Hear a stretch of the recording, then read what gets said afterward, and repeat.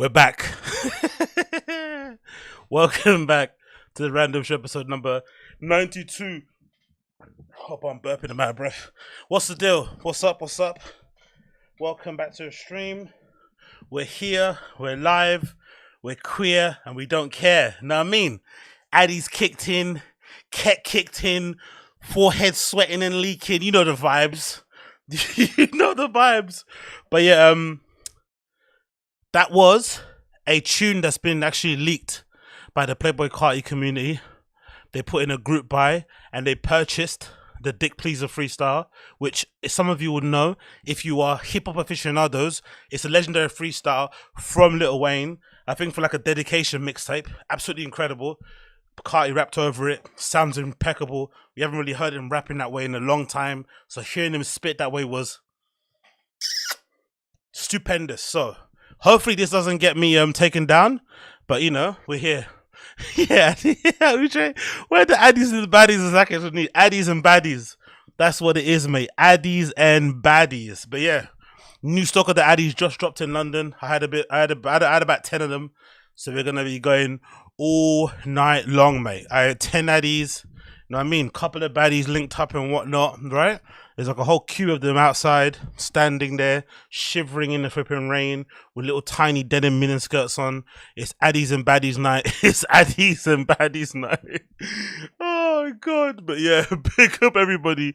Episode 92 of The Random Show. Hope you are well, wherever this show may find you. Hope you are doing splendid. How am I? You know how I am. All good, all things considered, where I am at. Need to make sure everything's where it's at. But yeah, we got a jam-packed show today. Many things to get on to talk about. So, if you want to have an idea on what the itinerary is and what we're going to be covering, please make sure that you double check the description. I've got the whole list of what topics I'm going to be covering on there. It's not going to be it's not all going to be like, you know, in order, but it just gives you an idea on what the kind of flow of the kind of show is going to be like. So definitely check out the description here if you haven't already.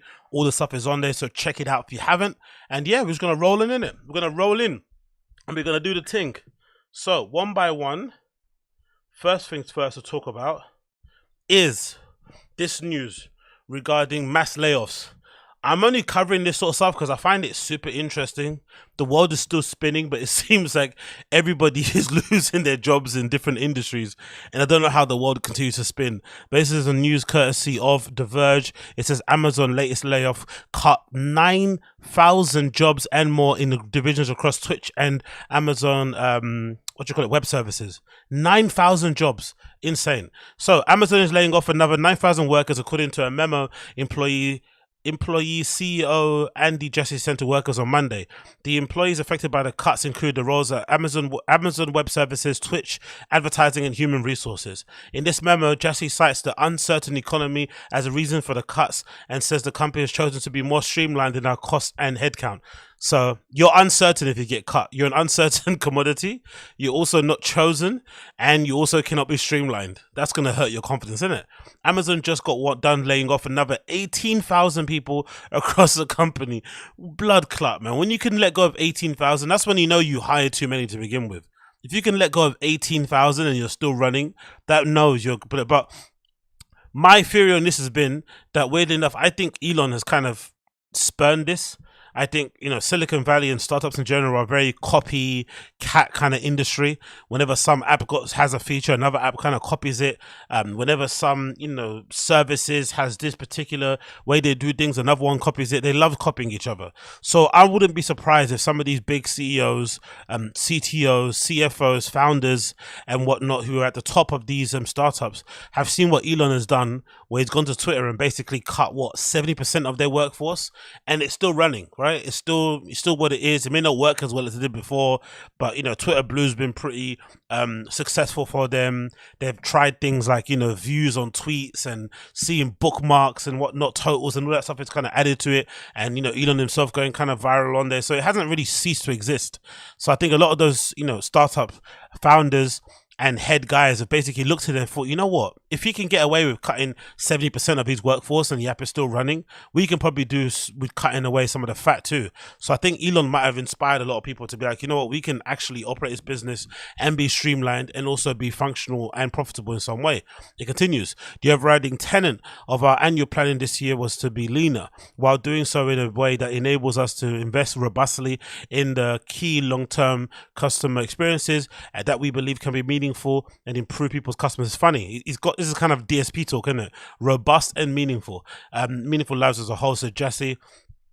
This also comes just after days of Twitch CEO Emmett Shear resigning from his post, although it's unclear whether they're related to the job cuts. That'd be funny though, isn't it? If the CEO was cut too, along with all the other staff, that'd be quite comforting if that was me and I worked there. But if it's just regular staff members getting cut and not the big wigs there, then that's incredible. Now, as Twitch continues to evolve, recent changes on the way it splits the avenue and stream, and why some of the platform's top streamers have been stopped game live, whatever, you know. What people saying in chat? Yeah, I agree. You know, someone said, what did they say? Jordan, what did you DM the baddie? No way. Jordan just says, yeah. No, Boston Tough says Twitter is 100% better now. I agree. I think it's just a bit more free. Everyone just kind of, you know, no one's really like bothered too much. I don't feel like the consequences are as harsh as it was before. People are a bit more risque now and taking chances. So I do like that. And some of the more controversial figures who were spouting off some crazy hot takes have now returned. So it's a lot more enjoyable to check out. To be honest, I never really got why people would let it kind of get to their mental health state and stuff and start to involve that. It's not that deep really. Just don't involve yourself in hot button topics, or really kind of stand on the hill in certain things, because people are just going to troll you for the sake of it. I don't really go back and forth with people on there. I just use it for memes and to look at funny videos and shit. But if you just use it for entertainment purposes, then I think Twitter's pretty cool. But, you know, if you're involved in that culture or stuff, I can understand why it gets mad. But, yeah, head up for everybody that got fired at Amazon warehouse and whatnot. Hopefully you guys keep your head up and whatnot and kind of strive going forward. It's probably the worst time ever to kind of get cut in these kind of things, especially when you know the economy is uncertain. There's no guarantee you're going to get something else very soon, but you know, you have to kind of keep that positive mental attitude and hope that you're going to get something in the end. So everybody that did get cut from Amazon, I am wishing you good luck and Godspeed in your next journey. You shall overcome. You shall overcome. Next on the list here, let's mention DIAZ. Where is it? No, not that one. Let's finish this. Bear me a second while I quickly bring it up here. Bum bum bum bum bum bum bum. Yeah, this is funny, isn't it? So what's his face? Big DJ. If it loads up here. Come on, yeah. So Big DJ, Donald Trump, Big DJT was, you know, on his platform Truth Social saying that he's going to be arrested on Tuesday because of some unpaid fine that he got for the whole Stormy Daniels thing, which is hilarious considering everything that they went to pin on Donald Trump to kind of get him arrested. If he's gonna finally get arrested for the flipping Stormy Daniels thing, that's gonna be super funny. But regardless, he was on his platform crying and moaning about it, and so far nothing's happened, right? So far nothing's happened so far, but I love that somebody generated these AI images of Donald Trump getting arrested, and they've gone viral, and people when they initially saw them thought they were real, because they legitimately do look like something that you would see Donald Trump doing in this scenario. It legitimately looks like him sprinting down the street trying to run away from these police officers is absolutely ridiculous. Like, what? And it's all been AI generated. It's not real at all, but this looks really really like it could be a real one. There's him sprinting down the street. There's him being grabbed up by a few of them, and obviously the classic thing of just looking at the hands and seeing the extra fingers can tell you it's not real. And then I think there's another one also here of him being pulled and dragged on the floor, which is fucking hilarious. Whether he does get arrested or not, true, but I think the funny thing about it is I think he said to people that they should go and protest, but I don't think he's going to get many people protesting for him, to be fair. One of the things that kind of annoyed me in general about the guy is that when the whole January 6th thing happened, he kind of washed his hands of all those protesters, even though a lot of it was a false flag, a lot of it was an inside job. There's some very dicey information coming out about, you know, the involvement of the CIA, FBI in terms of planting people there. The Jan 6 thing is very, very dodgy. I remember at the time even thinking, like, how are these guys just walking into this government building with no opposition, no stopping? You know, they had flipping agents of chaos in there as well. It's a very, very dicey topic, but regardless, it happened. These guys went in there, some of them died, some of them went into federal prison. It's pretty bleak. And if anything, Trump was the one that kind of, you know, got them riled up. He got them riled up. And for whatever reason, he completely absolved himself of responsibility. And he also didn't help them in any way, shape or form. Whether it means like, you know, whether it is terms of like, you know, covering their lawyer fees or whatnot, or just being a spokesperson for them in public. He did absolutely nothing for them people. And I think that for me, I think for some of those guys and girls in that kind of maybe QAnon type of world, it probably sat with them wrong that kind of happened. And I don't think a lot of them will go out of their way to protest for him regarding what happened. I don't think they will. So I think even though he's calling for people to protest and to kind of gather arms, I think he'll be surprised and see that it's not exactly, as Charles Lucas said, the Trump hype is gone. It's not as big as it was before. Even the things he talks about, no one really kind of reacts to it the same way. He's kind of a bit boring. So let's see what happens. But he was anticipating getting arrested. So far, he hasn't been arrested. I haven't seen it just yet. But you never know. It could apparently happen. But it would be hilarious though, considering all the things that he's done. All the dodgy things from Trump University to just, you know, his presidency in general, his businesses, the buildings, like, you know, planning permission. He's done so many dodgy things in his life. For him to get nabbed off the back of this would be absolutely hilarious. Like, really would be hilarious. It doesn't really make any sense, to be fair, but I think they're looking for any reason to flip and arrest the dude. But yeah, Trump is out here getting arrested in AI, and it looks pretty legit, innit? It looks pretty legit, you can't lie. It looks pretty legit. Then, next one to get up here on the list is this. Let's check this out. This is pretty crazy, right? Let's check this out. Let me see here. Bear with me a second while it loads. I don't want it to pause a million times while I play it. Twitter video is a bit shaky, isn't it? Okay, cool. It's loading now. Cool, done. So, you know what's funny, right? I think I was saying here before when I think like covering a lot of Brendan Schaub stuff and seeing how he's deteriorated in terms of looks wise, and he was a really kind of handsome, good looking guy, and over time from just excessive alcohol abuse and maybe food, he's really turned into a bit of an ogre, and he looks really horrible now. And it kind of made me think, you know what, I need to maybe sack off the drinking and be, you know, sober for a period of time and then get on it if I want to, but not do it all the time like he has, because obviously it's flipping, you know, deteriorated him in that regard, right? So the reason why I say that is because I've also discovered that for some reason, right? Oh yeah, plastic surgery. Some reason too, alcohol seems to have the same effect that food has on people.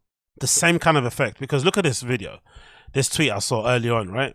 This is a clip of this girl that's clearly obese, right? But allegedly, this girl's meant to be 16 years old. Look what food does to you. So if alcohol actually hurts you physically, and obviously, you know, mentally, body-wise, whatever, look what food does to you also. She does not look 16 at all. That looks like a grown woman. But allegedly, she's meant to be 16 years old. Can you imagine that? So imagine if she drank on top of being obese. Imagine what she'd look like. Like, really and truly, that's mad. But yeah, so let's click this video and see what this 16-year-old looks like. What she eats in a day. This is going to be pretty entertaining. Let's see what it looks like, because this might be a mad one. I got the bag. Today is going to be a little different. I'm going to do what I eat in a day starting at 4 p.m. I got a pretzel and cheese.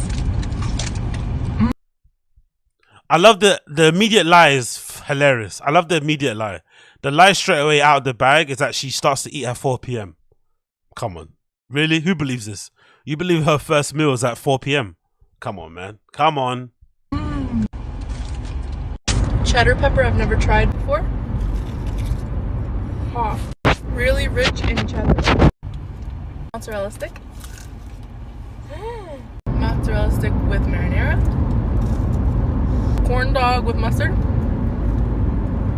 Keep in mind I'm sharing all these things with my mom. Say hi, Mom. Sharing. Yeah, all right. Sharing. Hi. Sprouts. Petco. I got frozen yogurt tart. Don't get me wrong, sorry, I think it's the angle. I think maybe when she's in the supermarket, she kind of looks 16, right? She kind of looks like her age here. But still, man, food fucking ages you, innit? God damn. Where is it? Let's see the clip. Where is it? Where is she? Yeah, she kind of looks her age here a little bit. Maybe. I'm not too sure. Maybe. Anyway. I got frozen yogurt tart, strawberries, mango boba, and what's it called? Fruity Pebbles.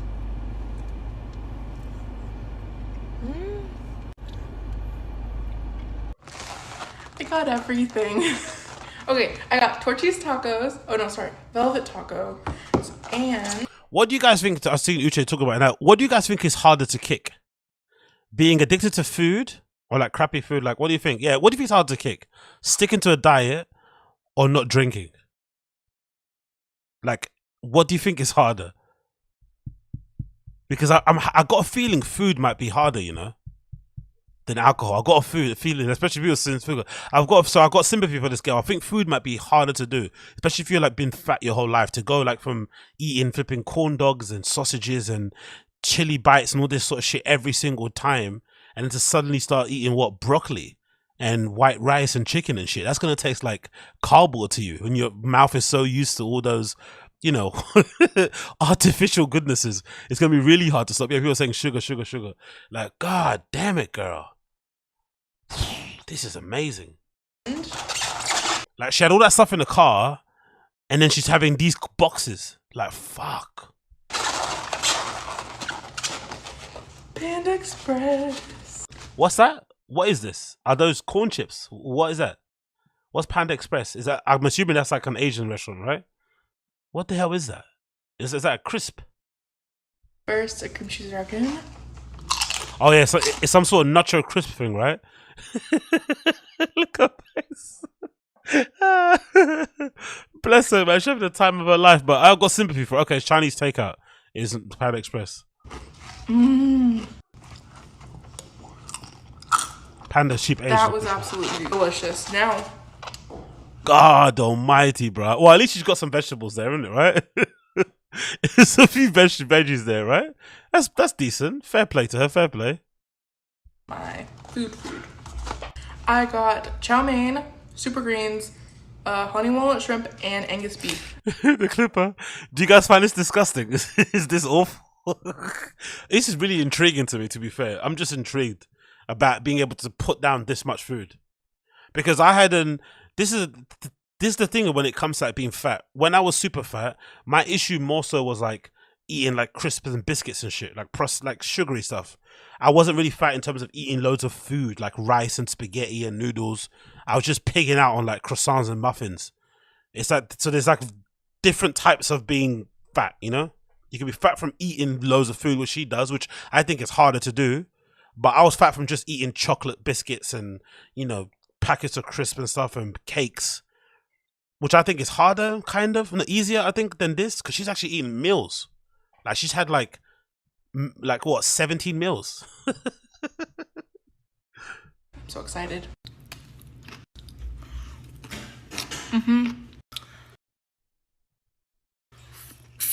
The honey walnut shrimp here is amazing, especially with the walnut.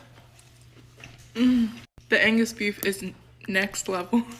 Yo, TikTok is really mean too when it comes to comments, so she must get it hard on there. So she's got a lot of self-confidence to be post this on there, because TikTok commenters they're not nice. Do you know what I mean? They're not nice. That's not nice.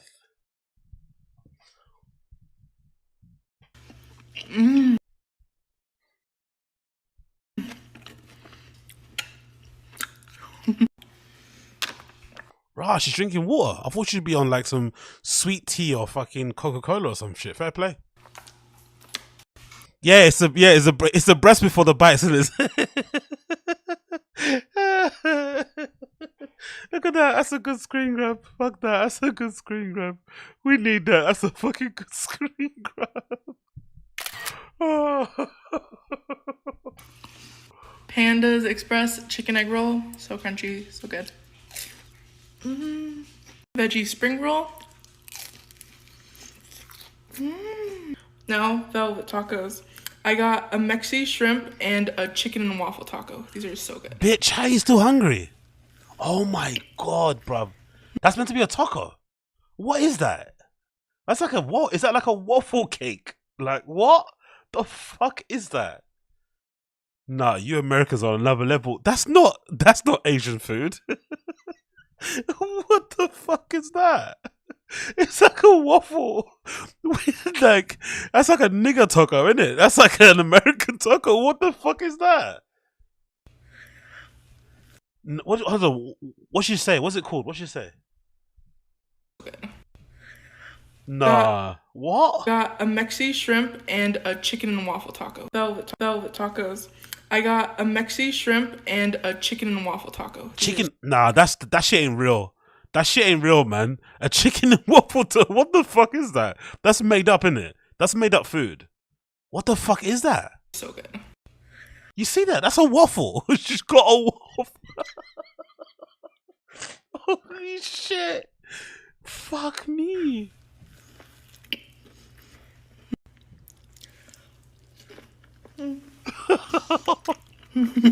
To be fair play to her. She does eat. It's not like she's fucking around. She tears.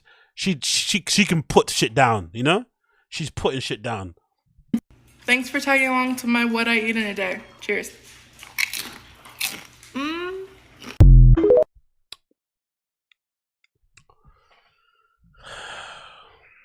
You want to watch it again? Anyone want to watch it again? If you want to watch it again, press 1. If you don't want to watch it again, press 2.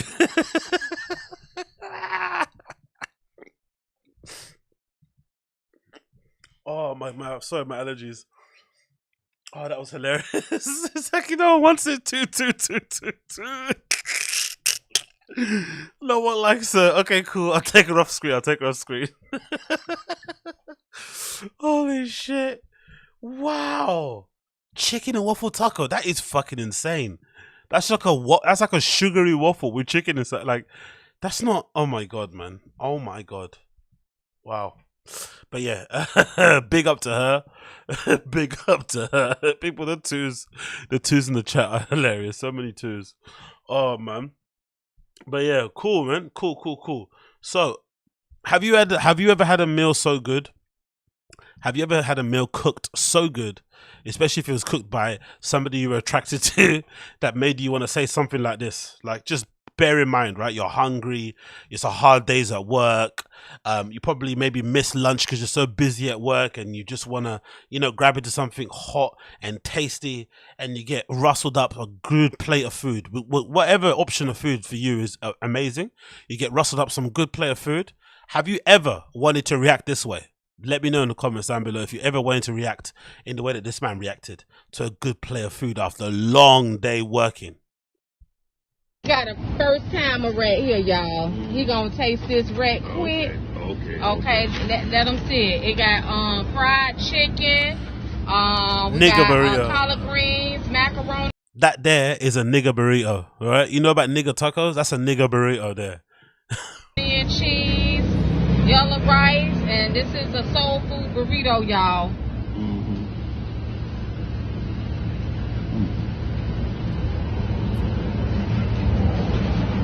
I know that pussy good. Oh, shit. I wasn't supposed to say that. Did you hear that?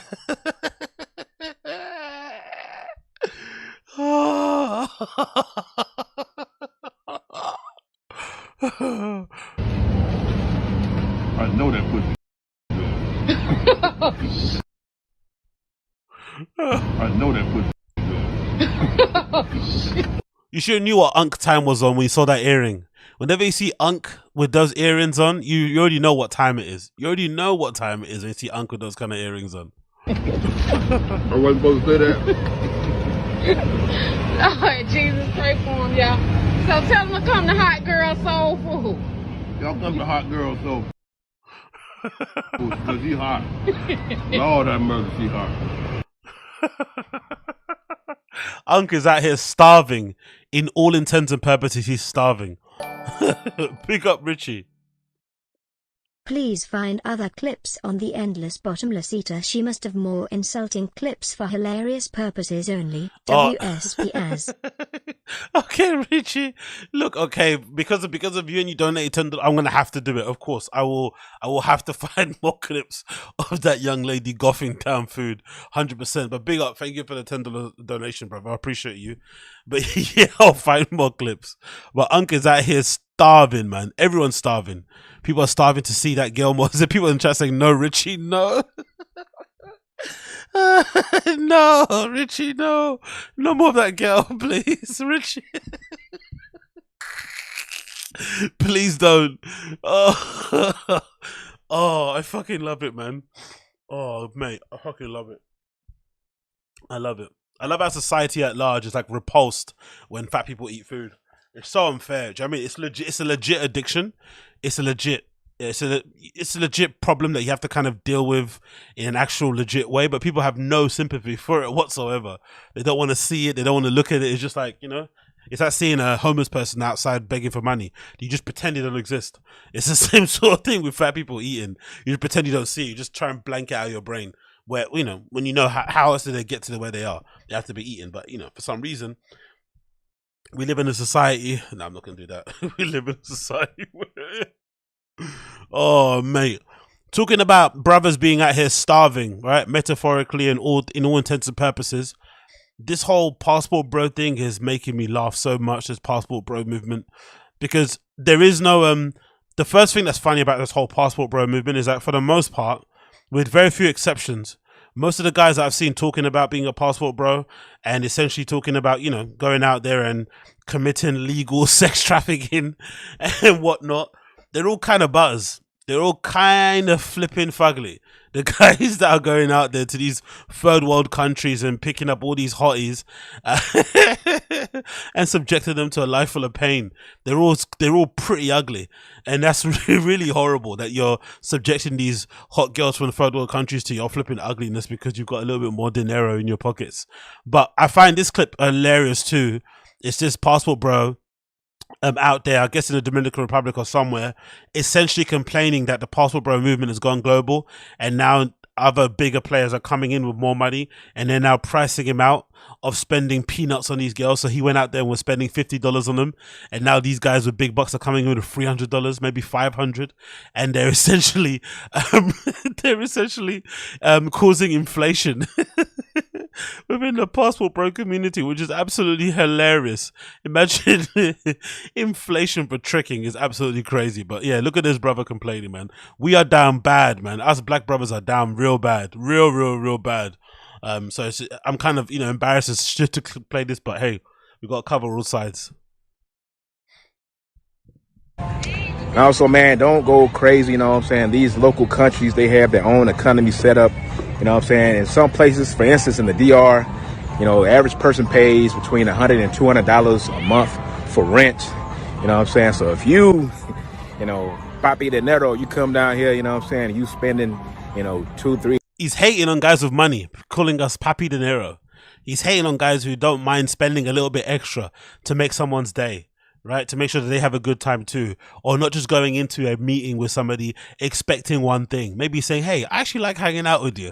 I don't mind spending an extra couple of bucks just to kind of, you know, hang out, see what you're about, catch a vibe, maybe make a friend at the end of it. It doesn't have to be anything serious. We can just shoot the shit and you can show me around your country and introduce me to your friends and maybe show me what you guys get up to. Nah, none of that. These guys are upset and they can't spend $50 and just shack up with some lady in some dingy hotel somewhere, or probably hostel. You know these guys are taking their girls back to flipping hostels with shared flipping bedrooms and shit in it. You know that.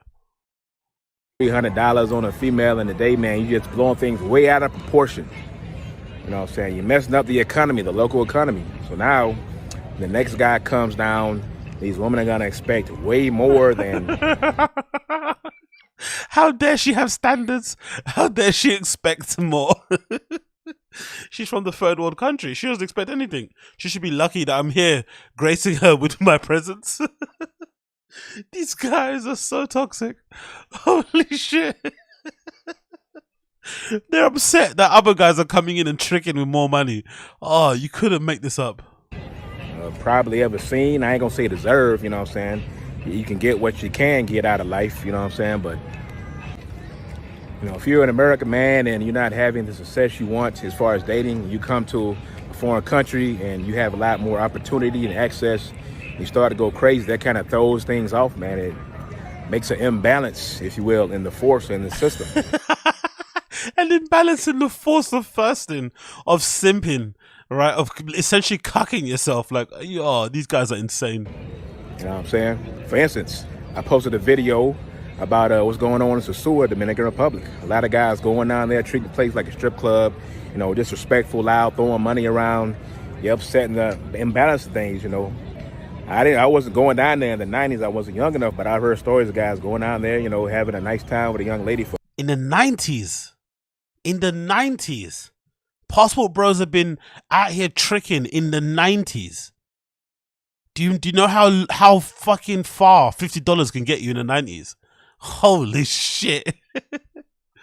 For $50 or something, you know, for a couple of days.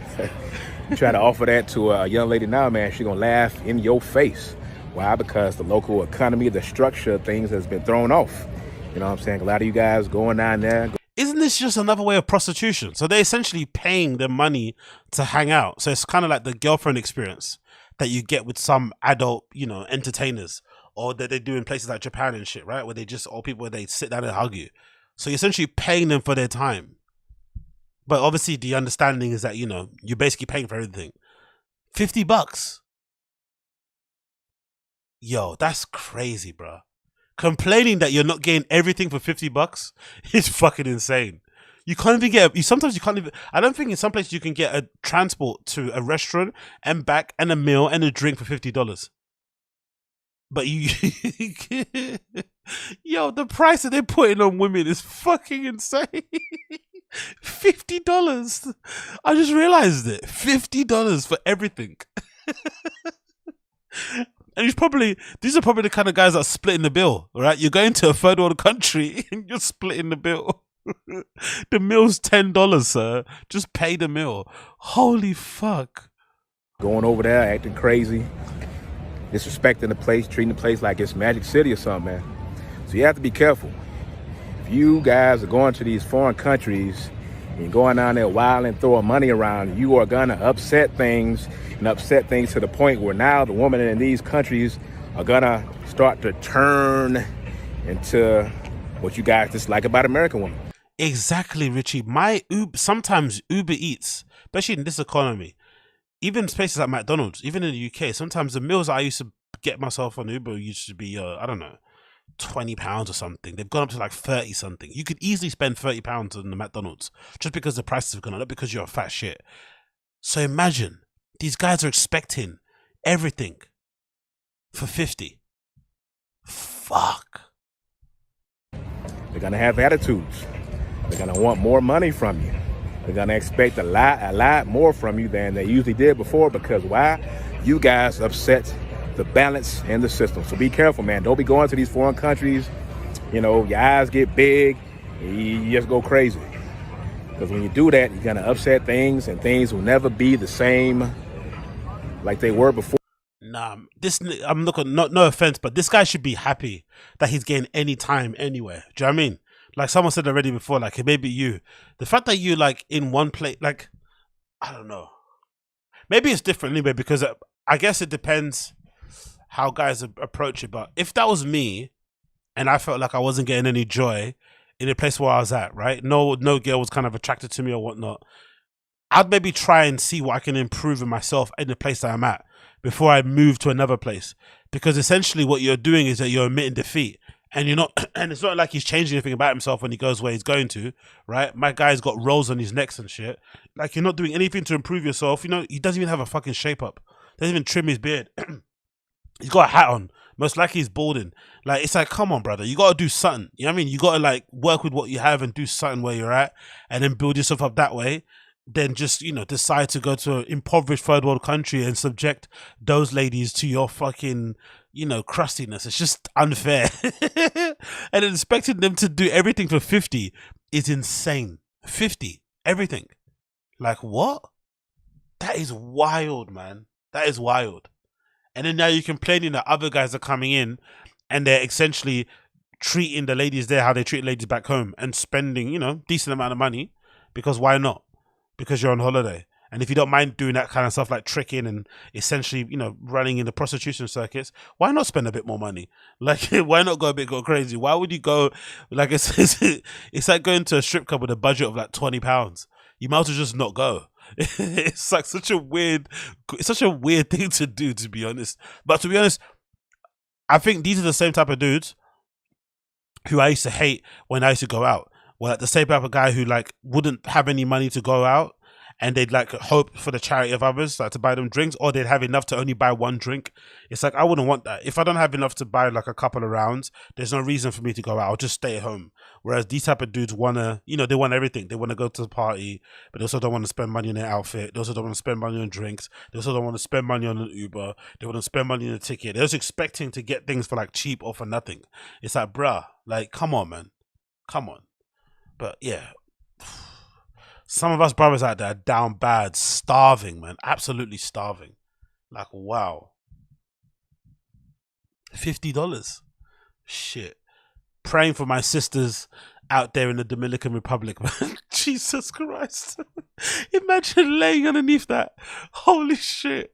I'm praying for my sisters in the Dominican Republic. Oh my God, man. Imagine what they've been subjected to. Just truckloads of these. Oh yeah, I don't know. No, thank you. No, thank you. No, thank you.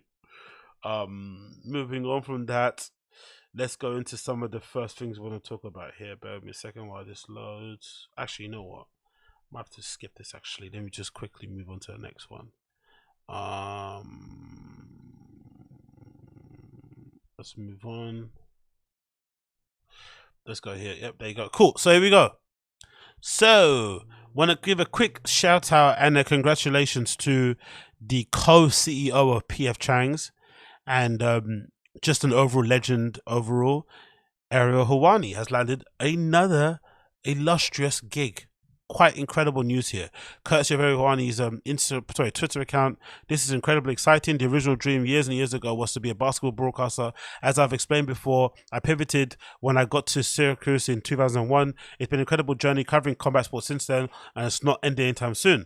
So, Ariel Helwani has got a new gig with Showtime. Showtime Sports announces the Ariel Helwani basketball show, hosted by former NBA sideline reporter Ariel Helwani. Award-winning combat sports journalist returns to his first ever basketball. First episode premieres on March 24th. So the man, according to Brendan Schaub, who was hard to work with, you know, didn't play well with others. It's really interesting, right? This guy didn't play well with others. Finds it very easy to get jobs. Like, he's always got a job. This guy is a job machine. Let's look at his bio. Look at that. MMA Hour, Vox Media, Spotify, Ringer, BT Sports, BetMGM, Real Sports HBO, and Showtime Sports. Check. Pretty insane for somebody who allegedly doesn't work well with others. Some would say, or some could argue, that maybe Brendan Schaub was talking out of his ass when he said what he said, innit? Really, really interesting, because you would imagine if he wasn't working well with others, that you would imagine corporations and networks like Showtime wouldn't want to sign him up. So clearly he knows what he's doing. But big up Ariel Helwani, really, really amazing to see. Some more tweets here underneath. But the original dream never died. One of the highlights of my time at ESPN was getting to work on the basketball sideline reporter. Thank you, Tim Corrigan. I was bummed to give that up when I left, but vowed to return to covering the game in this new era some way, somehow. The day has finally arrived. I'm incredibly thrilled to announce the launch of the Ariel Helwani basketball show. I'm teaming up with the brilliant minds at Showtime Basketball to bring you a weekly interview show featuring a conversation with some of the biggest names in sport. That should be good, man. I think Ariel Helwani interviewing these basketball guys nowadays is going to be very, very, very fun. First episode drops on Friday. Massive thank you to BD, whoever the person is, for his opportunity and believing in me. I'm very appreciative. This is a huge honor, kind of surreal, really. Love basketball, love playing and watching, love talking to people, love spreading my wings. This is so very exciting. Much love to all who have continued to support my work along the way. You give me the motivation and strength to do all this stuff. The combat world isn't going anywhere. Have no fear. We're just adding pieces to the puzzle. What a life. Yo, this guy is busy, innit? so many shows when it comes to MMA and combat sports, and he watches a lot of it too. He's actually watching one championship and all these other places. He watches all the prelims. Like, he's actually engaged and locked in. He's researching cards, and then on top of that, he's going to be doing basketball coverage. Woohoo! I like the logo too. The Ariel Helwani basketball show premieres on March 24th. Absolutely crazy. Absolutely crazy. So big up Ariel Helwani for doing that. Amazing opportunity. Also gonna, like I said, I'm interested to see how he does interview some of these you know, more controversial, interesting types in basketball. Now I think he'll make for some good content, and we'll see some good little memes and stuff come from it. But I also wondered, somebody mentioned to me in my comments earlier that how come Brendan doesn't have a football show? That's a really curious comment. I was wondering, that is a good point actually someone made in my comments. Why hasn't Brendan ever done a football show? Because he played football, allegedly, to a good level, and he knows it intimately. He's got friends that still play it now. Why doesn't he do a football show? Why does he focus on MMA or UFC when he doesn't really like it? For obvious reasons, because obviously his relationship with the flipping UFC wasn't the greatest. He's falling out with Dana White. The fact that his career kind of, you know, was halted due to Joe Rogan's conversation with him. Why doesn't he just do football if that's what he actually likes to do? Okay, I wonder. Like, that would be actually a good idea for a show.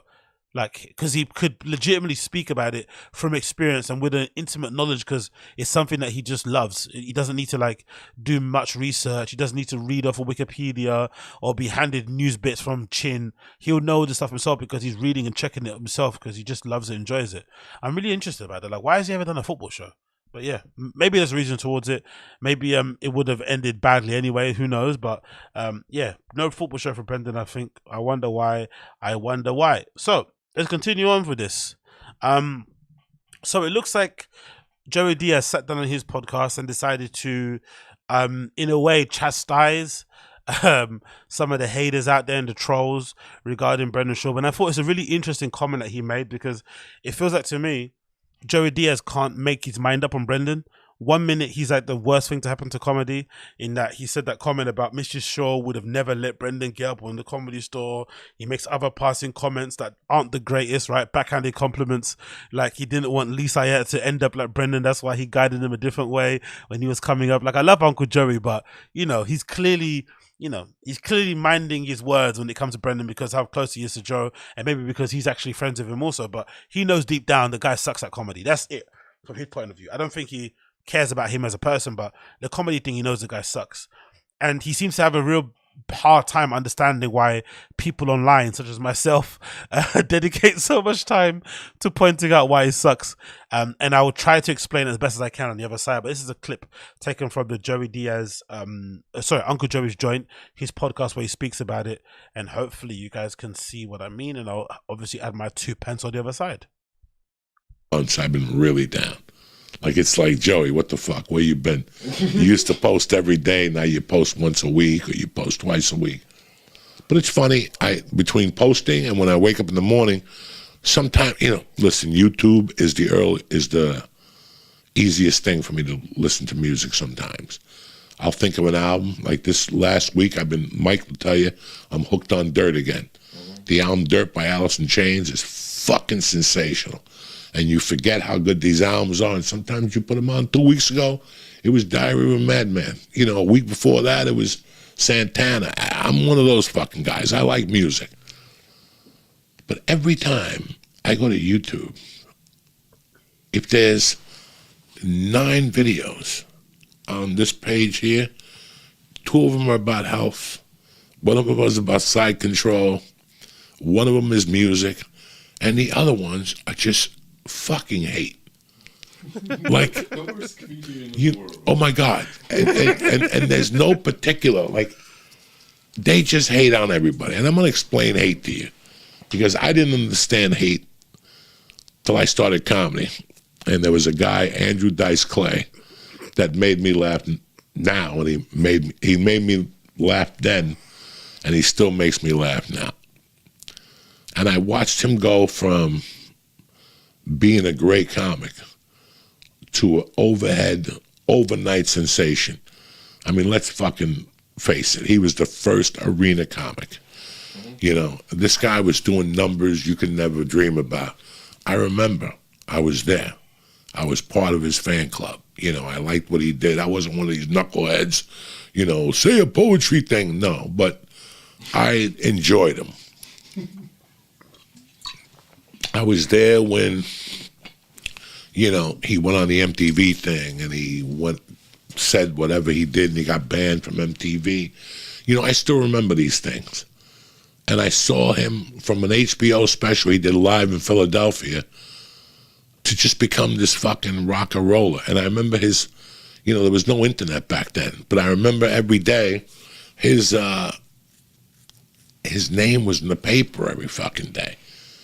And I know that you guys think that you're hating, that you're, you know, doing something spectacular, and I get it. There's not a lot, I don't like everybody either. That's what makes this world so special, that we all can't like everybody. But I'm not going to sit there every day and make a video about some comic I do not like. You know, for you people who love making these videos, you're making Brendan Schaub a millionaire. Do you understand this? Listen, I like Brendan. I respect Brendan. Brendan's a fucking sweetheart of a guy. Listen, you guys went down there expecting to see George Carlin, and you saw something else. All of a sudden, they saw his special, and you don't like it. And all of a sudden, people started terrorizing him. And I know he says knucklehead stuff from time to time, but I know where Brendan's heart is. And I got to be honest with you. If you don't like Brendan, that's fine. Listen, I don't like, you know, caramel Rocky Road chocolate. And guess what? Do you think that fucking Carvel gives a fuck? Do you think that fucking Baskin Robbins gives a fuck?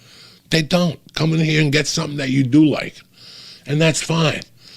You know, I've expressed my shit about Roger Waters and whatever. Listen, he's a fucking multi-millionaire. I'm not helping that fucking dude. I know everybody knows he's a dickhead. But, you know, when you guys pick on a comic or an actor or a band and you go after them like that, all you're doing with all your hate is putting tons of money in his fucking pocket.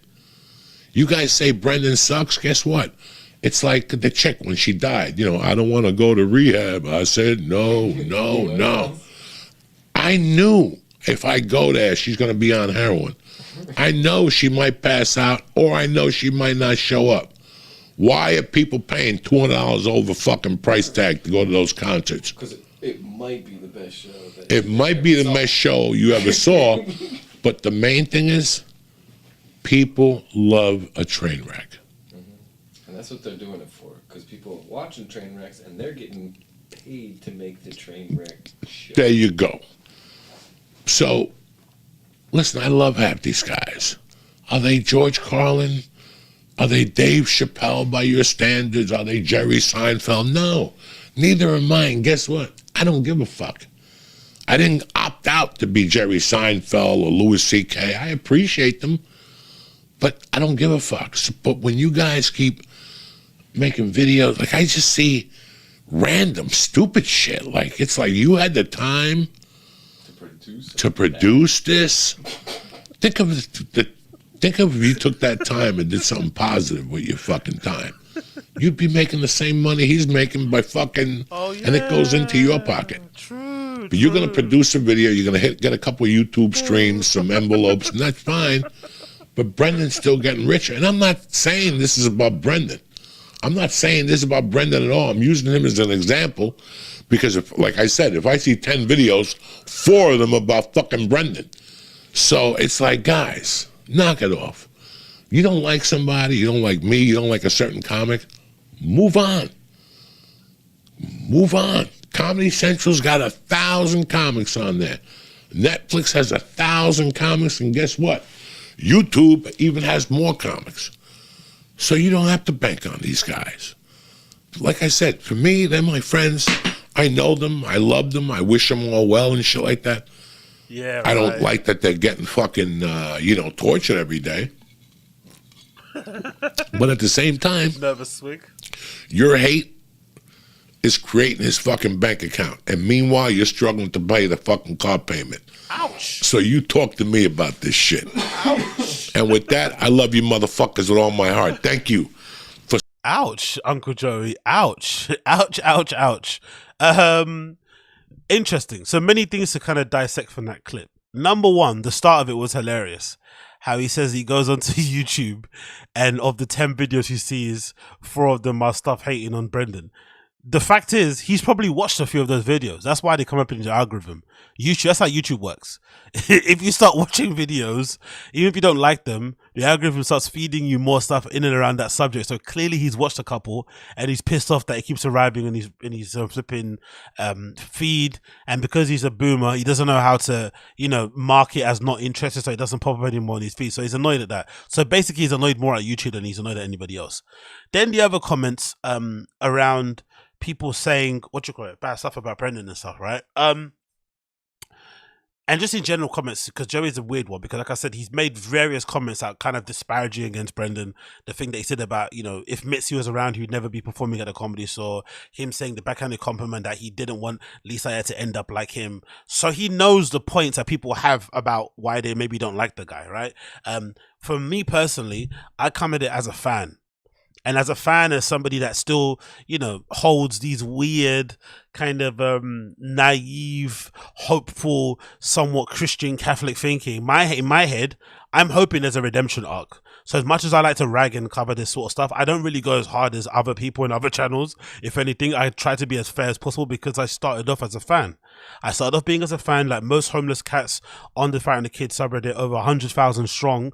Most of those guys on there are former fans. People don't understand this. You don't just come into this thing hating the guy straight away. You become a fan, you start watching, and then you realize, oh, this guy stinks, and then you move on. And then you go to homeless cats, you join them, and you start laughing at it. And the thing that these comics don't understand as well, which I think is interesting overall, especially when you think they're comedians and they take the piss out of stuff, they don't understand like there's always going to be an opposite. So if there are fans out there, and again, use your imagination, if there are fans out there who are tattooing Joe Rogan's face on their body and sending the clips to Joe, and he's uploading the clips when they, you know, it's a thing that he always posts. He doesn't get bored of posting it when someone's getting tattooed and the tattoo artist wipes away the flipping foam on the top of the tattoo and reveals Joe Rogan's face like staring on their skin. If that person exists, and again, I'm not taking a piss out of the person because I believe in being a fan. I'm an actual fan of people. I like being a fanboy. I like supporting people. I like buying people's merch. I like going to their shows. So I'm an unapologetic fan. I would never get a tattoo of Joe Rogan on my body ever, but I can understand people get it. If that person exists, you also have to understand the opposite person exists. The one who thinks Joe Rogan's dumb, the one who thinks he's talking out of his ass, the one that nitpicks everything he says, the one that takes a piss out of him. That person exists. So they, for some reason, some of these comics don't understand the kind of the two ends of that spectrum. The super fan and the super hater. They do exist. Unfortunately, it is part of it. And they both maybe contribute overall to that person's success, but I wouldn't say monetarily, because as much as these channels exist that kind of poke fun at Brendan, none of these guys, myself included, will ever buy merch. The most thing I'm considering getting was that Dicey's top. None of us are ever going to buy tickets. None of us are ever going to go to shows. None of us are ever going to really support the specials and shit. People, I know there's some people on the subreddit who didn't even watch the special on YouTube. They had let somebody else rip it and then they watched it themselves. So they didn't even contribute to the views on his actual video itself, which is probably why he went and bought views, if you believe what BGL says. So the idea that we're making the guy rich is a little bit far-fetched. You could maybe say we're contributing to the overall, you know, algorithm bump, and maybe if you keep his name in the algorithm, it's going to make brands and advertisers more prone to backing him and stuff. Okay, fair play. That's something to be said. But I think at the heart of it, to be fair, and again, these guys never address this sort of stuff because he's my friend, I like him, cool. But I don't understand why people, especially these type of guys, don't understand why some of their friends might be unlikable. Like, you should know this. Like, I myself have friends, and I know people who other friends I have don't like. And you know why your other friends don't like them, but you just ride with your friend because you're a friend and you're okay, and you don't mind, you know, putting whatever dislike other people have for them to one side. But you know why some people don't, even with yourself, even with myself, I can understand why there are parts of my personality that some people wouldn't particularly like. And I can definitely get where they're coming from. It wouldn't hurt my feelings if I heard it. It just is what it is. Some people are not for everybody. So I just don't understand their lack of acknowledging or acknowledgement of why some people won't like Brendan as a human. Forget all the comedy stuff. Just imagine him as a human, as a personality, you know, some of his, you know, stuff that he does and stuff. People just can't even get that around their head. Then you got the other people, I think, who hate him, who are more so on the kind of not liking him because of his career trajectory. And these are actual stand-up comedy nerds and geeks who legitimately think you should only do there's kind of one way to kind of do stand-up when you're coming up. It's the kind of conventional doing open mics, busting your R type of thing, and then eventually you get to a position where you get good enough where you get, you know, past that store and you might get a special, blah blah blah. Those guys are always going to hate him because he jumped too many steps and he bragged about it and he didn't understand that the steps that he jumped added maybe didn't help him in terms of him being funny. So those guys are going to hate him. So you're going to get, and he's unique too in Brendan's case, because he's got a lot of people that don't like him from his days in the UFC. He's got a lot of people that don't like him from just being a guest on Joe Rogan and not liking his opinions and that he sucks up to Joe. A lot of people that don't like him for how he changed from the TFAK on Fox to the TFAK, you know, independent, quote unquote, and how he kind of, you know, morphed into this weird narcissistic guy who's bit thin skin and can't receive criticism. And there's people that don't like him because of the stuff that he's done in comedy now, the Bobby Lee stuff, the Annie Lederman stuff, the Kalila stuff. Like, you know, all these things are, you would imagine, points that people could point at and say, hey, these are the reasons why I'm not a fan of this guy. And if they want to make videos poking fun at it, it's all well and good. I don't really see the issue in it, to be honest, because if you're a fan of his, you're not really going to listen to anything anyone says because you're a fan. That's what you do when you're a fan. You enjoy what you enjoy, and no one's really going to change your mind on it. I just think these guys, weirdly enough, are incredibly unable to receive any criticism, really, even if it's just poking fun at them, because for the most part, it's not really that serious. If you go on the subreddit, for the most part, everyone's just taking a piss at the things the guy says. No one's really putting words in his mouth. People are just highlighting, hey, he can't speak English. Hey, why is he using that word wrong? Hey, why doesn't he know this stuff? Hey, why is he unable to like listen without interrupting every 2 seconds? All these things are like things that he does. No one's putting words in the guy's mouth. So he could easily see those videos of compilations of him pronouncing things horrible. There's a clip going on now on the Final Kid subreddit of him reading out a sponsor. It's a sponsor for some legal firm. So they probably paid a decent amount of money, you think, for that spot on the podcast. And he's announcing what the referral code is. And I think it's like law, right? It's like something law as a referral code, like /. And he's saying lol, as in LOL, as in laughing out loud. He can't pronounce law. He's saying lol. You would imagine somebody like that would hear the recording and be like, you know what? Let's re-record that because that sounds insane. But he doesn't. Just puts it out because there's no quality control. He just goes. And of course, people on the subreddit take that, clip it, and make fun of it because it is hilarious that he can't say the word law, yet he says lol, and he's a multi-millionaire. It's just funny. It's funny to laugh at. I don't think many people that make these videos are legitimately, maybe unique, maybe it's the only person that is hoping for it, but I don't think anybody, myself included, really are making these videos hoping the guy gets, you know, becomes broke and has to beg for money on the street. It's just fun to do. It's just fun to poke fun at these guys who legitimately take themselves way too seriously, who instead of getting on a podcast and trying to be funny and trying to make each other laugh, they get on there and start pontificating about life.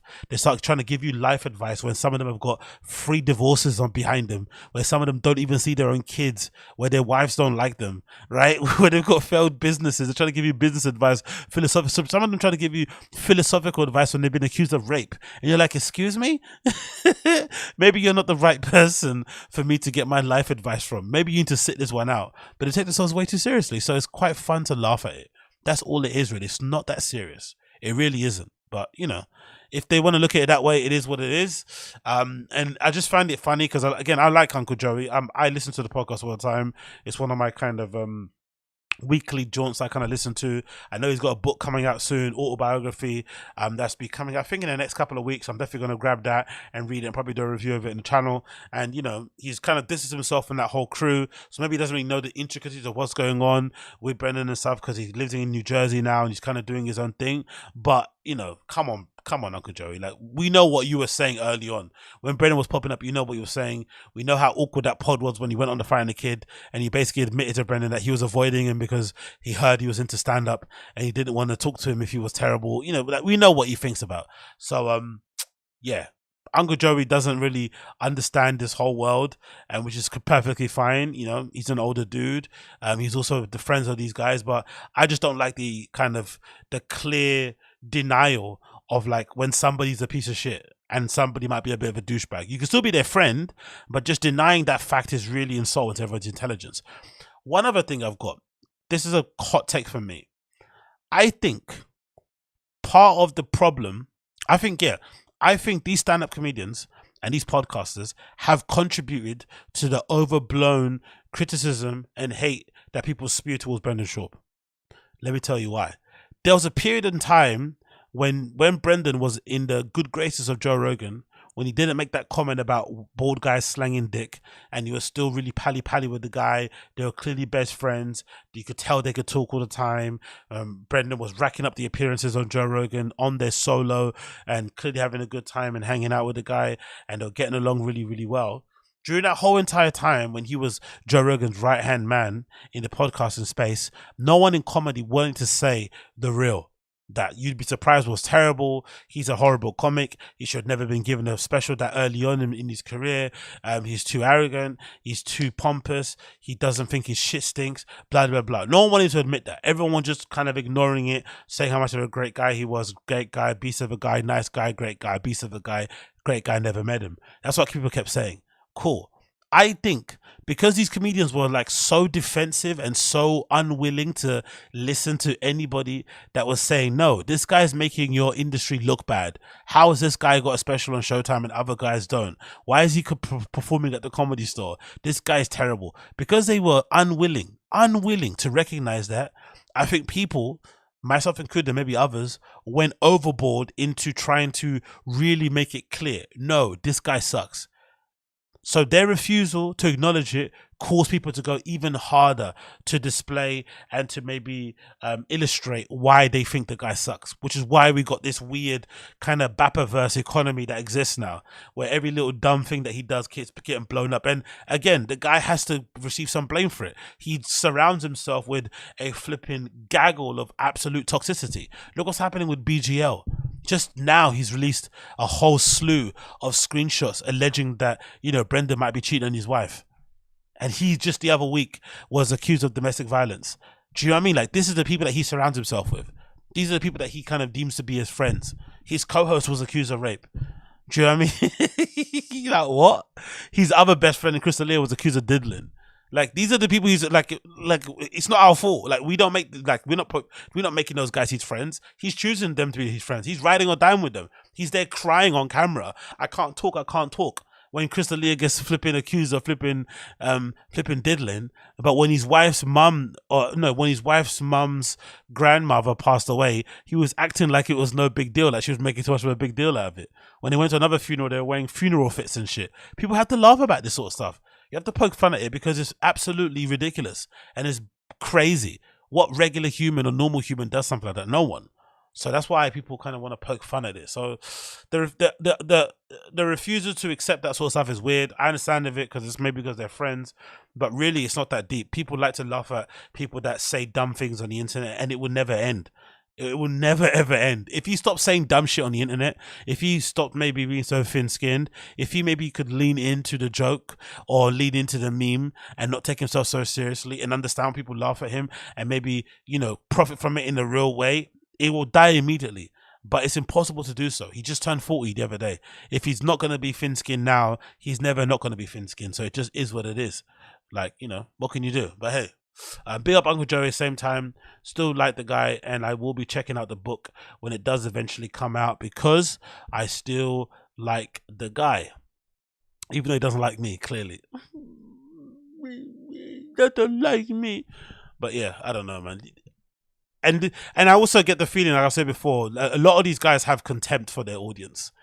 I think there's like a very thinly veiled, under the radar contempt they have for their audience, especially if they say something negative. They want you to consume their stuff, buy their stuff, and double tap and like their stuff. They don't want you to say anything back. No communication, no constructive criticism, no make some jokes, nothing, zero, nothing. Just Just consume. Buy my merch. Say how amazing I am. Call me a murderer. Call me a beast. But the moment you have something to say, oh, what you said about that thing was dumb. Why are you talking about COVID when you have no knowledge of it? Who made you an expert in virology? Why are you telling me about the economy when you've been rich all your life? Why are you telling me about philosophy when you just have been accused of rape? They don't want to hear that. They don't want to hear that stuff. So, you know what I mean? They don't want to hear that. They do not want to hear that. But if you praise them and you get tattoos of them on their body, suddenly, greatest fan. Never met him. All right, whatever you have to say, my friend. Whatever you have to say. It's still fun the same way.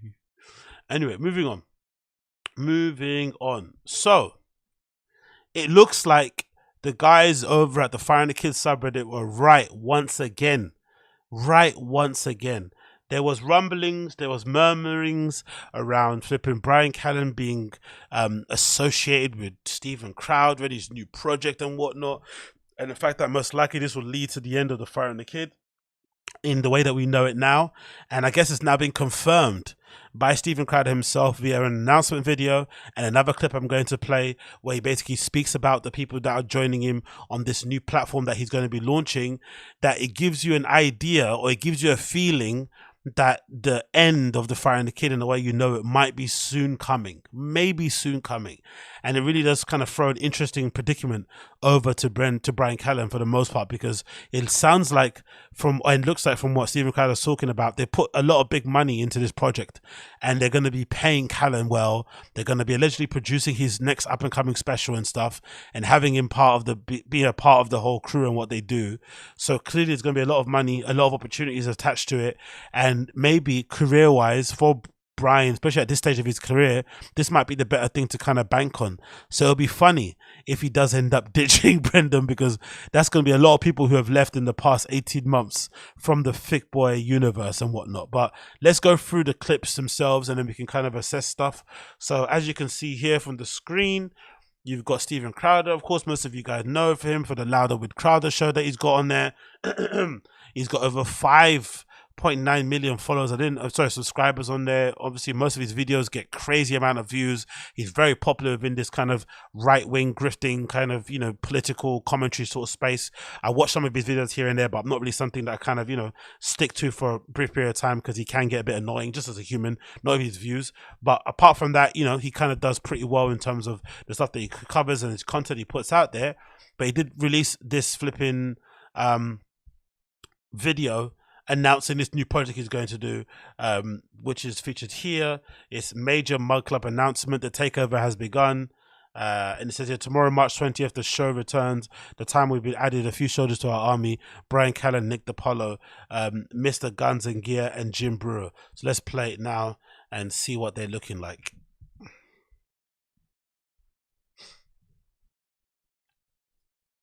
Come on. Wait for it to load. There you go. Unmute. Controversial YouTuber named Steven Crowder. It's very offensive. Very offensive. We have a higher standard for monetization. YouTube dragged its feet before taking any action against conservative commentator Steven Crowder. We did announce the monetization change that Steven Crowder was. And it is crying. I don't like it. It's a total bitch move. The conservative demographic it's quite literally dying off. There are a lot of people out there like me, like Joe, like our audience, who often feel like they don't have a home. They're misfits. They're not tuning into Fox News. They're not tuning into a lot of AM radio. It used to be content generators, right, who were adding the value to YouTube. Go and listen to most of the podcasts out there right now. It is far more PG, vanilla, Disney friendly than what you would hear on basic AM radio. And there's no FCC. YouTube demonetizing conservative comedian Steven Crowder. They said he didn't violate their policies, but they were going to demonetize him anyway. YouTube, Facebook, at one point Twitter, these guys should be in the hot seat. It shouldn't be refreshing. It shouldn't be the exception to the rule. It should be the rule. I think Steven Crowder might have just revolutionized the way you negotiate contracts from this moment on. I'm being dead serious. If you want to be with big tech, that's fine. My issue is don't claim that you're fighting big tech and then do their bit. Steven Crowder said, sleep well, tomorrow is war. It's war! They're literally using this word, civil war. And I mean that we are in an ideological war. We really are. We are at a potential tipping point in this country. Who are you reaching if it's not the truth? And Rumble is willing to gamble and let the cards fall where they may and allowing the truth to stand on its own. People are looking. Let's be real. this is really dramatic and really over the top, but it's very well done, isn't it? It's kind of got me pumped. I want to join the war. Will you accept some blacks? Will you accept some blacks? Can I join the war? Can I get a tiki? Can I get a tiki torch? Can I put on some slacks? Looking for folks to fight for them.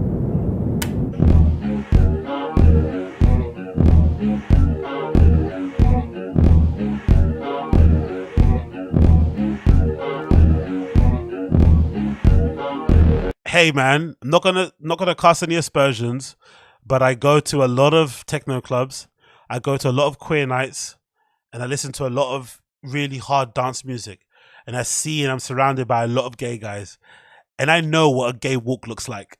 That's a gay walk. If I ever seen someone walk gay, that is a gay walk. Like, let's just go back there again. Wow, he's got a little bit of well, as Brennan says, a little bit of sugar in his tank, huh?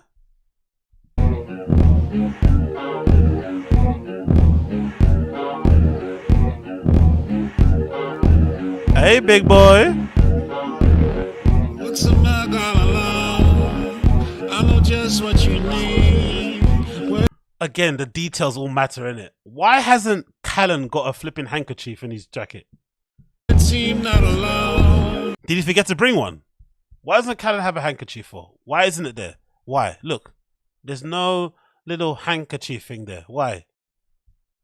You can watch other shows from my club, 'cause of my blues.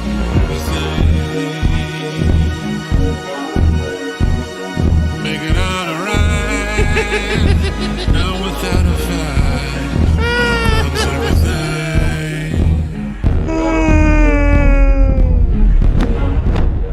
White guys. We are just white guys doing white things, fighting against crime. The white guys. You know what? F it. I'll do it. My show will be Mug Club now. How about that? I can't do the walking thing. I don't have a tux. I got a onesie that looks like a tux.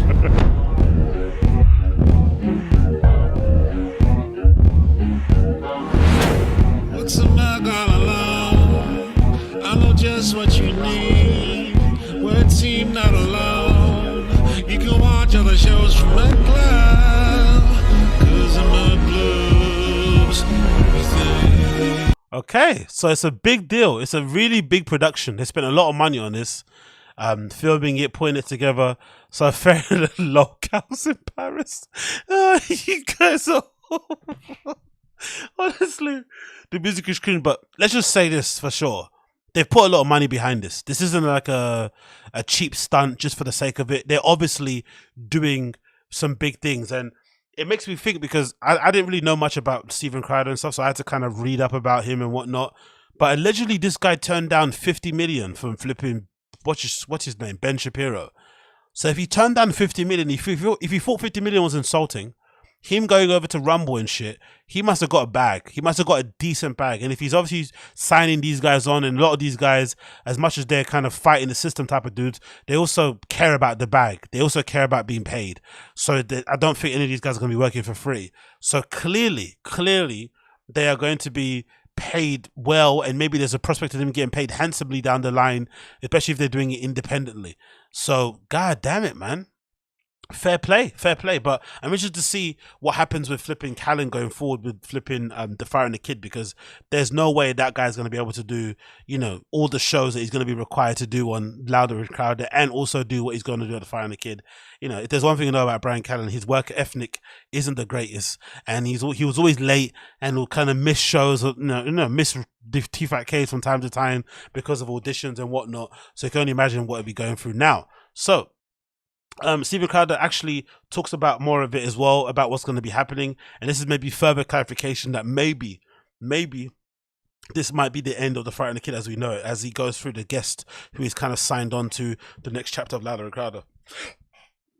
He's going to donate $1,000 to a children's cancer hospital every time one of the Mets hits a home run. Cheap prick. Got a kid from the Make-A-Wish Foundation. Billy, what's your last wish? I don't know. Can we get a designated hitter in the National League? And Nick, I don't know if he's on vacation right now, but he's already doing a show. So that's another show 4 times a week. You get to tune into Nick. You watch us in the morning, you watch him at night. It's under Mug Club for the same price. Couldn't be happier. We'll also be having him here in third chair, rotating in. Next person we have, it's sort of become... So what's Mug Club then? Is Mug Club like his own Netflix and shit? What is that? Is that Mug Club and Netflix? I don't want to... Let me go on my phone. What the fuck is Mug Club? I thought it was like a sponsorship thing. So I guess they host... Okay, it's a website and they got videos on it. So you sign up and subscribe like you do with the Netflix. What's the subscription price? Let's see how much it is. I want to check on my phone quickly how much they charge for a subscription. Post Shop Mug Club. What is it?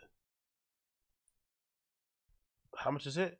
Enter. Okay, you can subscribe per year. We can find. Okay, cool. $89 per year subscription. Is that good? I don't know. Is $89 good? What's that? That's like $90, right? Which is what, $7.50 a month. Not bad if you like that kind of conservative talk, I guess. I'm organically a home for a lot of comedians. Yeah. And keep in mind, by the way, Nick DiPaolo, a big reason we've chosen this, he's always been this guy. Go back and watch Nick DiPaolo on Tough Crowd with Colin Quinn.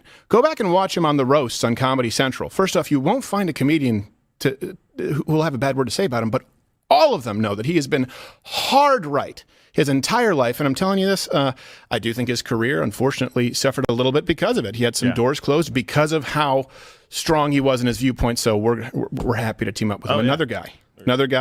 This guy coming up right now, we have a deal in the works. We're going to sign this week with him. Yes. So we've agreed in terms, all the principal. Right. For his next special, which is going to be straight fire. And then eventually, with different people. This next man, we have to help build a studio. We have to help get some producers. So all these contracts are a little bit different depending on who we're working with, which is the beauty of being independent. One of my favorite comedians, you could argue the best storytelling comedian of all time, Jim Brewer. And it's hard, too, because also the sleet is pelting your face.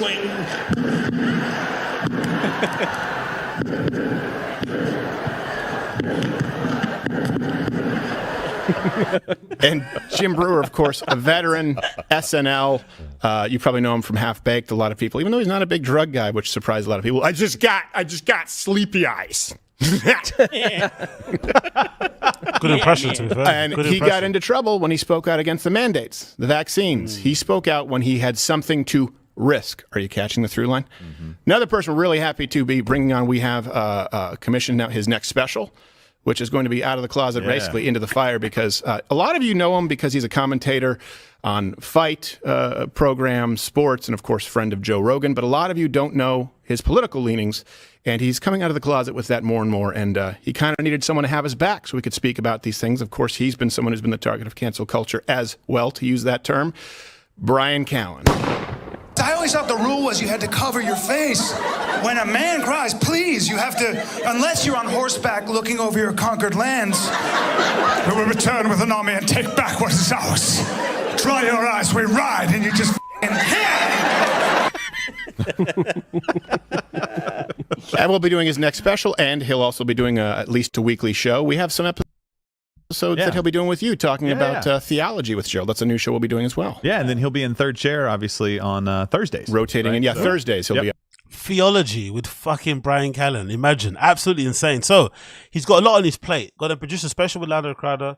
They're going to have a show he's going to be doing on there weekly. I think the Frighten the Kid, they film it, twice a week now, right? Is it Tuesdays and Thursdays? So a lot on his plate. And if we know one thing about Callen, when he's got a lot on his plate, something has to give. How many podcasts has this guy started over the time? He had the Mixed Mental Arts, the Bryan Callen Show. He had that thing about driving in the car, talking to comedians. Remember? During the pandemic, he did a couple of shows about that. He had the, He had the non-book club something. What's that thing called? The non-book club book club. That show with fucking Sam Tripoli. Like, so many things he starts and just doesn't follow through on. So I'm going to be interested to see if he follows through on this. But I think because there's going to be money attached to it and taking away my hilarity at reading this, it'll be funny because this is probably the best thing for him to do if you think about it career-wise, because Hollywood is over, right? He got accused of rape. Even if he didn't do it, it's over. There's no one, no production company, no network, no recording studio, whatever they call them, these things, are going to want to stand behind him and invest money only for him to be, subjected to a million questions about the rape when it comes to him doing press. It's just not going to do well for the movie and what they're doing, and they invest too much money and they lose it all the time. Look what's happened with Cocaine Bear and shit. It's just not going to happen.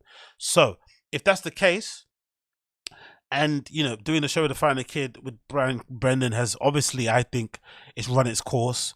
They're clearly not friends like they were prior. The magic is gone. It's not funny, and the baggage around them is just too palpable. It's probably the best thing to do is to kind of evolve and kind of move on and maybe lean into what most people do that are cancelled. The right-wing grift. It's like the common through line. Whenever someone gets cancelled, the first thing they do is sort of like declare their sudden surprise. Oh my God, all this time I was conservative. I had no idea. It's like this kind of awakening they have because now they suddenly have no other career options. So you might as well lean into that. So it is what it is, isn't it? And the guy also, let's be fair, he has 2 families to look after. He has alimony payments to still pay.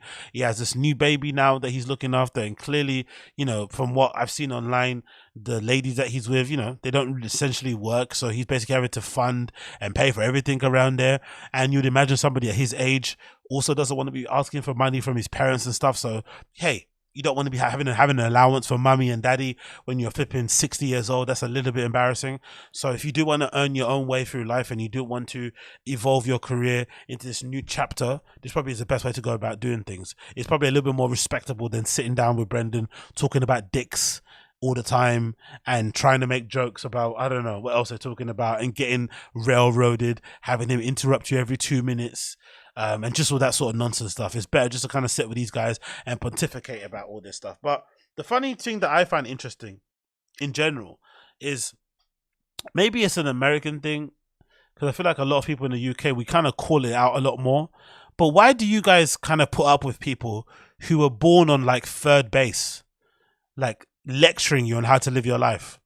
Like people who legitimately have had all the privileges in life given to them, by luck of being born into a particular family, but then they have the gumption and the neck to stand up and tell you, regular people, how to live your lives.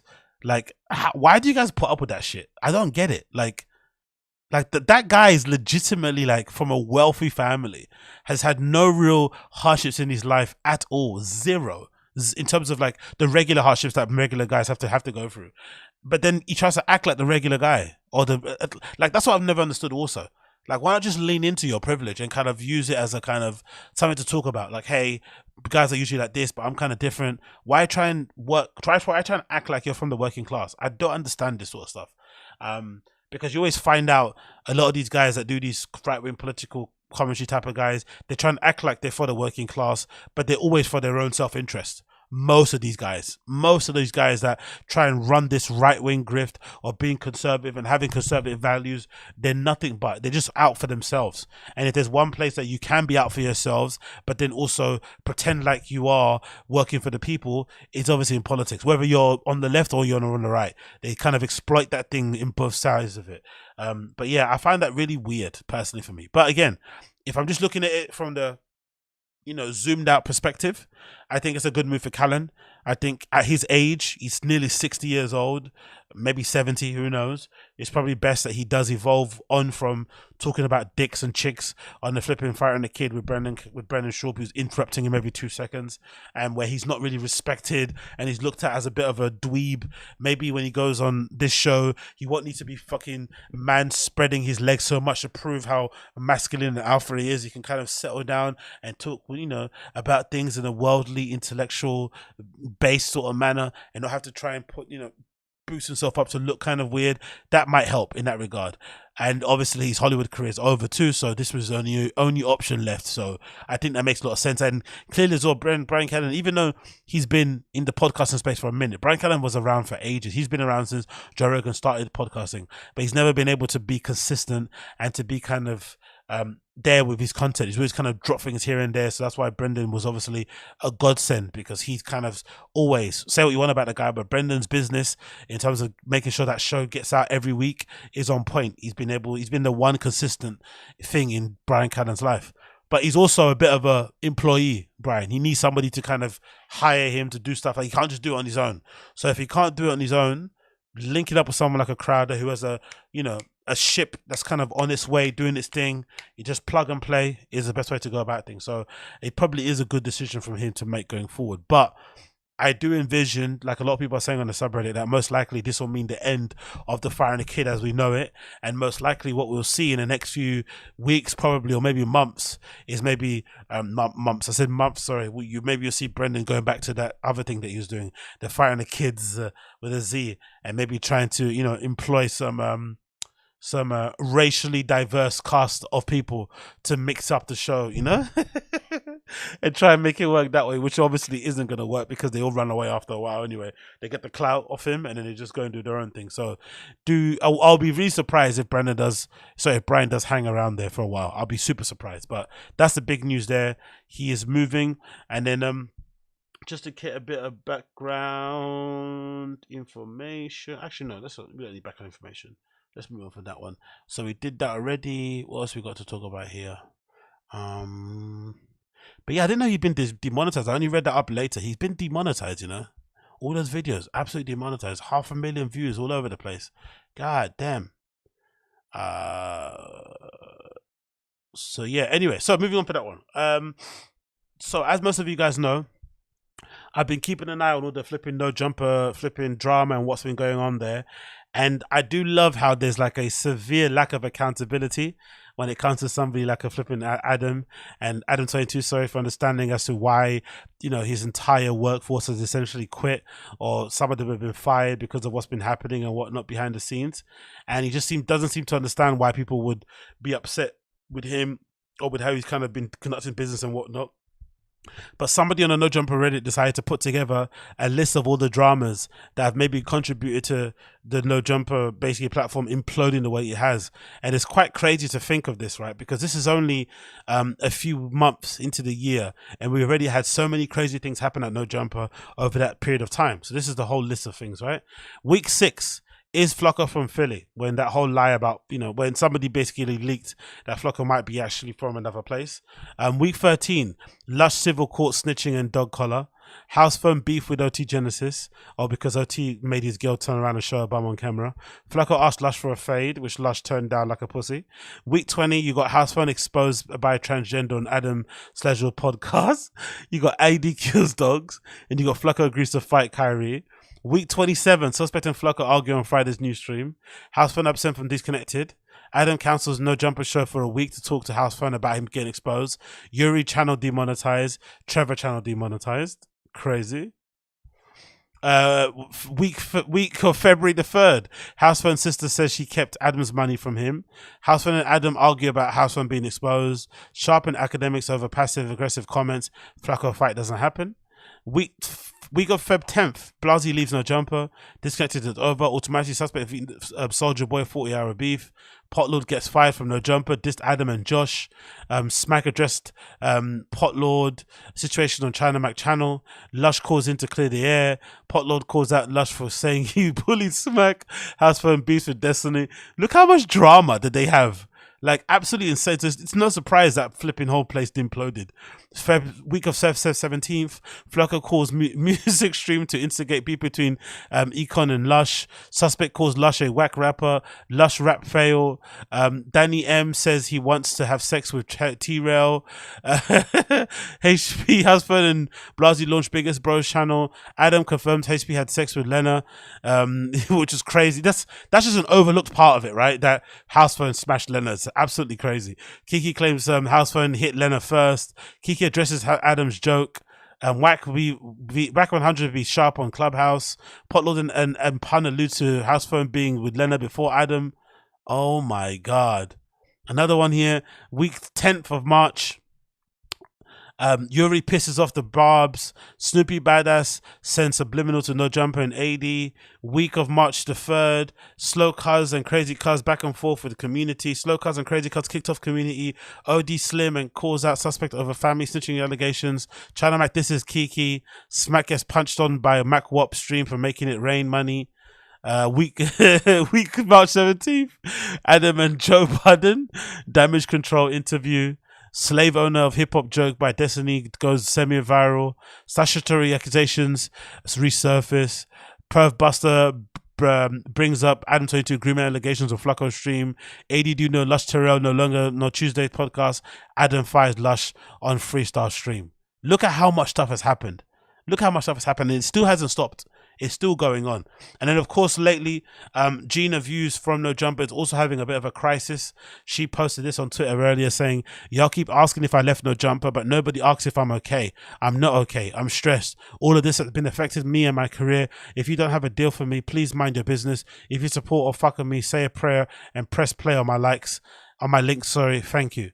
Which is a funny thing to say. I don't know. I just find this whole thing hilarious personally. It's obviously kind of, you know, hard for her because you're in a position where if you stay at No Jumper, people are going to think you're selling out your race because everybody's now labeled Adam 22 to be a culture vulture, a racist, a pedo, everything in between, especially when it comes to him interviewing that guy, Richard Spencer, the former neo-Nazi.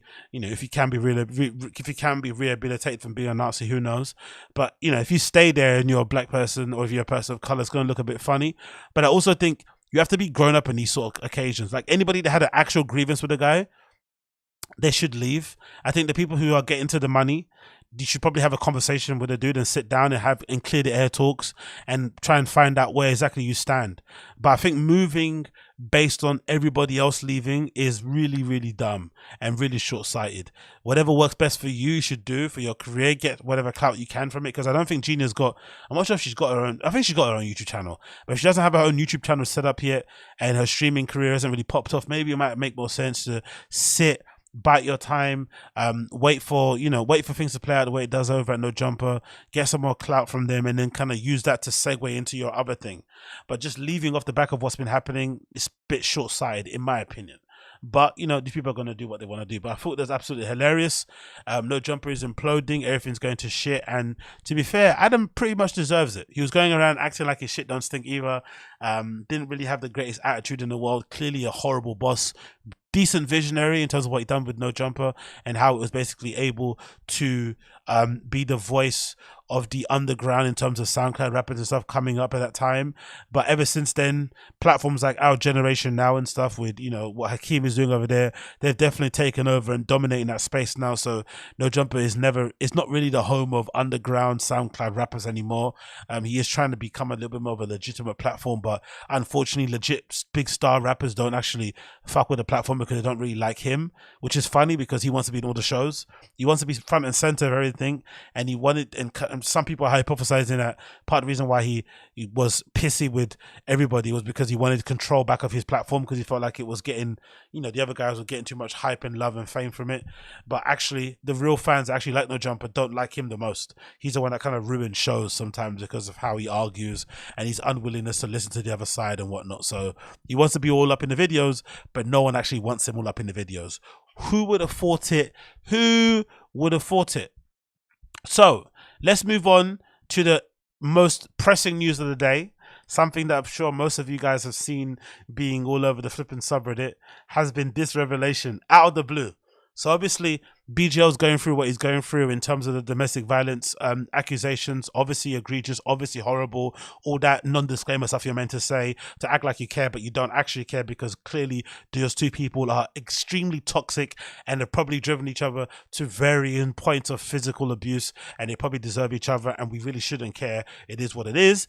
But in the process of all that sort of stuff, BGL still has a bee in his bonnet about Brendan. He still despises that man really, really hard, right? He hates him. He fucking hates that guy, which is funny because at one time they were really close and they were really friends, and now it's gone to complete shit. So even though BGL's being cancelled, right, his video is going fucking viral. It's going viral. And when I say viral, I mean viral with a capital fucking V. It's getting millions of views on places like Twitter and stuff. There's a clip, I think, at the moment from that account called Fight Haven that's got like 1 million views on it. Like insane. I'm actually going to get it up now in a moment. Let me just get it up. I'll show you what I mean. He's in front of my car. You hear her? He's in front of my car. He's attacking me. Hold on. You see it? He's attacking me. Oh. She screams and then he pans the camera across and it's just a wing mirror.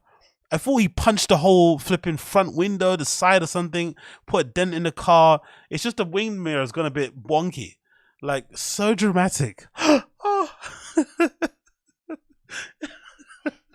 But let me show you the video.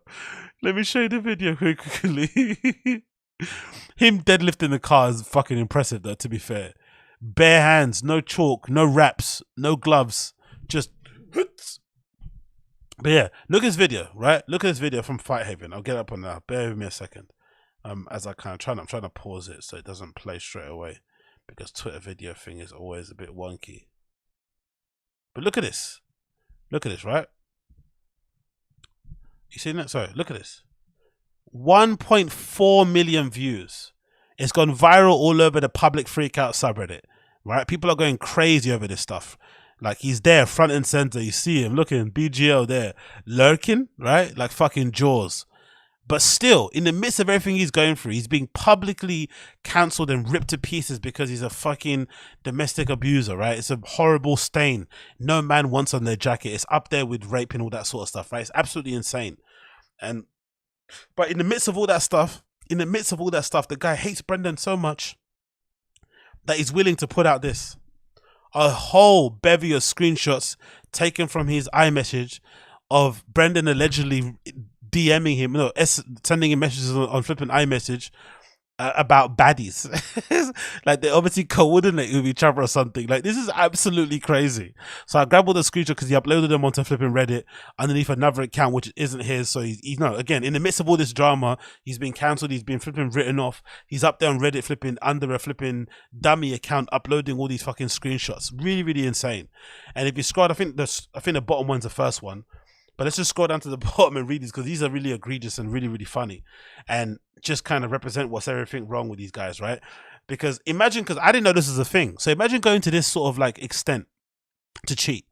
Like, I don't get it, because if you're like a Playboy type of person and you're on the road and you have a wandering eye or your dick gets hard every time the wind blows, just, I don't know, indulge yourself when you're there. Like, whenever you go on the road somewhere, I don't know, dabble in some, in some girls that work at the comedy club, maybe a couple of fans here and there. I don't know, but does it really require you having to like investigate what the baddies are saying online and use, basically from what it looks like here, BGL was kind of like the front guy. He'd be the guy that would maybe be managing the Instagram account, or maybe he'd be DMing them for his own account or for a dummy account, and then Brendan will be contacting him via iMessage, so not to leave any paper trail, so that if some girl tries to expose whoever it is, the screenshot won't show him, so it won't be that embarrassing. So it's kind of like a way to kind of, to kind of wait so bad him, obviously. BGL, being the piece of shit that he is exposing all of it. So he took a screenshot of all his iMessages and basically did a search of the word baddie, because I guess this is Brendan's code word for saying where are the whores, right? In the same way that he was asking for addies for the drugs, baddies is basically whores. So you got texts here from recently, from last year, flipping from last year October, asking she's a baddie. Another one, baddie question mark. Another one, any DMs for the baddies from the baddies Texas, from any DMs from Texas baddies? No Texas baddies, but here's a semi baddie from Boston. Baddie, what did you baddie say about her friends tomorrow? Any DMs, Monica? and the stripper friend has no baddies. Baddie didn't DM. Baddies respond. Baddie DM. No DMs from Baddie. No DMs from Baddie. DMs no Boston DMs. Baddie didn't respond her. Please tell me that Baddie would ask DM me. Any DMs from Baddies? Any DMs from if dude's still going doing if his likes? What? Any DMs in what? Any Baddies in DMs? Is that if dude's still doing his likes? Oh, she was a baddie. She's a baddie. Did Baddie respond? There's a baddie who DM'd me and responded back. Please let me know. Baddie respond. She's a baddie too. DM that baddie and say dinner would be great. But I got my kiddo tonight. Oh my God, Brendan. This is some down bad shit, man. This is not Beast of a Dad business. Beast of a Dads don't do shit like this. Oh, that's gross, isn't it? DM that baddie and say dinner would be great. I got my kiddo tonight though. Daddy, where are you going? Daddy's gonna go buy some cigarettes, but you don't smoke. Shut up.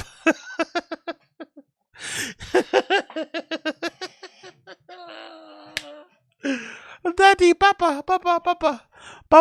Imagine, because maybe the kids call him Papa. Papa, where you going, Papa? Papa, ¿dónde es? No, they speak Spanish, right? So how do you say where you going in Spanish? It's not ¿dónde estás, right? What do you say in Spanish? How do you say where are you going? Papa.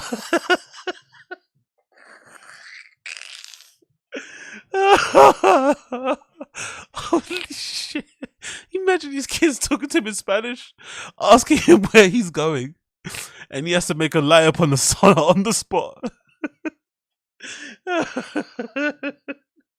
Holy shit. Oh, what's this? Okay. ¿Dónde está ustedes? ¿Dónde tú, Papa?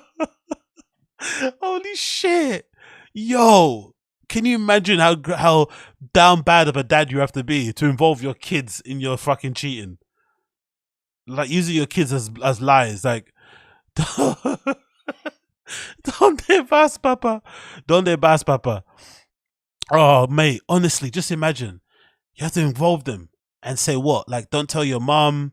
I don't know. I'm over here. Relax, chill out, take it easy. Oof. This is crazy, bro. Because again, I understand what excuse you have to make up to say dinner is great, but you have got the kiddo tonight. If you got the kiddo tonight, who's going to be looking after the kiddo? Does that mean he left the kiddos by themselves? Like, did he just take a chance, say, fuck it, I'll go and bust one out quickly. Like, I'm about to burst, right? I just go bust one out quickly and come back. But the guy doesn't wash his hands when he pisses, so do you think he washes his hands when he burgs? Probably not. Damn, man. Damn. Addies and baddies, yeah, addies and baddies. That's a good name for a club night or something. Addies and baddies. Oh, baddie didn't see new DMs. So, what do you think is happening here, guys, in the chat? What do you think is happening? Do you think BGL is using Brendan's account and DMing girls, or do you think the girls are DMing BGL and he's showing Brendan the text? Like, how's this changed? This is a weird conversation because they're having this through iMessage. So what's happening here? What kind of cheating is this? This requires too much effort in my head. I was like, what are you doing? Is it like a dummy? Because Brendan always says he doesn't manage his social media, right? And he's a social media manager. So maybe BGL is using Brendan's account and posting clips up, posting up flyers, and then whoever, because these comedians fucking go through their likes, the Crystalia stuff. I think all comedians do that. They go through their likes. If a cute girl likes it, because usually they've all got male fans anyway. So if they see a woman that's got something between her legs and looks somewhat decent, they're gonna obviously go for it. And then they'll DM straight away, or they double tap on it to respond or like or something, some weird shit like that, right? Some weird creepy shit. And then they kind of get in contact that way. So maybe that's what they're doing. Maybe BGL is using Brendan's account as a social media manager and then DMing the girls and then showing Brendan the screenshots. Crazy. Yeah, BGL's a human burner phone, exactly. BGL, no, sorry, another one. Is Baddie named Chloe? It was in my hidden messages. Same with Young Baddie. There's Young Baddie. Oh, considering what Chris has been accused of, having somebody called Young Baddie is probably not the right thing to go about. Young Baddie. Is Baddie named Chloe? She's a baddie. DM that long hair baddie for me and say, funny story. You can't even spell. If you're going to cheat, at least spell, right? At least spell properly. Funt story for ya on my show, King. What? This guy's game is awful. He's pulling baddies by telling them to go and check out clips of King and the Sting. These girls in the comedy community who like comedians, I feel bad for you, man. The options are horrible. Either you have guys like Chris D'Elia around who just invite you to a hotel, don't even offer you a drink, and just shove your head into a pillow and do what they want to do. And then you have people like this who are DMing you and telling you to go watch their podcast. The options are terrible. Terrible options. God almighty, man. The options are terrible for you comedic whores out there, right? What do you call them? What's a groupie for a comedian? Then are they called chuckle bunnies? Is that what they're called? Chuckle bunnies or some shit? You chuckle bunnies are like, you got no options, man. Your options are so weak. God damn, I pray for you gals out there. More conversation. Any other baddies? She's a baddie. Oh, it's called Chuckle Fucker. Okay. What did I say? What I say? Chuckle whatever? I don't know what I said. She's a baddie. Crystal G a baddie? Who? Rachel Harnett. Little freshwater baddies. They're mean. I guess you say I'm into fish. Huh? Oh, that's his DMs. Who's Rachel? Oh, maybe that's his own. That's hilarious. He slipped in one of his own messages accidentally. The rage was too much. He couldn't even double check the DMs. Two baddies though. Love Texas. What you doing out there, little baddie? Yo, because he mentions Texas a lot. Are there a lot of hot girls in Texas? For the guys in America, I'm seeing a lot of mentions of Texas. I know it's his best market also, but are the girls in Texas hot? Is that like a good place to find hot women? People say. I guess if you like white girls, isn't it? You're probably going to find a lot of those like really cute, wholesome ladies. Oh, who's that lady, the country singer with a massive bum that went viral? Is she from Texas? She is, right? What's her name? I think she was on Thea Vaughn show recently. She's got a huge bum and she was on Yellowstone. She's got a really nice voice as well. She's super good. But the bum, wee. But yeah, there's a lot of Texas. I think Texas is like his Atlanta for black guys, isn't it? Right? Like Atlanta, or like what's the other place people go to? The black people like that say a lot of hot girls are at. Oh, is it New Orleans? I don't know. There's some other place they go to. Texas is bigger than the UK. Of course, they have some baddies. Yeah, but come on, you're going on as if just because the place is bigger, they're gonna have more hot girls. Come on, Marty Moose. Come on, let's be fair. Okay, she's from Nashville. Yeah, cool. But yeah, Texas is probably the prime spot. Say what's up, little baddie. Just landed. One more flight, but see pics that Canada baddie. Jesus. Oh, Brendan, man. Only Brendan. The fucking redact. This is why we laugh at the guy. The fucking redact. You've known BGL for a year, 2 years tops. He's not your friend. He's somebody that's a friend of, I don't know who, sorry. He was Chappelle's friend, right? Then he got brought into the Fighter and the Kid universe. And then he became more so, you know, a friend of theirs through time. At first, I'd imagine Brendan probably didn't like him too much because he worked out and looked good. Because, you know, Brendan has these weird complexes. He doesn't know the guy too much. He brings him into his inner circle and starts to have him as a complicit person that he can cheat on with. And then, instead of keeping him sweet, he pisses him off. And now that same guy who you brought into your circle only after 2 years is now exposing all your flipping secrets. The guy is dumb as bricks. Legitimately dumb as bricks. Yo, big up Angel Ray. Yo. Big up Has. Yes, big up Angel Reagan. I appreciate you for $15 donation, brother. Thank you so much. I appreciate you, bro. Brendan's the dumbest guy that's ever existed in the history of the world. Who would bring in somebody like this, right, to flip in your inner circle of cheating, if this is how you move, especially knowing how temperamental and unstable they are. Do you know what I mean? Because BGL was always like this. I think people were calling this out from the minute go. Like, this guy's going to be... And again, credit to the Fighting the Kid subreddit guys, because they said this early and I didn't buy it. Because again, I was kind of saying, even though I didn't like BGL, I kind of liked that he was really friends with flipping Brendan. I really liked it, right? I liked that he was actually defending Brendan, because Brendan needed that kind of friend, the kind of guy that was going to go fire back at the trolls, get in the comments on Reddit and stuff. That was quite good. I kind of like, even though I don't like the guy, I kind of liked it. But... my God. Why would you welcome it up? Because Marty Moose, did you see Mexican's picture posted? Yeah, I saw it. Yeah. Yes, yeah, very good. Yes. To be fair, I don't really like talking about her too much. I think I mentioned a post on Valentine's Day or something, but I like to keep the wives and the family members out of this. It's not really fair, I think, to get them involved in this sort of stuff. BGL and Brendan, all these type of guys, you know, they're enough content. They're content generators themselves, right? Bryan, Callen, all these guys are doing enough. You don't need to get their wives and girlfriends involved and shit, or their kids and stuff. I think that's lame. So I kind of stay off that and I kind of keep it sweet. But yeah, I did see the post, Marty Moose. Absolutely crazy, man. Yeah. But yeah, you know, I don't know what to say about this. But yeah, Brendan's the dumbest guy that ever existed. Just landed one more flight, but see pics of the Canada baddie. Nothing from Baddies. What is she saying here? God almighty. Canada baddie never responded. She's a baddie. She's such a baddie. Baddie, yeah. She's a baddie. So yeah, so I guess, hey, big up John Valdez. You said other day that BGL had more ammo in the chamber. You were right. I still think Terry's more too. You remember? Yes, big up John Valdez. You remember? Yeah, I did say that. It was obvious from minute zero, because we learned about why he was pissed off. Remember? We learned that he was pissed off because of money. And I was saying myself, like, I've done some pretty wild shit when I didn't get paid. Like, especially one previous company I worked at, I went scorched earth. Like, I was making videos and shit. I was calling up places.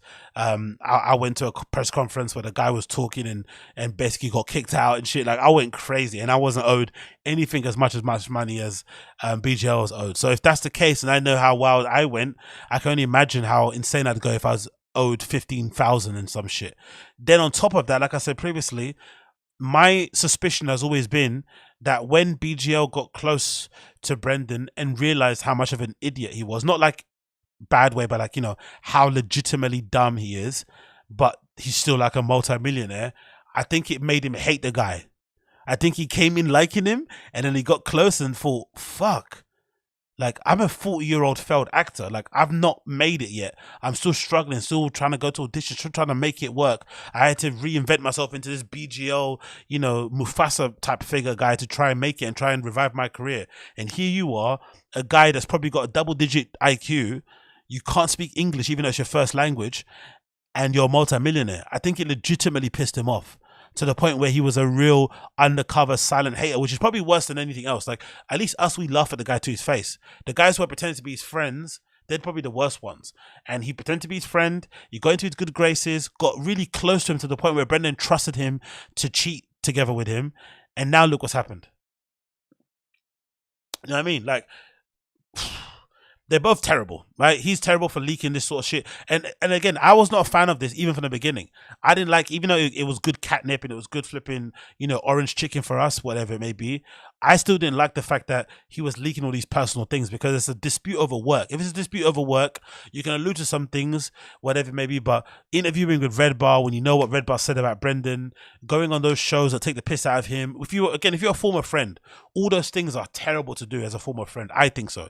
You cannot fuck with somebody. You can maybe say, hey, I want to meet up and, you know, have a fair one, fight and shit, and get your kind of licks off that way. But going on your former friends, enemies, platforms and shit is just some bitch boy maneuvers, in my opinion. No matter how you feel, like you should have some level of decorum and some level of self-respect and dignity. But again, clout is a dangerous drug, innit? There were some baddies. Let me know if those DMs catch a hoe. Oh, what DMs catch a hoe? So, just such a weird arrangement, honestly. So BGL is what? On Brendan's account, taking screenshots of the girls and what they look like, sending them to Brendan via iMessage. Yes, big up Richie. I appreciate you, man. Have to top off the beer and get fun to another good weekend. Please show up to work though. Let's go. Addies and Baddies.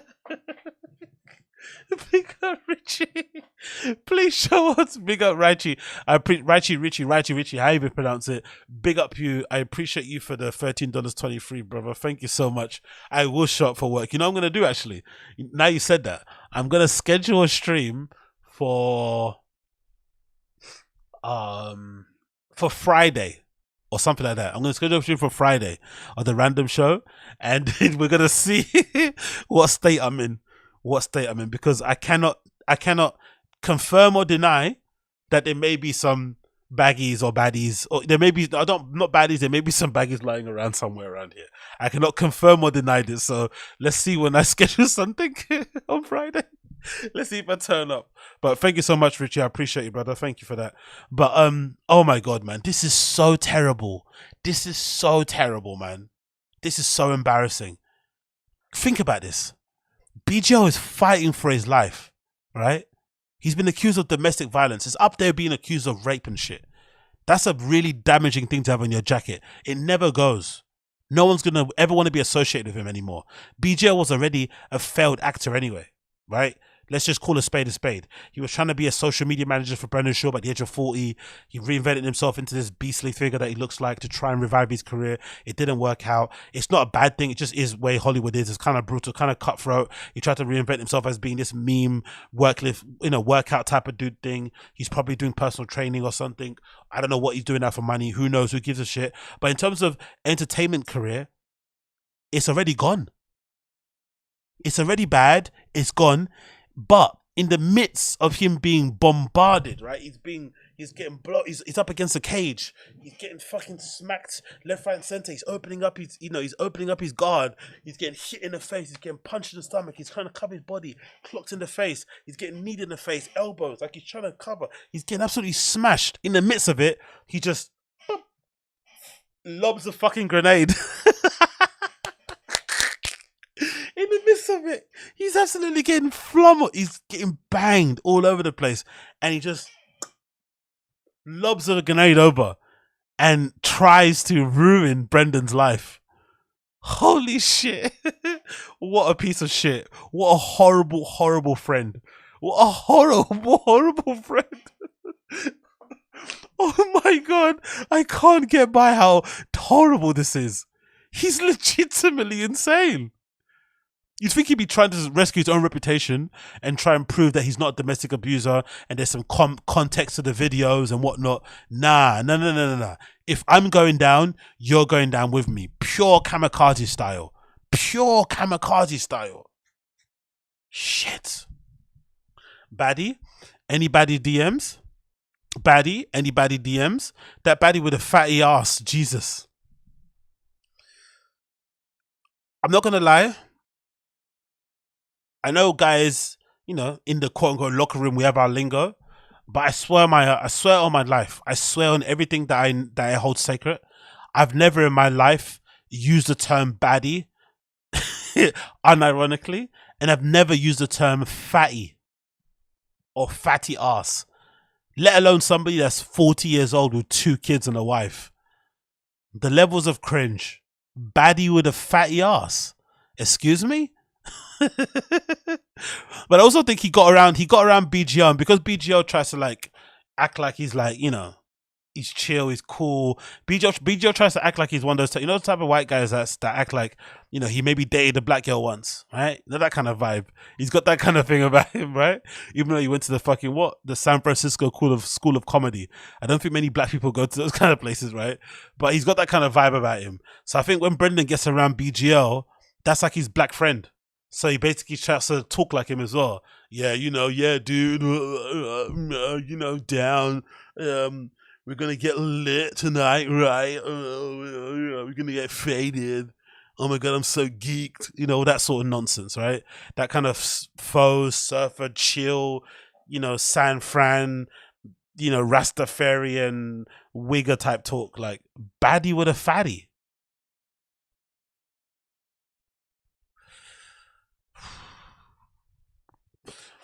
Such a baddie. Baddie respond with more pics.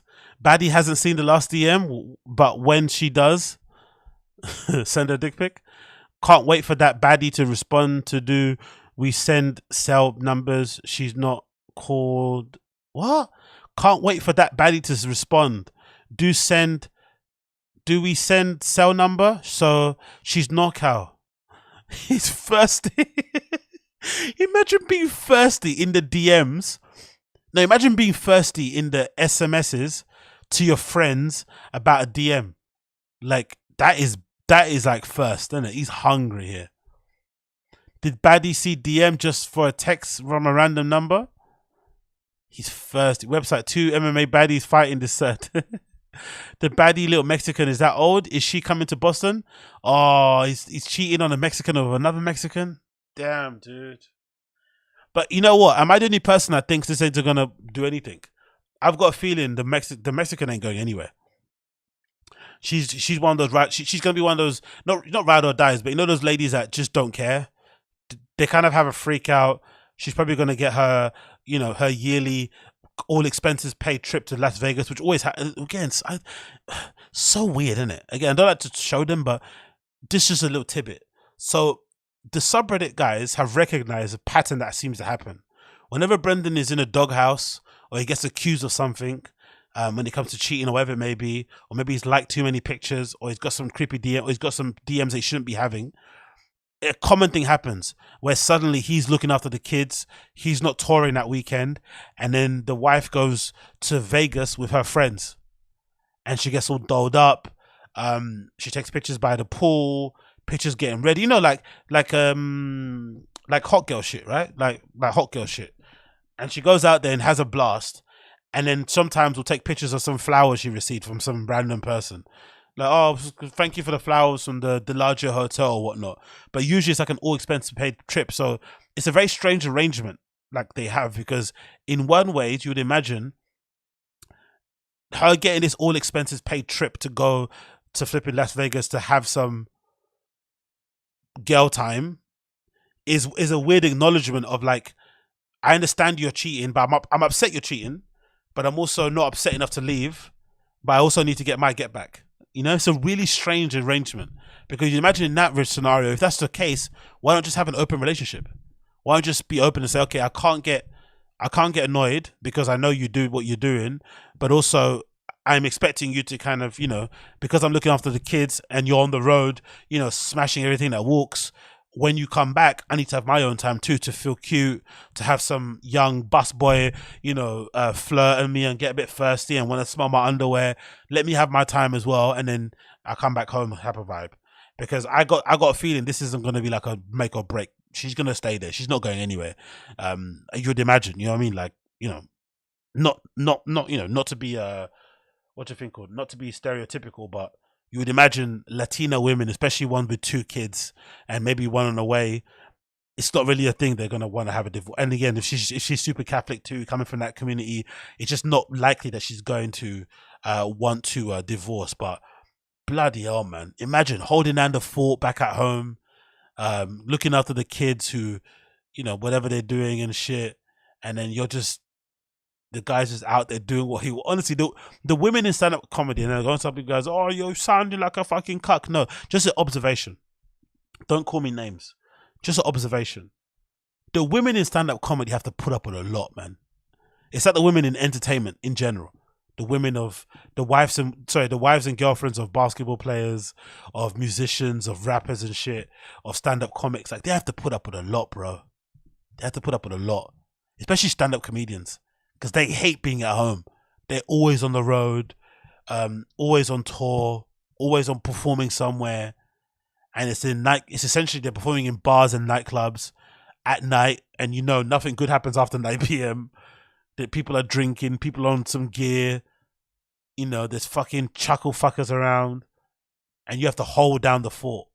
You have to hold down the fort at home, all by yourself, no help. And then it's just, oof, what a life, man. Honestly, they deserve a lot more respect than they do. And they don't, that's the thing as well, that's why I get triggered when I see the specials from like Bert and stuff, when he's on there on stage, like taking the piss out of the wife and the kids and stuff. It's like, no, the wife, she legitimately allows you to have that lifestyle. You couldn't be an adult a frat, an adult frat boy without having a Leanne Kreischer. Like she's an integral part of your success. Without that woman holding it down and being okay with you being away for days and weeks on end, you can't have the career that you have. So I don't know, man. I don't know. Yeah, Robert Minnis. I play video games after 9 p.m. It's not all bad. They say, yeah, look at me, but you know what I mean as well. Being in the bar after 9 p.m. Come on, man. You're not there preaching. You're not there trying to convert people to like accept Christ in their life and shit. You know what I mean? Oh, the haha is not a place to go and find yourself, mate. It continues. DM that long hair baddie for me. She's a baddie and cool. Baddie. DM that baddie. Let me know when baddie responds. Def will. Baddie DM back. Baddie DM back. To GA baddie. Is that GA? Is that Georgia? Is that a code for Georgia or something else? What's that? That's GA, right? Georgia? Is that Georgia, right? Atlanta? That GA baddie responds. Baddie respond? I thought the GA baddie DM. GA baddie must have been really, really hot, right? She must have been super hot, bro. He's thirsting over that one. GA baddie never respond. Chia baddie. German baddie respond. Who's that? Was Brendan fucking BJ's wife as well? Luke Rockhold and who else? God almighty, mate.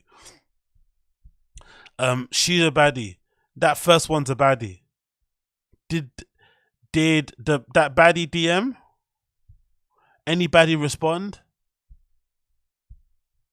When you get a free moment, when you beat it.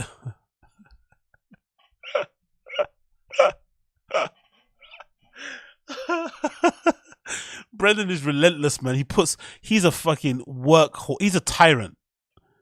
It's BGL's birthday, allegedly. He's out with his wife, allegedly. Having some dinner, allegedly. Chilling out, allegedly. Having a good time, allegedly.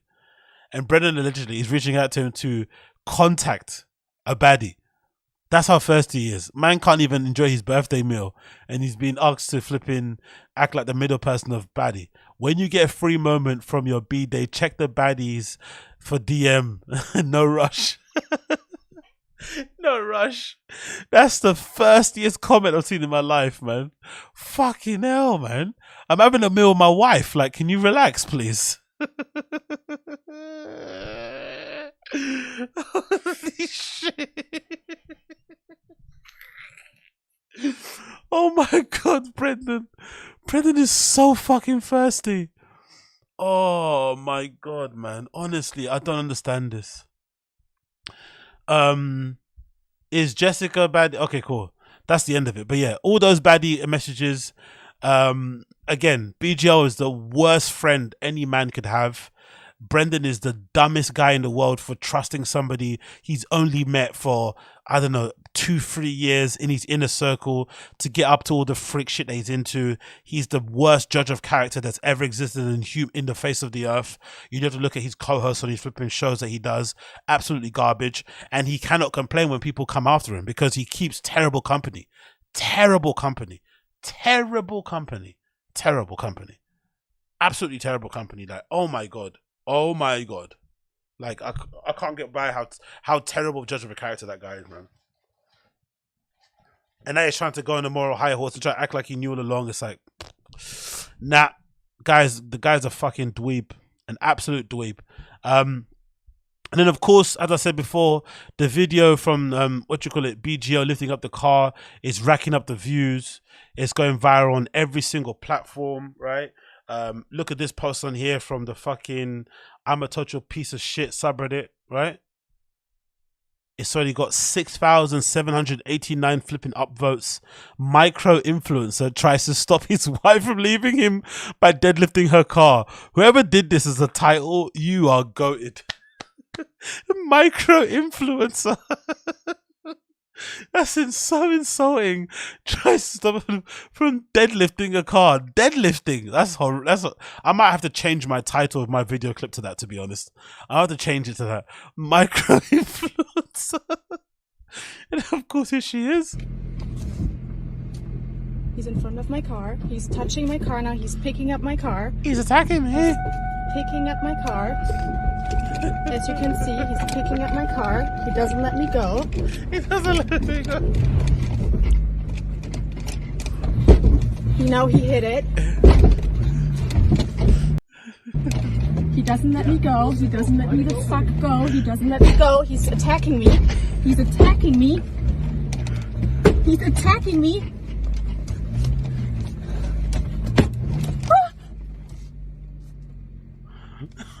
He just did this. Big up John Valdez. Makes sense now. Addies make you extremely horn. Oh yeah, I forgot to mention that. Good point, John Valdez. Someone said that about Addies. So I got allergies in I'm doing that thing. If you've got allergies, you know. I take my allergy tablets. I do that thing when you scratch your neck. Oh, I got to take my allergy tablets. But yeah, for those of you who know, so I've read online that Addies make you horny, of course, and I've also read online that allegedly steroids have that thing. They make you like aggressive and aggro. So maybe because he's on, what's it called? Is it Trent or something? I forgot what the thing is called that you use if you're bodybuilding. But whatever you use, that makes you kind of that makes you really short-tempered or whatever it may be. Like you get highly strung. Is that true? That might explain why he's so like, you know, in general. Which I don't think that's a bit of an excuse, to be fair, because he did try to make it seem like he was this reasoned, wise, you know, bodybuilding type of guy, when clearly he's a bit of a flipping idiot. But yeah, crazy. Let's move on from that one. Bear me a second while I get the other clip up as well.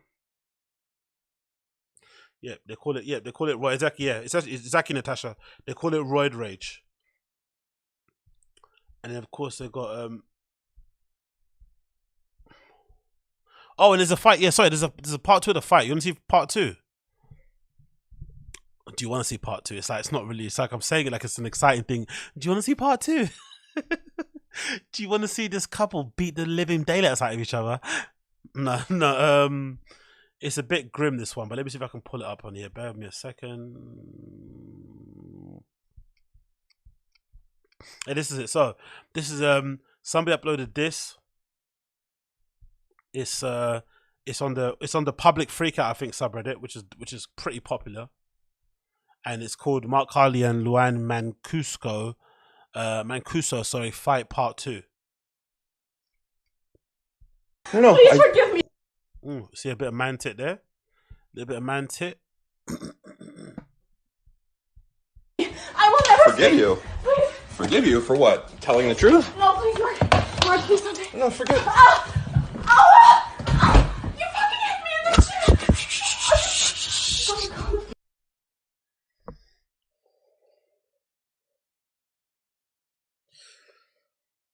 I don't know why this is news personally. I don't know why this is news. This is just like, these people are just terrible for each other, man. Clearly toxicity on both sides of the aisle. And yeah, man. Yeah, I don't know. I think I'm good on this one. I'm not gonna lie. I think I'm good. I think I'm good on that one. I'm not gonna lie. I think I'm good. I just pray for peace. I pray for peace. I think I'm good on that one. I pray for peace. I saw, fucking BGL's smug face on there. I pray for peace, man. I pray for peace. I can't do it. I cannot do it. And then the worst thing of all, like I said before, the worst thing of all for me personally, the worst thing, right? The worst thing of all in this situation is this. Look at this. This is one of the most popular. I think it got deleted after a while. It got deleted. I think whoever posted deleted their account. But it's been posted on the public subreddit, the public freakout subreddit. It's one of the most popular subreddits on there. And it's got over 4,600 over 4,000 upvotes. And the title is as follows: Actor and Brendan Shaw podcast co-host deadlifts and kicks wife's car. Brendan is such a terrible judge of character. He's not even involved in this. This is none of his business. He didn't do any of this. He's not there beating the Mexican. He might be cheating on her, but he's not beating up on her.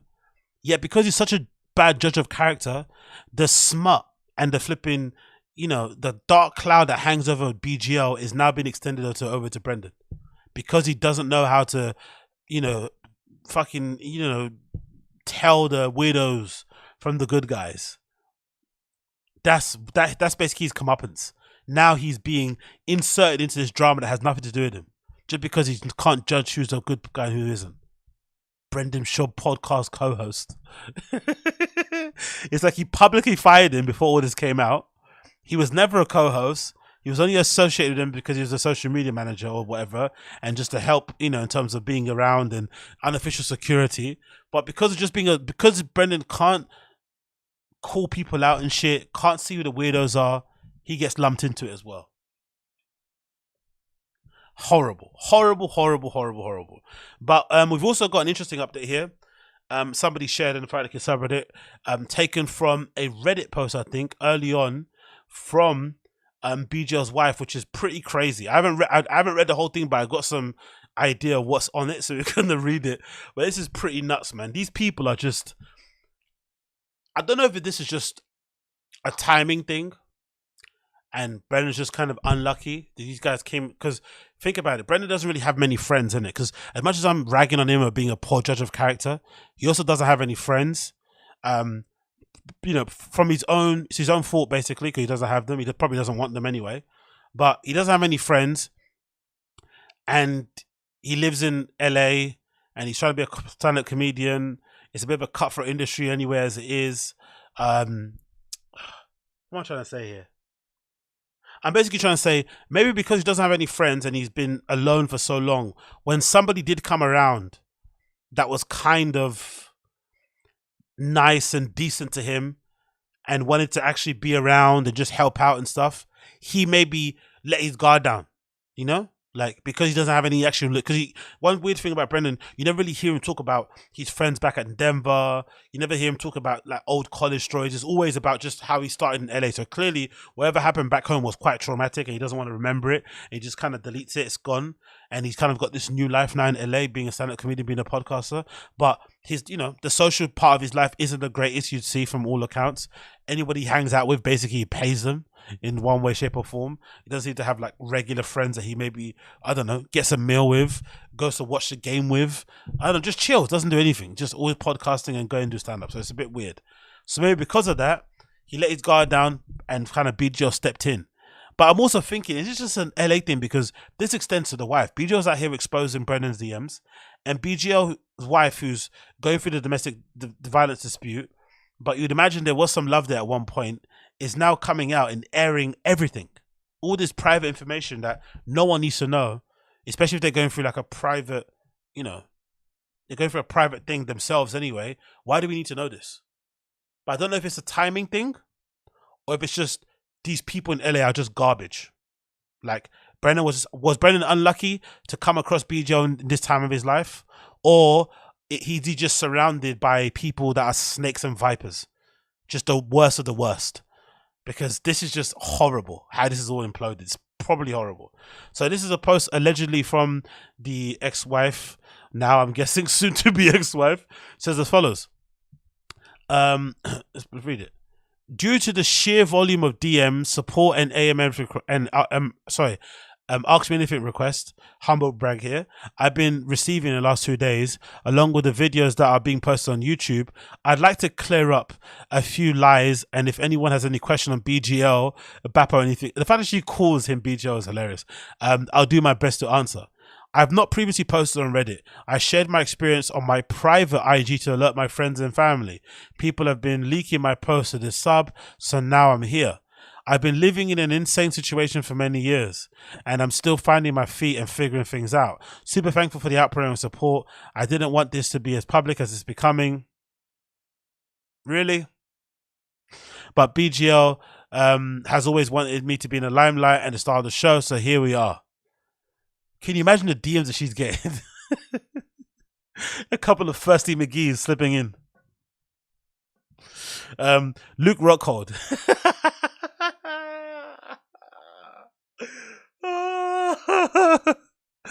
Look at Mrs. BGL. Rafa, that's amazing. Mrs. BGL, I love it. Luke Rockhold. Firstly, it's bizarre to me that all of the things BGL would post, he picks the Luke battle. BGL was supposed to be at that party with me. He chose Bappa that night instead. So I fucked up. Exactly. He chose Bappa, so she chose Luke Rockhold. That's hilarious, man. I told everyone at the party I was BGL's wife and to big him up. I drank. I don't usually... She always says that. In the other video where she posted where she's screaming and crying in a kitchen, she says, I don't drink. This one, I don't drink. This is like a common theme that's running through these guys, isn't it? I don't drink. Okay, cool, sure. I don't drink usually. Luke was flirting with me. Luke is a fucking city boy.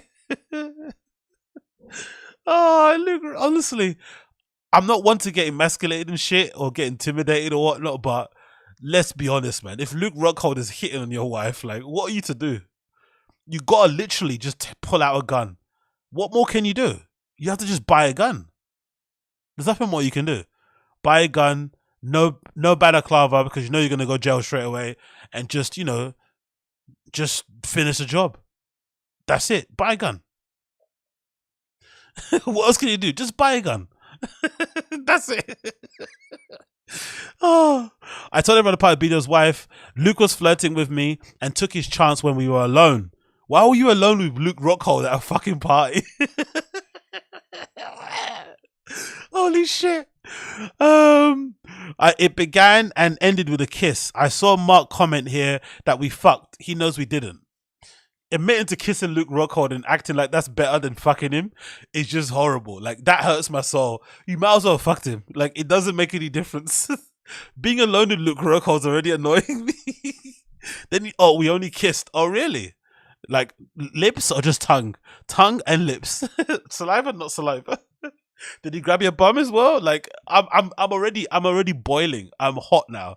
Do you know what I mean? I'm getting angry. I'm just gonna pull out the strap. I'm pulling out the strap. Holy shit. Why the Luke situation is different to Mark's affair, I owned my mistake. I told Mark immediately I screwed up. I was honest. I didn't hide anything. I'm sorry. I sucked him off. He was just so handsome, and he was wearing this Ralph Lauren t-shirt I've never seen before.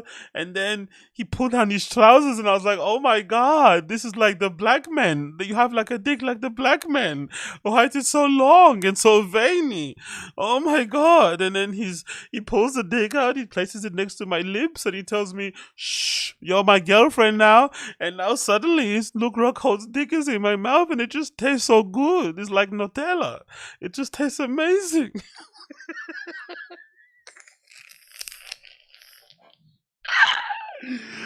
Holy shit. Holy shit. Holy shit. Okay. He can't handle accountability. He'd rather make me look... Sorry, okay. Let's see. I didn't hide anything. What did Mark care about? He was more concerned that people may have witnessed it and it make him look bad. Well, duh. Mark refuses to accept responsibility for anything. He can't handle accountability. He'd rather try and make me look worse than he justifies bad behavior. That sounds a lot like President Schaub. So, Mark's affair. This started a few months back. He was picking up Bappa's rejected women via IG. Whoa. No wonder BGL was willing to answer texts from Brendan during his birthday dinner with his wife, while he's eating steak and potatoes. He's answering DMs about baddies on IG because the arrangement was any chick that Brendan passed on, he would pick up the scraps. What a crazy arrangement. If he didn't want him, oh, no wonder he was game then. Mutually beneficial. You help him out with some baddies, you get some crusties, right? He gets the baddies, you get the crusties. Brilliant. Addies, baddies, crusties. ABC. ABCs, Addies, Baddies, and Crusties. Oh my god, this is crazy. All right, Papa's reject. He was picking up Papa's rejected women. On IG, he met side chick in Rhode Island. So what's happening, man? So there's baddies in Texas, there's baddies in Rhode Island, in GA. I need to visit America, innit?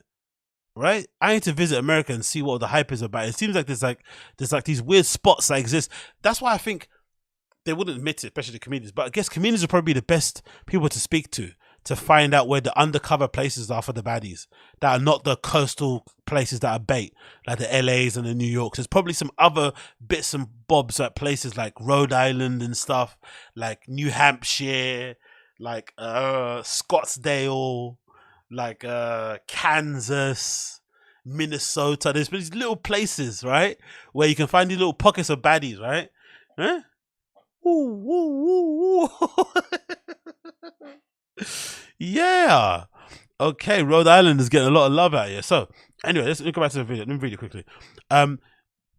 Mark's affair. It started a few months back. He was picking up Papa's rejected women via IG. He met the side chick at Rhode Island. She then flew out to meet him at his mum's house of all places.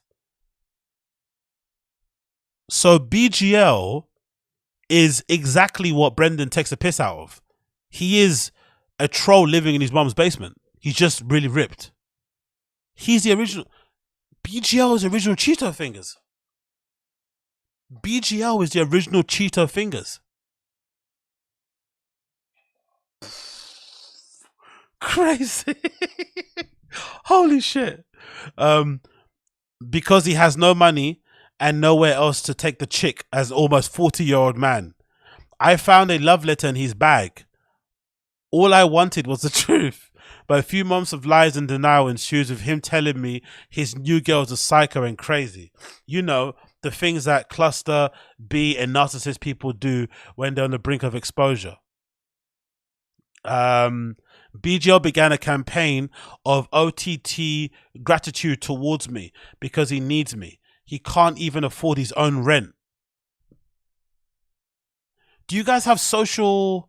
Do you guys have benefits over there in LA? Does LA have states of benefit? Can you get like government support if you're not working in LA? Because again, not to wash anyone's pockets, but what's he doing? If you got fired from fucking the Fire and the Kid, what's he actually doing? Is he what, a personal trainer or some shit? Like, has he got an OnlyFans that you kind of wax off onto? Because this is a weird arrangement.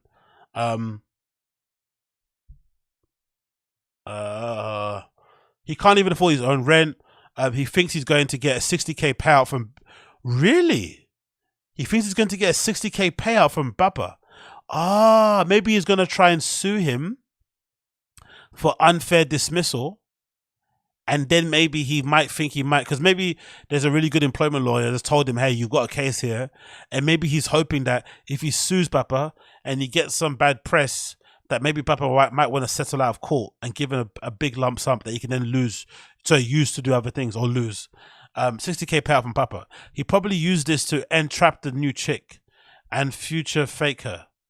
Future fake her. Oh, I never used it. Never seen that term before. Future fake. Interesting. We started couples therapy recently at his request, where he continued to lie to both me and the therapist. There is no end to his web of lies. He has a public image to maintain, and the mask is slipping. Whoa. Damn, son. Where'd you get this one? God almighty, man. BGL is ending his marriage, exposing Brendan and trying to get his marriage ruined. Just straight up implosion, bro. This guy is going absolutely crazy. God damn, man. God damn, he's going nuts. And then, of course, I did check out the lady's Instagram because she posted some rather dicey things that we may have to check on here via Instagram stories earlier. Check out this. Check out this.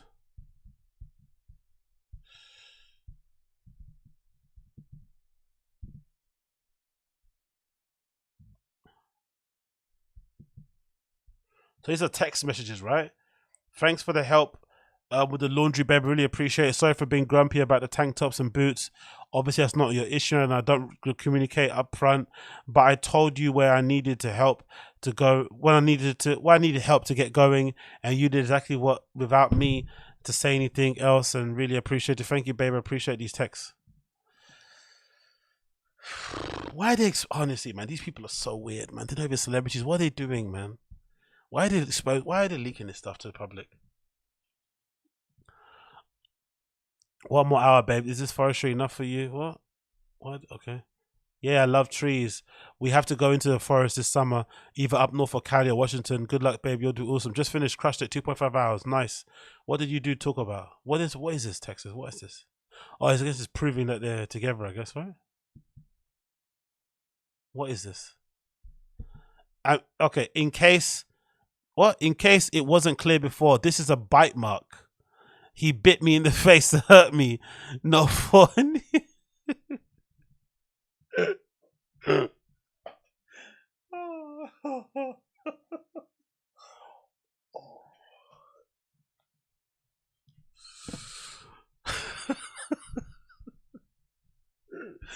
Fucking BGO is actually he's actually a lion. Big up Uche. BGL puts the bum in bumper clot. Exactly. Big up Uche for the word. He does put the bum in bumper clot. Oh my god. Ras clot, bumper clot, all the clots. Holy shit, my guy. I don't know what to say. He was out here ripping into Brendan, calling Brendan every name under the sun. Again, the guy's Brendan's not the most likable person in the world. Let's put that out there. He isn't. He's not aware of it. He still thinks he's a beast of a guy. He's a nice guy. He's safe kids from burning cars. But objectively speaking, it's hard to like Brendan as a person. Let's say that. But he's not hitting on anybody. He's not biting the Mexican's face. You know what I mean? He's not doing any of this nonsense. Like, oh my god, man. Oh my, exactly. This guy makes Brendan look decent. Exactly, Natasha. He actually make Brendan look decent. He makes him look, oddly enough, he's making Brendan look good. Even though he's making Brendan look bad because people are associating Brendan with him and calling him Brendan's co-host in that video of him picking up the car, it's making Brendan actually look good because he would never do this. This is an audio recording of him hitting me. That was the build up. This was built up to what happened after and caused the neighbor to call the police because they thought he was killing me. Unfortunately, I don't have the recording of that abuse because, like most of the time, he took my phone away from me.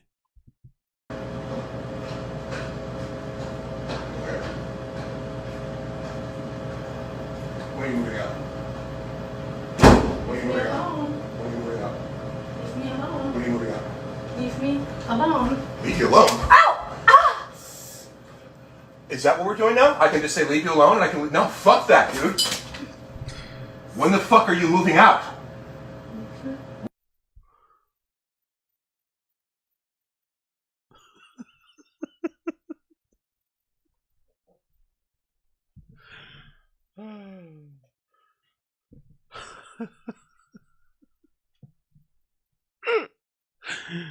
Yeah, exactly. Her reactions are hilarious, isn't it? Not to be like a minimizer of domestic abuse, but we know what we're seeing here, innit? We're all adults, innit? We know what's going on, innit? Right? We're not all dumb, right? I think we're all kind of grown up. We know what we're looking at here. This is horrible, and we know flipping BJ's obviously disgusting, but we know what's happening, right? Yeah, big up Koila. We know what's happening, don't we? Right? We know. PGO.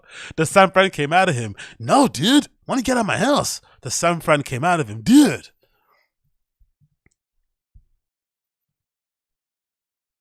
Oh, you know what? You know what someone needs to do? Oh my God. If I had the skills of it. If I had the skills, I would do it. You know what someone needs to do? Someone needs to put BGL's face. You know that guy that had a purple hoodie? The guy that's at some like LGBTQ kind of march. I think it's in even San Fran. That meme. That famous clip where he's arguing with some women, some protesters, and then he goes, and he does a spinning kick. You know, someone needs to put BGL's face on that guy. Someone needs to make that meme. I hope to God somebody's got better skills on Photoshop than me. Someone needs to put BGL's face, superimpose it on that guy's body. The guy with the purple hoodie with the flipping gloves things, with the fingerless gloves, and he does a spinning kick. Someone needs to do that. Please, someone's got to do that. Someone's got to do that. Someone's got to do that. Let's play the rest of this. I have to start. The day of the day of arrest him, hurting me and taking my phone so I can't record anymore. How many memos has she got of abuse on her phone? What do I have on my phone? I have like rave clips, right? What do I have on here? Wait a minute. What do I have? I think I have like rave clips and shit, right? I think I have rave clips, don't I? Is it rave clips? Yeah. That's what I have on my phone. Let's see what she has on her phone. Breaking stuff, Luana. Stop, go away from Yeah, I have to start breaking stuff. I have to start breaking stuff. I have to stop breaking stuff. Okay? Stop reaching for my phone. Ah! Stop! I'm sorry. Anyway, post. No,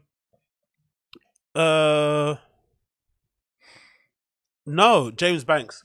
AZ, have you ever watched the show BGL used to do with 50 Cent? No, what's it called? Really?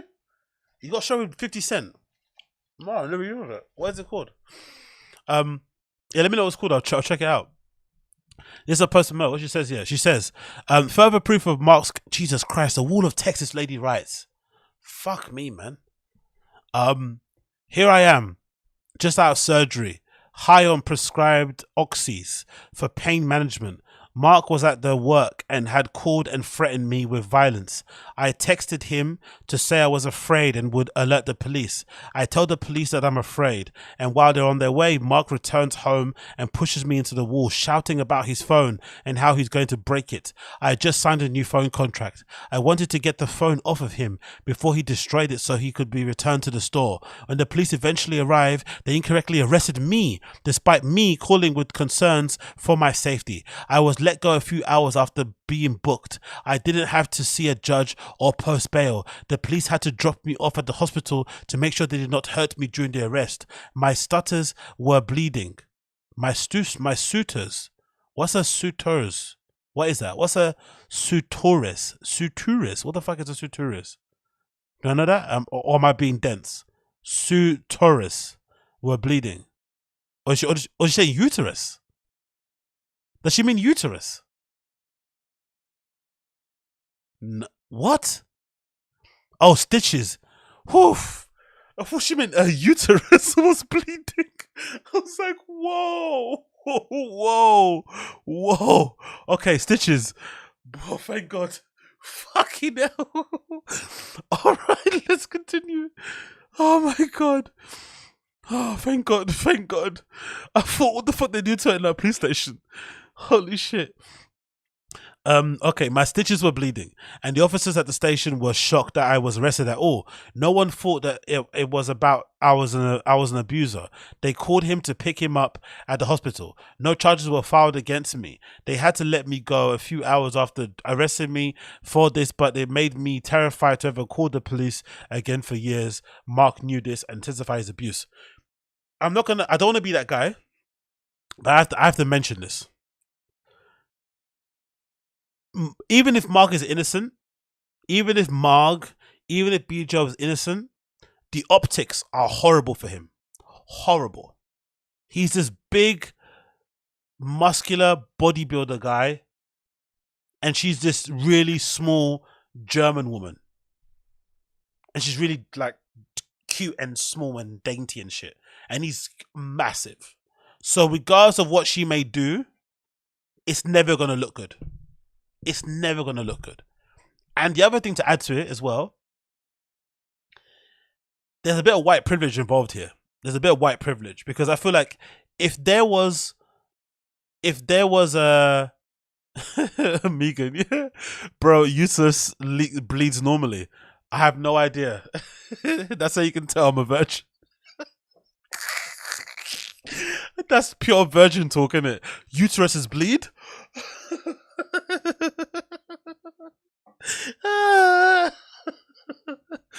Anyway, thank you, Megan. Thank you for that exposure. But no, if BGL was a black guy, he'd be in chains now. If this evidence was out there now and BGL looked the way he does, but he was just black, and obviously he didn't have that hair because, you know, you can't be black and have that kind of hair. But imagine if BGL was a big black dude and he was doing exactly the same thing he's been accused of, he'd be in chains now. Like there's hints of white privilege involved here, to be fair. Like imagine if police someone calls the police for they hear screaming and they turn up to a house and they see this lady screaming, he's attacking me, and then I rock up like all big and burly, shut up bitch, like I'm getting arrested. Anyway, they called him to pick him up to the hospital. No charges were filed against him. Mark knew this and intensified the abuse afterwards.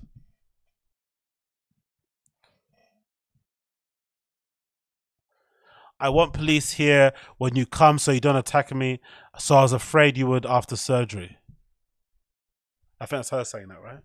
Oh my God. This video is so triggering to me. That was one of the worst days of my life. But I'm posting because this is what he and his side chick are holding over me. This is a full-blown panic attack.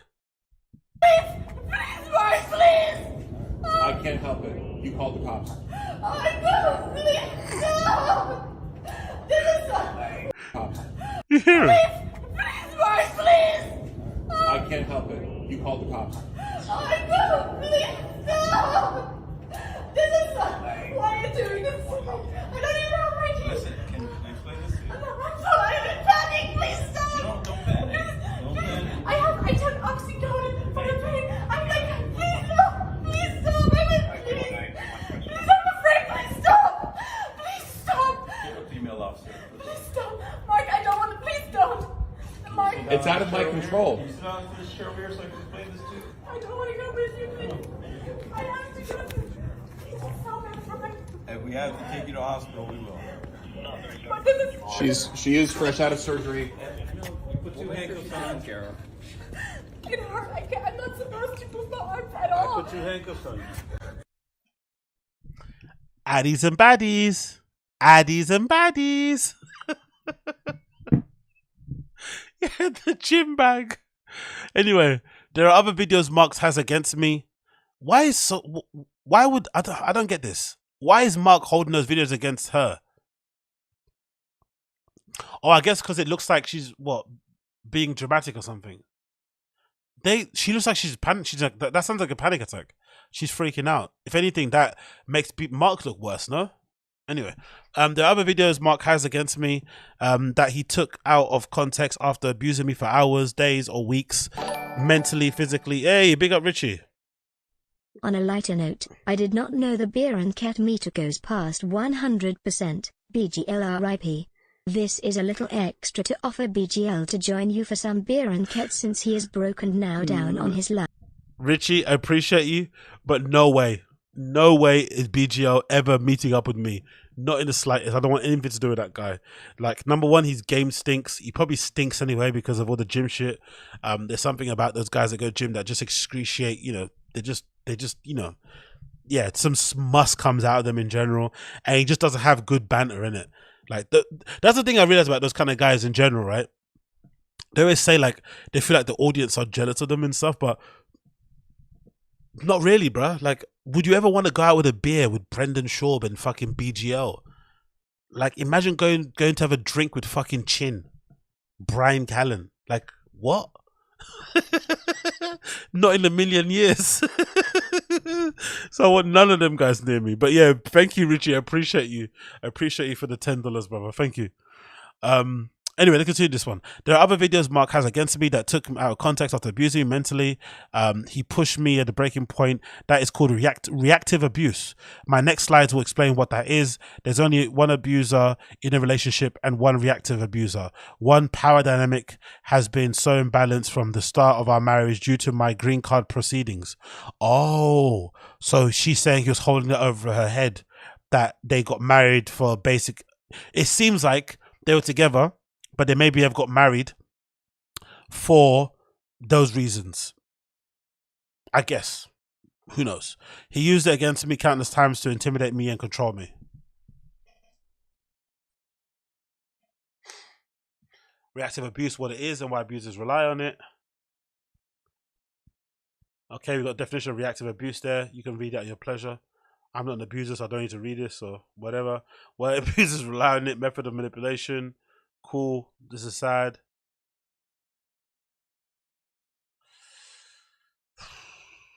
Actually, let's do that. Let's do a mutual one. According to domestic shelters, mutual abuse is when both partners are equally abusive to one another. Main survivors often ask themselves if they're abusive too because of how they react. But the truth is, mutual abuse is very rare and many experts... Okay, cool. Yo, big up Mark Brennan. Bear with DSP or BGL? Oh, fuck off. Fuck off. What a horrible question to ask. Oh my God. Oh my God. Nah, that's a cunty question. Thank you. Thank you, Mark Brennan. Wow, what a great question. Fuck. I despise both of them equally. Oh my God. Okay,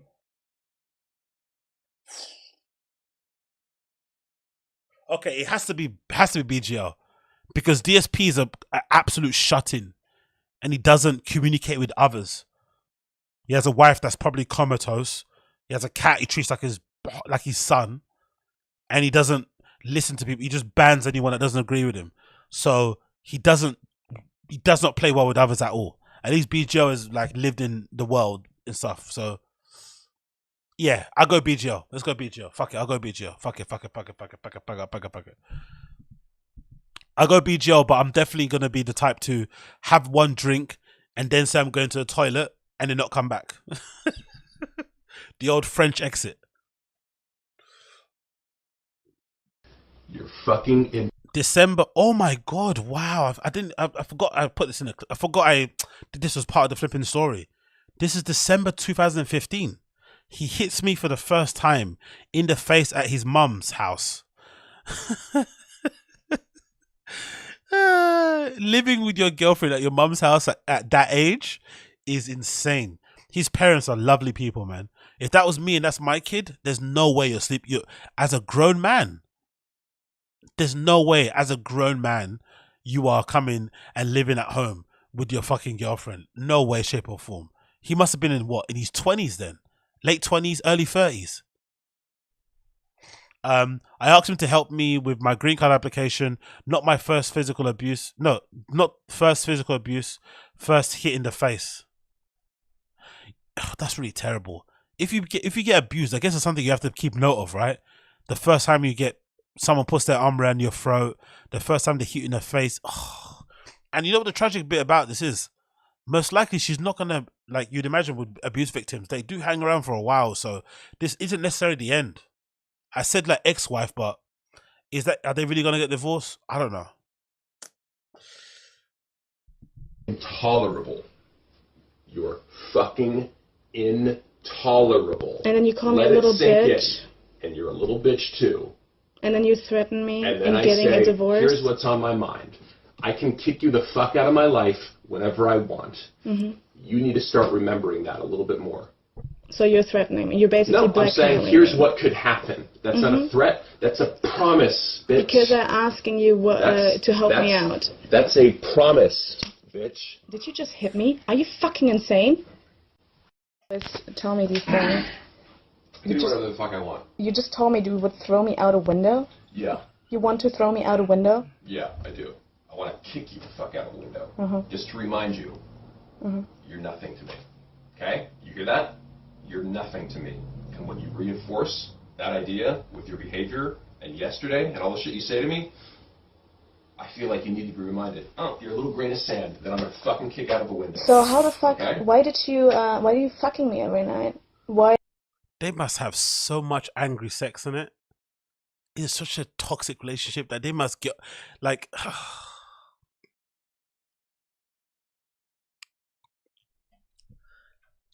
yuck.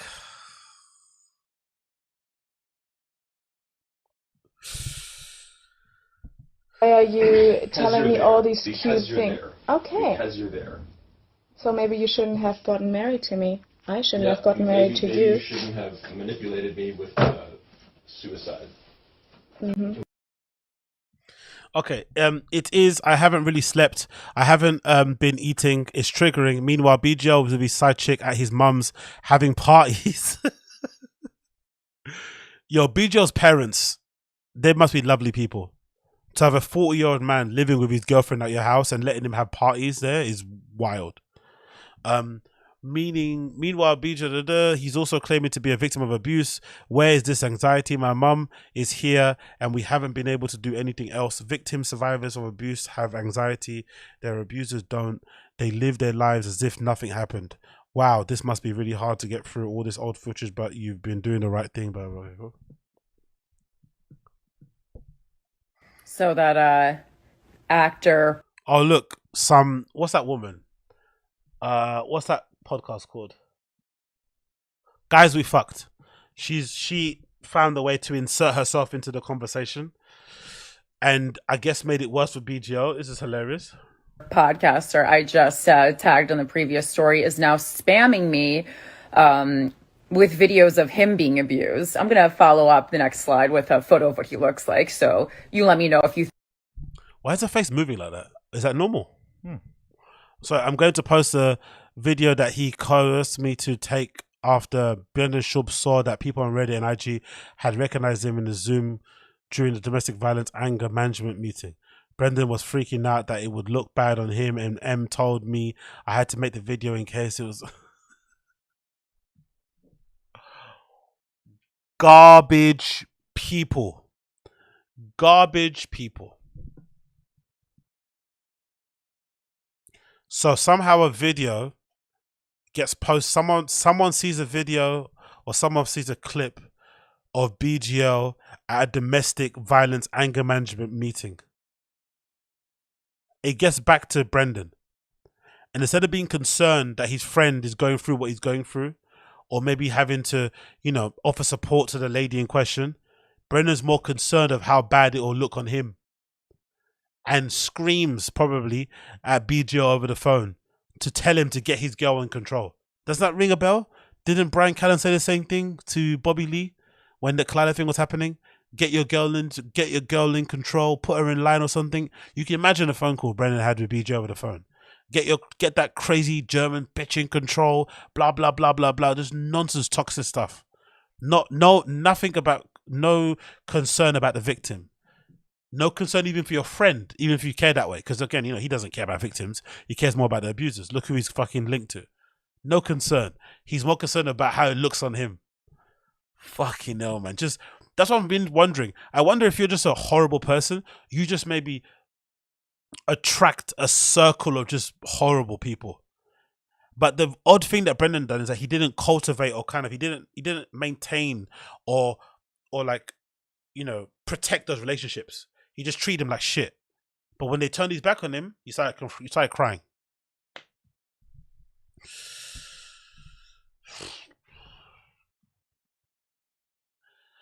One people who recognized him and saw screenshots that saw someone took the meeting. Sorry, but someone recognizing BGL in a domestic violence meeting on the Frighten the Kids subreddit isn't the greatest thing, is it? To be fair, and again, I'm a homeless cat, but the community has taken a couple of L's lately, especially with that guy. The Clipper, big up. Thank you. When they do it, she get phone out saying he beaten me. No comment. No comment. No comment. No comment. No comment. I'm not going to say what I want to say. No comment, but thank you, the Clipper, for the $1.99 super chat. But no comment. Oh. The things I'm thinking. But yeah, I don't know, man. Someone on the subreddit recognizing BGL in the domestic violence class isn't a flex. I don't think it's a flex personally, but hey. One people that recognized him and saw a screenshot said, "Hey Mark, real quick, are you saying you weren't at a domestic violence meeting and then left because people recognized you and branded and there? Dude, you beat the shit out of a woman, gaslight them, and then come on here ranting about narcissists. Exactly. Domestic violence for perpetrators are a thing. If so, I know that China can start with nukes. Exactly. Yeah, that's the thing I'm surprised about, right? There's a anger management class for people that hit their wives. That's pretty crazy, to be fair. Like being in a room with other guys that beat on their wives is fucking wild. Like that's a place where school shooters should go. School shooters shouldn't be, you know, slaying flipping young generation of kids who are innocent, right, and had done nothing to you. Instead, school shooters should be pulling up to fucking domestic violence, you know, flipping rehabilitation classes, kiddie diddling classes and shit for former predators, all that sort of stuff, rapists. That's where they should go. If you're a flipping school shooter, please go to those places. You know, I'm not inciting violence, but if you would, I'm giving you a suggestion. I just wanted to say I am not accusing Mark of anything. I didn't call the police, and I am completely. The way I see it, you need an accuser, right? Like the victim has to accuse. I'm not accusing anything. If anything has to come out, okay, we were toxic. That's it. We were arguing. I don't think it's a big deal. I will not say anything against Mark, and I will not put him out there as an abuser. So I hope that's okay. People have been asking me who was filming the video. Sorry if it wasn't clear. That was him. He's filming. He coerced me to say something so that Brendan wouldn't fire him.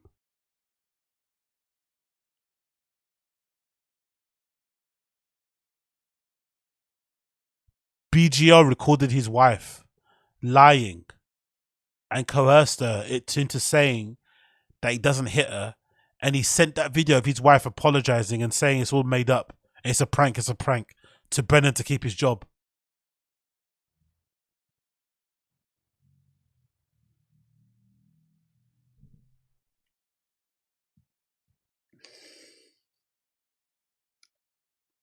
These people are awful. These people are awful. These people are just awful.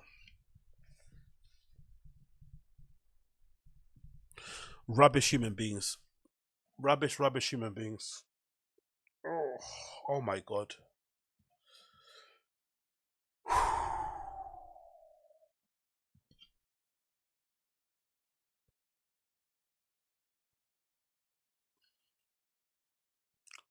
Awful, rubbish human beings, man.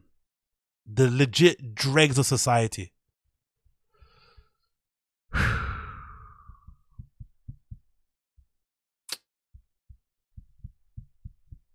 Yeah. I don't know what to say, man. Wow. Wow. Awful human beings, man. I ain't praying for none of them. They all deserve each other, man. They could all burn in. They could all jump into a volcano for all I care. Fuck all of them, man. Absolute horrible people. Horrible. Fuck me. God Almighty, man. Yeah. What's it say? Yeah. Let's do. Yeah, let's. Was it? Search for Mark Harley 50 Cent on YouTube. Okay, let's get that up. Fuck it, man. Let's change the rhythm a little bit, because, god damn it, man. Might have to play some cat videos or something to just change up the mood, because this is fucking awful. So depressing, man. Miserable, awful shit. Just pain and suffering, and you know what I get from the most of it? Desperation. They all want fucking attention so bad.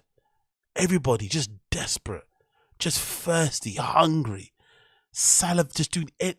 Oh, but against Gerald Mellerick, I think the Los Angeles hate and the blame is too easy. It's too low hanging fruit. I don't buy into that Los Angeles thing. I just think it's these people.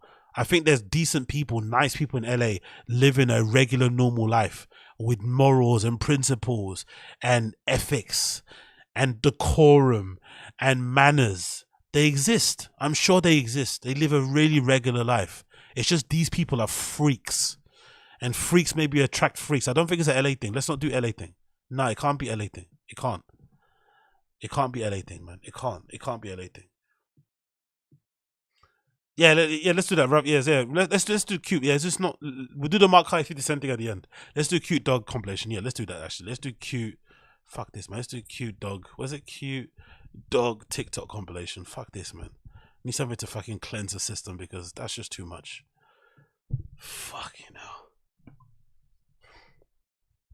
Yeah, let's pick the first one. There you go. Let's see what I want.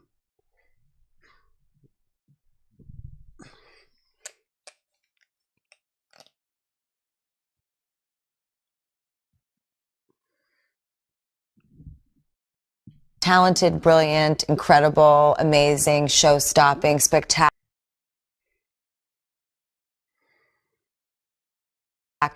never the same, totally unique, completely not ever been done. That's just my baby dog. That's just my baby dog. That's just my baby dog. Hey, somebody come get her. She dancing like a stripper. Somebody come get her. Oh, hello. Hello. Hello. Somebody call 999. We've got a cutie bomb on our hands. Oh, did you just live? Well done. Oh, hi there, friend. It's me, your human. I take care of yous, cause you're a little baby. Let me give you your boops. Boop. That's right. Boop. Oh my God, Tony. What the fuck? Tony, Is that real? watch out. Don't move. When I wake up in the morning, touch his little floofster, see his little mittens, give his nose a boopster. Leo.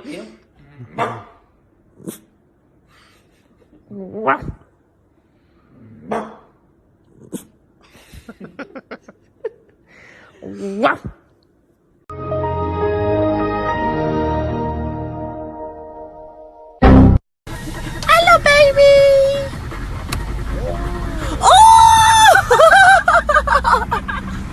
All of the things I do. I like the view.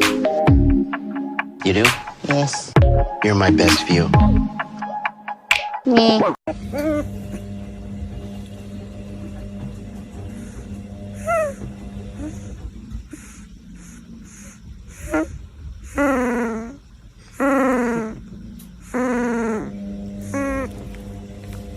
That's just my baby dog. That's just my baby dog. That's just my baby dog.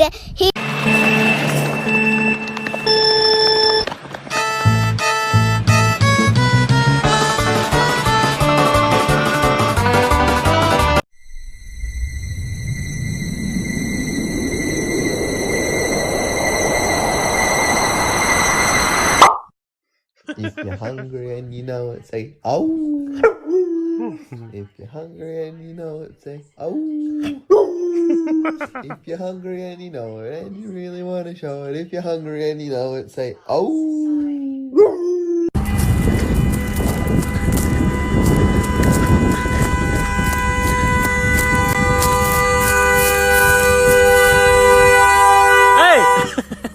Paul? Paul?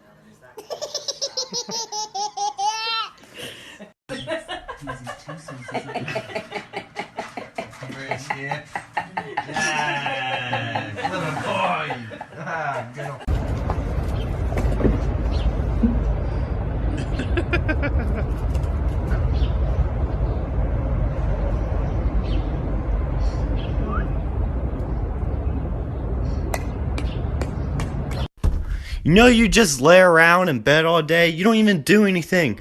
Why don't you go outside and play with a ball? So you just sit around getting fat. Huh? Hello? Hello! Are you a dog? Yes! I am also a dog. All right! Yeah! We're dogs! Yeah, we're dogs. We're dogs that live near each other! Hey, are you guys dogs? Yeah! We're totally dogs! Yeah, both of us. You are my best friend. We will go for walkies, and we will go on a picnic, and we will have so much fun forever and ever and ever.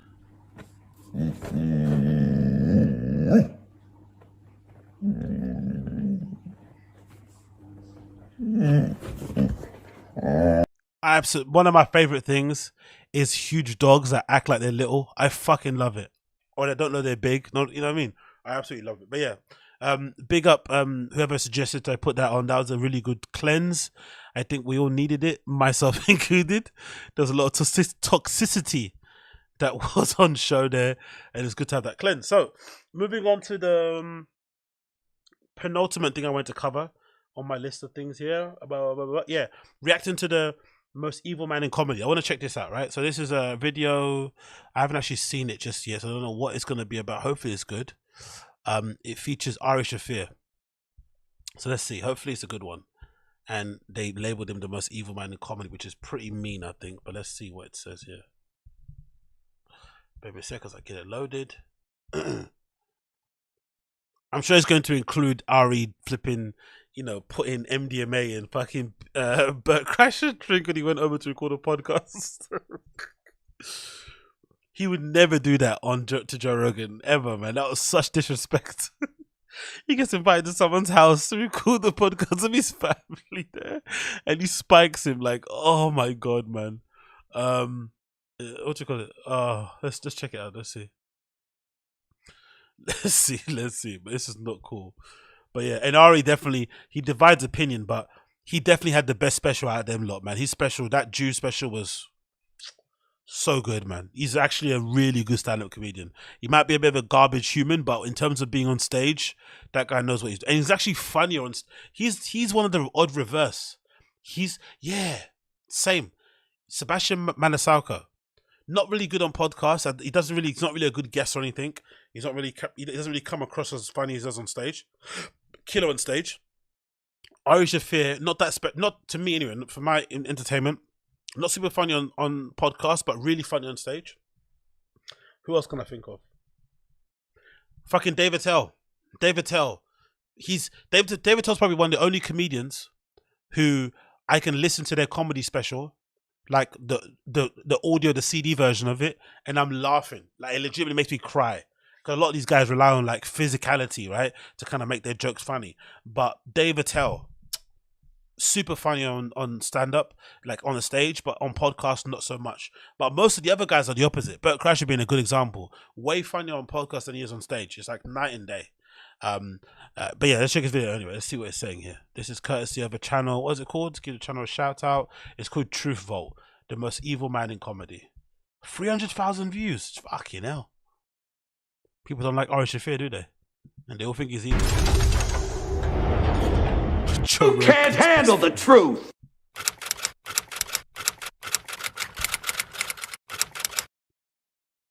Well, I got scared that he would like throw acid on my face or something. Oh my god. I jumped and it hit me from the back. I fall to the ground and he kicks me in the face like 20. Yes, Richie, big up. As crew, please don't throw tomatoes at me. As don't forget bottomless eat a video clip. Okay, yeah. Yes, Richie, we're gonna have to do it. We're doing yes, of course. It'll be the last video clip actually before we leave. That'll be a good cleanse of the system. We'll watch BGL with 50 Cent and watch that video. Yeah. Oh, let's put her down. Actually, let's write her down. Oh, 16-year-old fat girl video clip, right? A video clip, and then TikTok, and then we'll do BGL. Was that? Yeah, no, Mark. I think it's Mark Harley. That's his name, isn't it? Mark Harley, 50 Cent video. Cool. We'll do that. Big up Richie for the $5, brother. I appreciate you.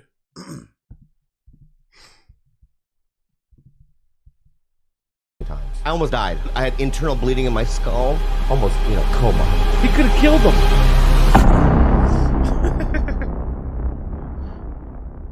What's up, everybody? So this documentary is about the evilest man in comedy, Joe Rogan's best friend, Shaffir. So part one is about how he brutally beat up Bobby Lee on 3 separate occasions. Bobby is harmless and not a fighter at all. Remember Ron Peterson? Canadian guy. Well, I was at the Comedy Store one night, and he goes, "Who's that on stage?" I go, "That's Natasha Leggero." He goes, "She's hot." I go, "Yeah, but she lives with Shaffir." And then a couple hours later, I was driving him back to the hotel where we were staying at, and he goes, "I got her number." Yeah, but she's seeing my friend Ari. He's like, "Yeah, but she's gonna go on plays with him, dinners, behind Ari's back. And out of nowhere, Ari calls me, she left me, dude. I go, yeah, but she goes, you set them up. And here's how I know you did it. I go, how? If you don't do this for me right now, this thing I'm going to ask you to do, I know that you set them up. Whoa. What was the thing? What was the thing? Break into his office, go into his computer, and steal the emails between Ron. So I go, I can't break into his fucking office. But can I just say the What? visual of you with a little smoke puff? Running in and breaking I in. need to break into his office to get things. Yeah, I was like going to his office and see what she's been writing him. Yeah. Damn, man. Ari actually looked quite good back then, didn't it? What happened to him? Is it all those shrooms and shit? Or is it just age? Father Time is a bitch, isn't it, on some people? And he actually looked quite handsome here, didn't he? Or is it just the angle, certain angles? Like, what go on? Ari looks quite good here, bro. What happened to Ari? Why does he look so fucked up now? Yeah. I was like, hey, go in there and find out. And you're like, I don't want to do it. And then you do say, it. this is what you said to me. What? You said, Yeah, Rafael Quinta, drugs, AZ, drugs. It's always drugs, isn't it? It's always drugs. It's either drugs or alcohol. That's it. if you don't do it, yeah, that means that you set them up. Oh, right. Which was so absurd to me. Let's Ew. say one last thing you also did, which was made me go, I like Bryan Callen. What'd I do? I was standing outside the Comedy Store, sitting there in the patio. I was with Natasha Leggero. Okay? I love her. Ari Shaffir walks by with a glass of ice Yeah. and whips it in her face. Shards of glass hits her face. Oh my God. Right? Why would he do that? Because they used to date, and she betrayed him. He had he so did much it on rage. purpose. Yeah, he did it on purpose. That's horrible. Right, Yeah, but- and you were the only guy to stand up, and you got right in his face. And you go, what the fuck's your problem? And I've never seen him that scared. He goes, I don't know you, dude. I don't know you. Back off, dude. I don't know you. You know, there was that kind of a thing. Bryan But to the you're a real rescue. man, dude. So look what Bryan did. They were actually so no wonder Bobby Lee reacted the way he did, and he completely cut out Bryan after he ragged. So they were actually friends, and Bryan still cucked out and screamed at Bobby Lee over the phone because of the Kalila thing. No wonder Bobby Lee felt so betrayed. No wonder he felt so betrayed. They were actually friends.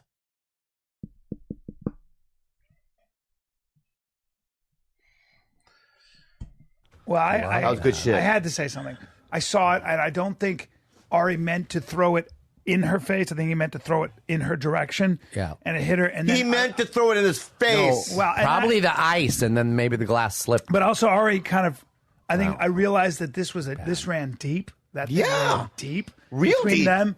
And I talked to Natasha about it. I talked to him, and it was like, I was like, these are two good people that just had He a moment. beat the living shit out of me during that time, 3 times in a row. I heard he beat you up. He kicked me in the did? face 45 fucking times. He also where let you I was 40 grand. almost dead. I almost died. Are you serious? Yeah, my eyes got all red and like blood. I had internal bleeding in my skull. And I was going through convulsions. And why is no he one not at the in Comedy jail? Store helped me out. What? I kind of Look at the toxicity of that Comedy Store, man. The toxicity of that place is fucking legendary. Wow. got up and I go, I'm going to call the cops. That's what I mean by. And they go, no, you're not. Yeah. Wouldn't he periodically like splash water in your face? No, that was her. Remember that No, one time? I was at the Comedy Store, and all of a sudden, I just heard someone say, "You don't belong here," and throw a drink in my face. Yeah, but you know who confronted him right after the Okay. Bryan Callen. Well, that was nice of They both got up, right, and followed him into the steps that go into the OR, and screamed at him. Well, I got scared that he would like throw acid on my face or something. Oh my God. Because he just, I mean, that's a little crazy. Did she take, by the way, because this is a common thing in it, women and accountability is like, it's like opposite ends of, same ends of a magnet. You know what I mean? Accountability of women. If the story is true that she was dating Ari and then she decided just to kind of start fucking the other comedian behind his back, no wonder he went crazy, right? Especially that other guy wasn't that good or something, right? And Ari probably thought he was a dork, and then suddenly he's there flipping, donkey fucking your lady.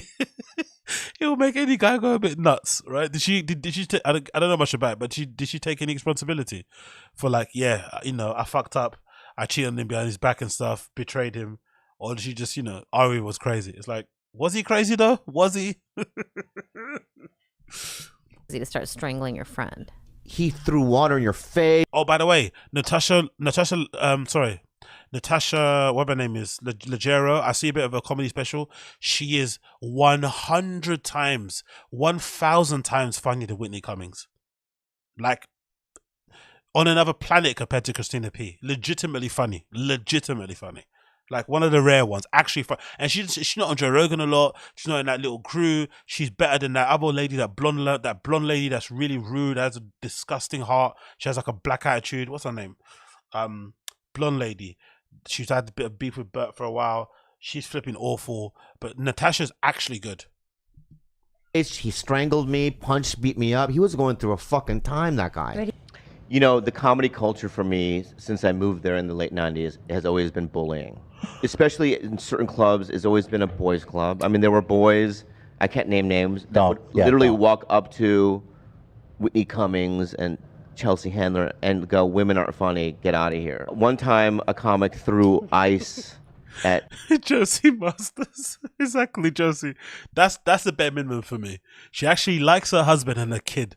I love that. I'm sorry. I know I sound like a fucking simp and I sound like a fucking cuck, but I'm fed up of hearing comedians get on stage and trash their partner. Make their wives sound like fucking ogres, make them sound like they can't speak English, like they don't know words, like their kids are flipping legitimately redacted. I hate it. It's so annoying because it's not true. And usually those flipping wives and girlfriends are holding down the fort to allow them to do the career that they're doing anyway. So they're actually more integral to their success than they realize. It fucking pisses me off. And also it's hacky as fuck. Oh, my wife is foreign. She can't speak English. She says stuff like this. Oh, one of my kids might be a bit slow. He does stuff like this. It's like, it's so hacky. It's so low hanging fruit. Please get funnier. I beg of you. Natasha Leggero's face. You know what I mean? Like, get out of here. You know what I mean? Like that type of mentality. They've also said stuff like that Asians aren't funny back in the day. Just don't do stand-up because they're not funny. They're not a funny people, this and that. But all those things are things for me to persevere. But because I'm a guy from trauma and, my dad was so violent growing up, right? I've always had this thing of like, I'll show you, I'm going to get through this. Because of the culture at the time, right, of bullying, right?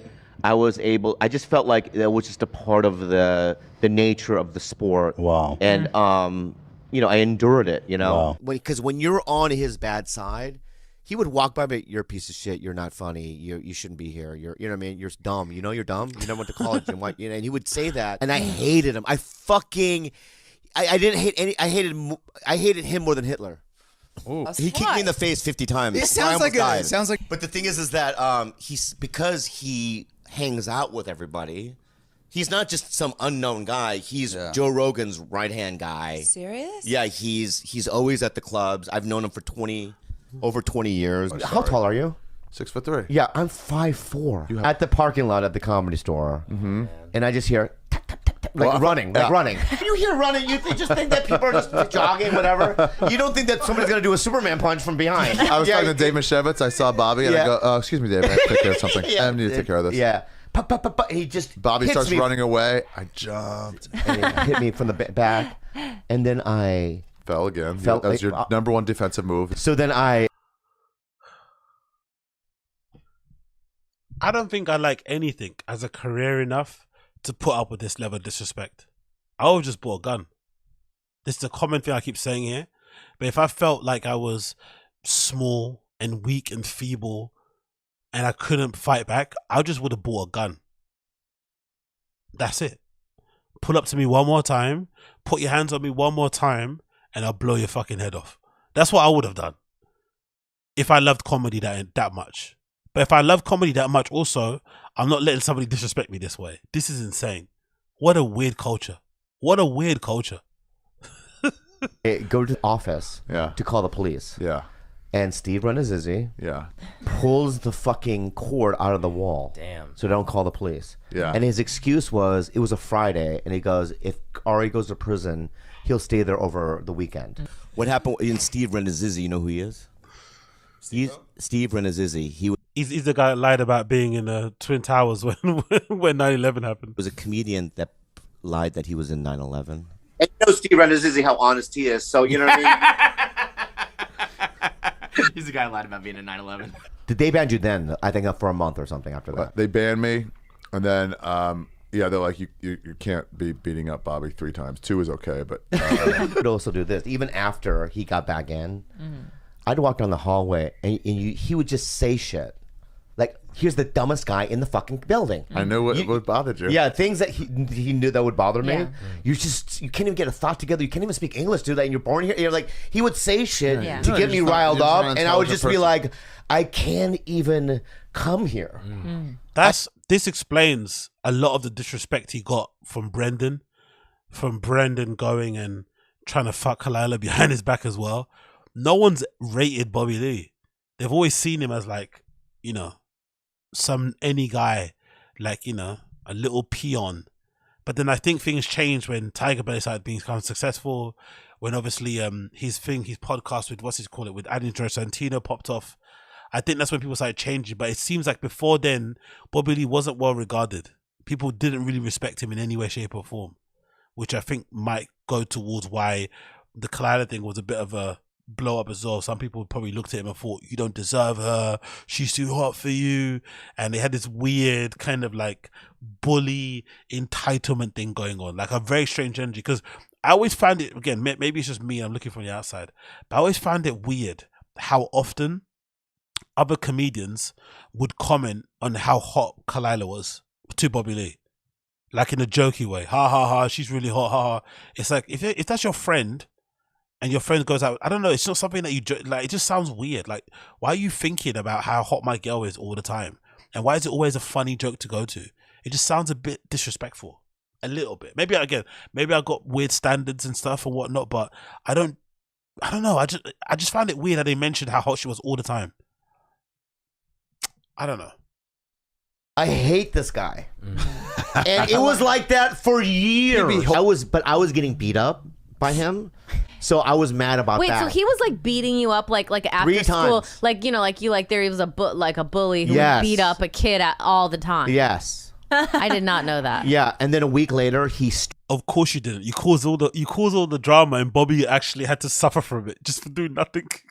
Strangled me to the point where I turned purple and my neck was bleeding. Go, no, I'm not gonna do that. And he goes, then you set them up.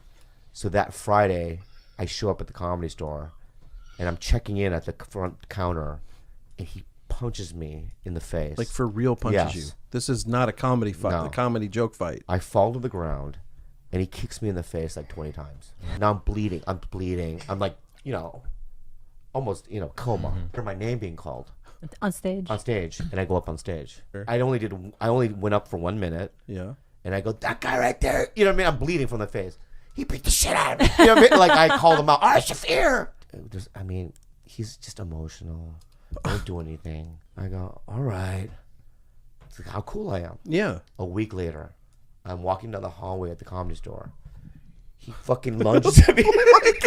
Right? And he starts strangling me in the fucking hallway with his little Jew thumbs in my throat. But I remember going upstairs and my neck is bleeding. And she goes, why are you crying? And why is your neck bleeding? I go, he attacked me. Oh no, here comes the third ass kicking. And I show up at the Comedy Store and I just hear running. Right? Like I park the car, I close the door, I hear, and then no running because he's in the air. Doing a Superman punch? Yeah. He does a Superman punch from behind. One time he saved up his poo. He put poo. You know how your handle in your car, so he put it in the handle. So Oh, that's diabolical. Got in the car. I'm like, I got to get home to wash this stuff out. And so I see a little poo in the front window there of my car. So I go, you know what? I'm going to put the fucking the windshield on. And he had put all the poo on that. That is truly diabolical. He's like, I'm going to put a little spot so you use your windshield wipers. All over, like it was this thing of brown.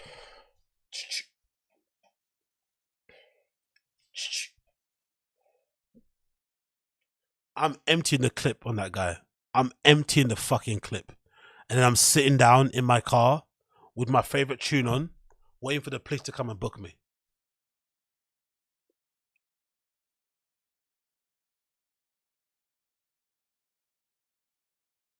Just waiting.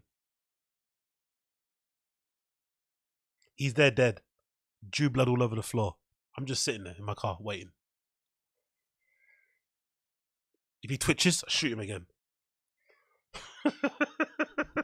Smudge. Oh, thought it was a meeting that I was speaking at, but it was a show called The Alcoholics for AA. Oh. And Ari goes, I'm going to show up to that thing. It's a show, but it was with all AA people doing it in front of AA Oh, I thought it was people. AA meeting. I'm going to show up. I'm going to fuck up your speech. Ooh. Yeah. That's what he said. My sponsor at the time, Richie, and all his sponsees have photos of Ari, and let they're him walking around this fucking auditorium to see if they see this fucking guy. I'm at home. But yeah. I mean, that's the kind of heartache this guy fucking caused. You know what I wanted? So someone even left a comment saying, why didn't Ari try to beat up Ron, the guy who actually stole his girl, not Bobby Lee? But as you can see, this is a typical bully move to go after someone who will not fight back. But this also leads me into part 2 when Ari slips Bert Kreischer Molly. And Bert is another soft comedian who's not going to fight back, and Ari takes his kindness for weakness.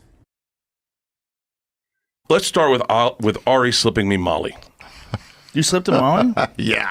Dude, what are you doing? What are you doing? How much? It's enough. How did you do it? Where was this? It was at his house.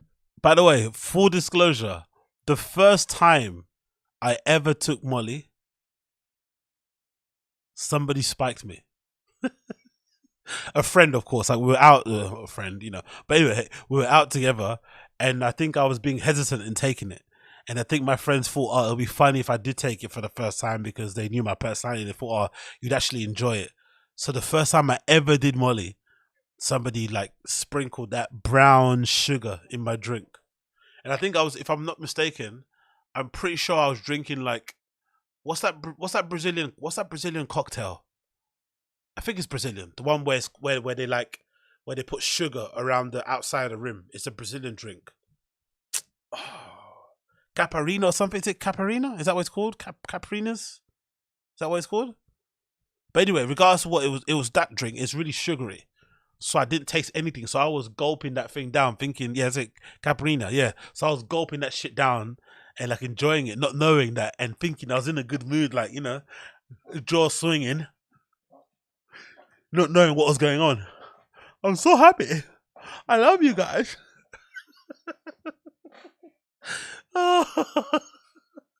So yeah, I know the spiking life.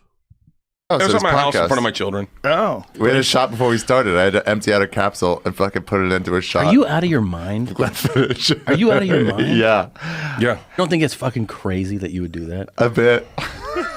Yeah, it's You're a not bit doing it crazy. to like your fucking college roommate. It's and you great, just Molly. spiked It's his great. drink? Yeah. Yeah. High blood pressure, high cholesterol. Emptied out 3. You don't think, I mean, like, you definitely would great. see that spiking a girl's drink is not okay, right? Scared to be around No, I Jamie. won't toast you again. It's a one-time only thing. You gotta not. Raphael, unfortunately not, my friend. Unfortunately not. Unfortunately not. My only defense of not speaking Portuguese is that it's a colonizer's language, and I'm maintaining the spirit of true Angolans and, you know, resisting the urge to speak the colonized language. But really, it's because I'm lazy and I'm a bit of a fucking dummy-dumb. But yeah, unfortunately, I don't speak Portuguese. Not do that again, dude. No, For that's real. a one. Do you do this a lot? Do you No. spike drinks? I've never done it before. Really? Yeah. The first time. And what made you fucking want to Forced him to do Yeah, so he's doing it for me. Yeah, fun, hard party drug. We had a Would great you do time. that to Tom, or would you only do that to Bert? He would Probably not has do to. this to Joe, and he goes, 100% I would. Yeah, if I was this like, podcast is yesterday, bullshit. it wouldn't. Him and Leanne are starting to patch things up. Him and Leanne had a falling out before because Ari had commented on Georgia's teeth. Georgia, her teeth are great now, but she was younger. She didn't have any enamel on her teeth, and they didn't Ari look is a great. fucking I menace. posted a picture of me and her in Hawaii, and Ari was like, "Way to have ugly, no stupid fucking teeth." Oh, fucking fuck, no. that. Fuck no. Look at Kalila. Look at Kalila getting herself involved. Yo, Ari's a fucking psychopath, bro. He's ripping into fucking kids. Ari's a legend. I don't care. Ari's a legend. Oh, that is absolute beyond crossing the line for me. That's the same reason why I don't post a lot of stuff about my family. Yeah. Because I'm fair game. You could do Because you fuck some of them. Hey, You say anything you want about me, but if you come for anybody in my family, that's a fuck no for me. He did that, and then I was like, fucking Ari. Leanne saw it. We were in Hawaii. She was livid, fucking livid. So I take the picture. The privilege. We were in Hawaii, and she was livid, wiping her tears away with money. Oh, my baby's getting insulted. Take her to the doctors. Fix it. Down. I call Ari. I go, bro, don't fuck. Why would you do that? And he was like, what? It's a joke. And I was like, it's not a joke. My daughter could have seen that. And he goes, don't post your daughter online. Don't post your daughter online. Ari, I want you to go into the kitchen. I want you to apologize to Leanne and say, I'm sorry I did that. And he goes, okay. I still don't think I should. And I was like, Ari, you should. Just do it. Ari comes out and he goes, I did it. You're welcome. And I went, I go, thank you. Thank you. Yeah. We walk inside and Leanne's like, he didn't apologize at all. He just kept saying, it's a joke. It was a joke. But he has no sensitivity about other people's feelings. I think he might be autistic. Yeah. I just think anybody who comes into someone's house with their kids there and drugs an adult in charge there's something wrong with that. I mean, Bert could have had a heart attack. He could have had a stroke. That was pure Molly. All right, relax. He's on blood pressure medication. He's 47 years old. But no one does that. Who does that? Very date rapey to go and blunk, and now you're under my control. Yeah. But I like Leanne though because she's like a regular, nice, decent, normal person.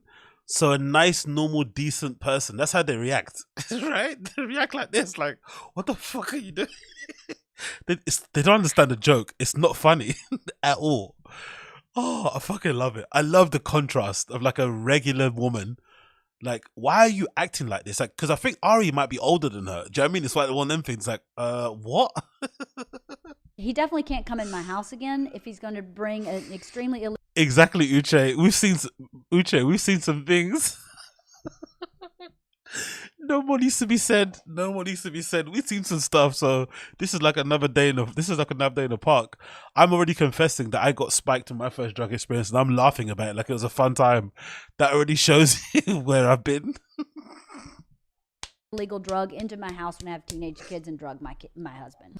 And he really miscalculated it. Yeah, I'm with Leanne on this. I can appreciate a complex man. Yeah. I can appreciate all sorts of complex personalities, but that is diabolical because when you involve the kids in someone's home, that is, to me, that's poisonous. All things, you're never allowed in my house again. My wife hates him to death. My kids fucking hate him. Like, wow. What sucks is Isla loved him. Isla and him connected on so many things. They're both weirdo brains, and Isla loved. And Ari's an interesting guy because, like I said, my daughters hate him. My daughters hate him, and my wife hates him. He was very friendly in our house. Like when he showed up, he was always traveling. He always had a backpack. He was always doing laundry, and like him and Isla connected, and they found him funny, and it was fun. And then in one stupid thing he did, he made it so that. Now my daughters hate his guts. Understandably, and my wife hates his guts. And I love you. Yeah, I don't love Ari. I don't know him that well. No. Yeah. When I heard that. Oh my God, look at Brendan trying to get involved. Now we know why Ari is so like, he says what he says about Brendan. He inserted himself into this all. So once you and he goes, hey, let's do a celebratory shot. Start off the podcast. I went, what? And he goes, I slipped you Molly. And I immediately, my heart fucking sank. And I went, all I could think was that kid, that young writer from New York went down to Mexico, took Molly, and died, right? Yeah. And I immediately, I'm like, oh my God, I'm on blood pressure medicine. Oh, that's that black guy, isn't it, right? He was a black guy, really young. I didn't know it was Molly that killed him. Is that true? Oh, shit.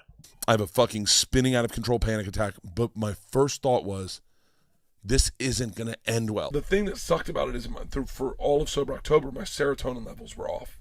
And so I was like going through hardcore depression and anxiety all Sober October. So I didn't even get to enjoy sobriety the way I had in the past.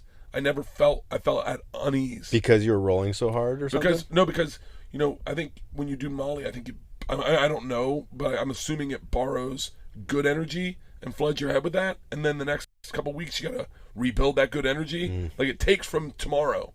And so I had anxiety attacks throughout the entire month. The problem is there's no consequence. Like if Ari did that to me, you're going to get your ass whooped. especially around my kids. There's gonna be repercussions. Yeah. You do that to Rogan, there's gonna be repercussions. Yeah. You do that to Tom, there's probably gonna be repercussions. But Bert's so fun and playful that Bert, you know. Is there somewhere in your heart you're thinking of dosing Bert a second time? For Catch sure. him You off don't think I have guard? multiple plans? I don't know. I'm not going to dose him again. Unless the opportunity arises. If they dose him again, it would be fucking hilarious. like in a bar in New York, if you got him again. It would be, but I'm not going to do it. But it would be hilarious. That I'm would be conflicted. priceless. So leading into part 3, the final part, this is just hours after the tragic death of Kobe Bryant. Ariel on his Instagram basically was celebrating Kobe's death. Kobe is the ultimate legend, so he received backlash, but somehow with his Joe Rogan connection, he still has career after all the shit he's done. Hold on 1 second, we get A lot of like hate, pain in the world, and there's always a bunch of terrible stories. And every once in a while, there's a good story. A good story comes out.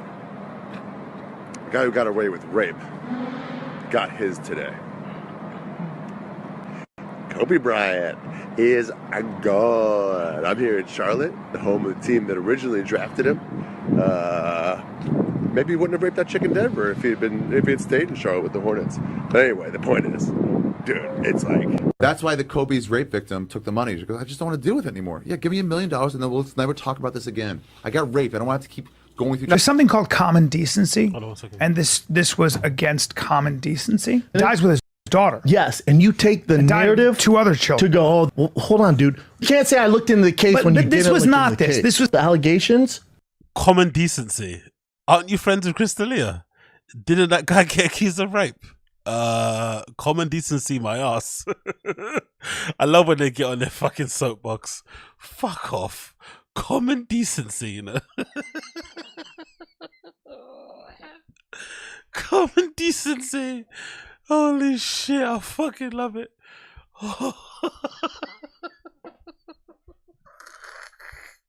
Common decency. Oh, what? From those two? Yo.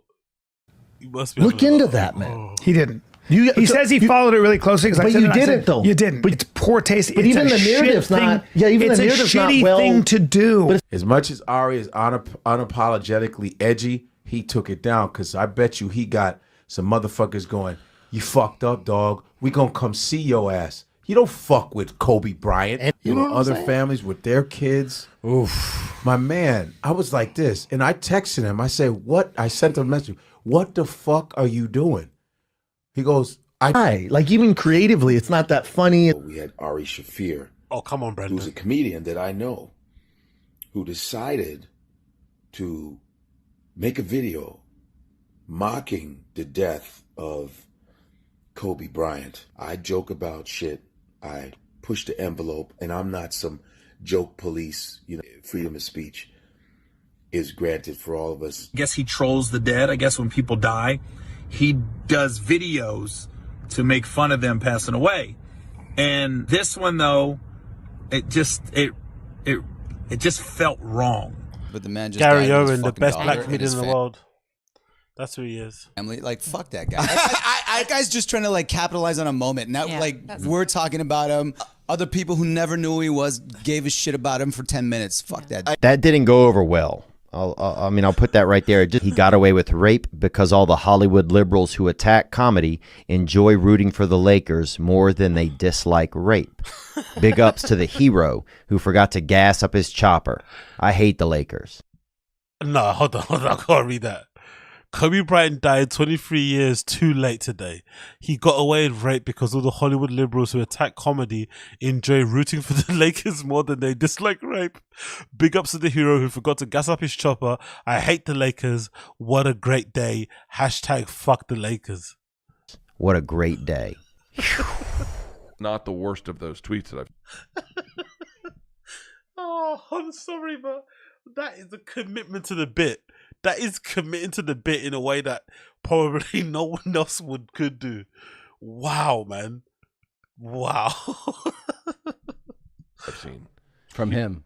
Oh, it's just the most iconic, famous. It's the most iconic, famous person. You know, there were children that died, and so you can't. You know, it's just that's too much to joke about. It's too much. It's too much. I totally understand people's anger. Yeah. Towards him, makes sense why they would be so angry about it because they're hurting and they're seeing somebody what seemingly celebrate a tragedy. What's the nigga name? Ari Shaffir, who said the terrible shit about Kobe when Kobe died at the end of the day. Yeah, that was right? bad. He's done a lot of bad shit. He has a shit called Amazing Racist.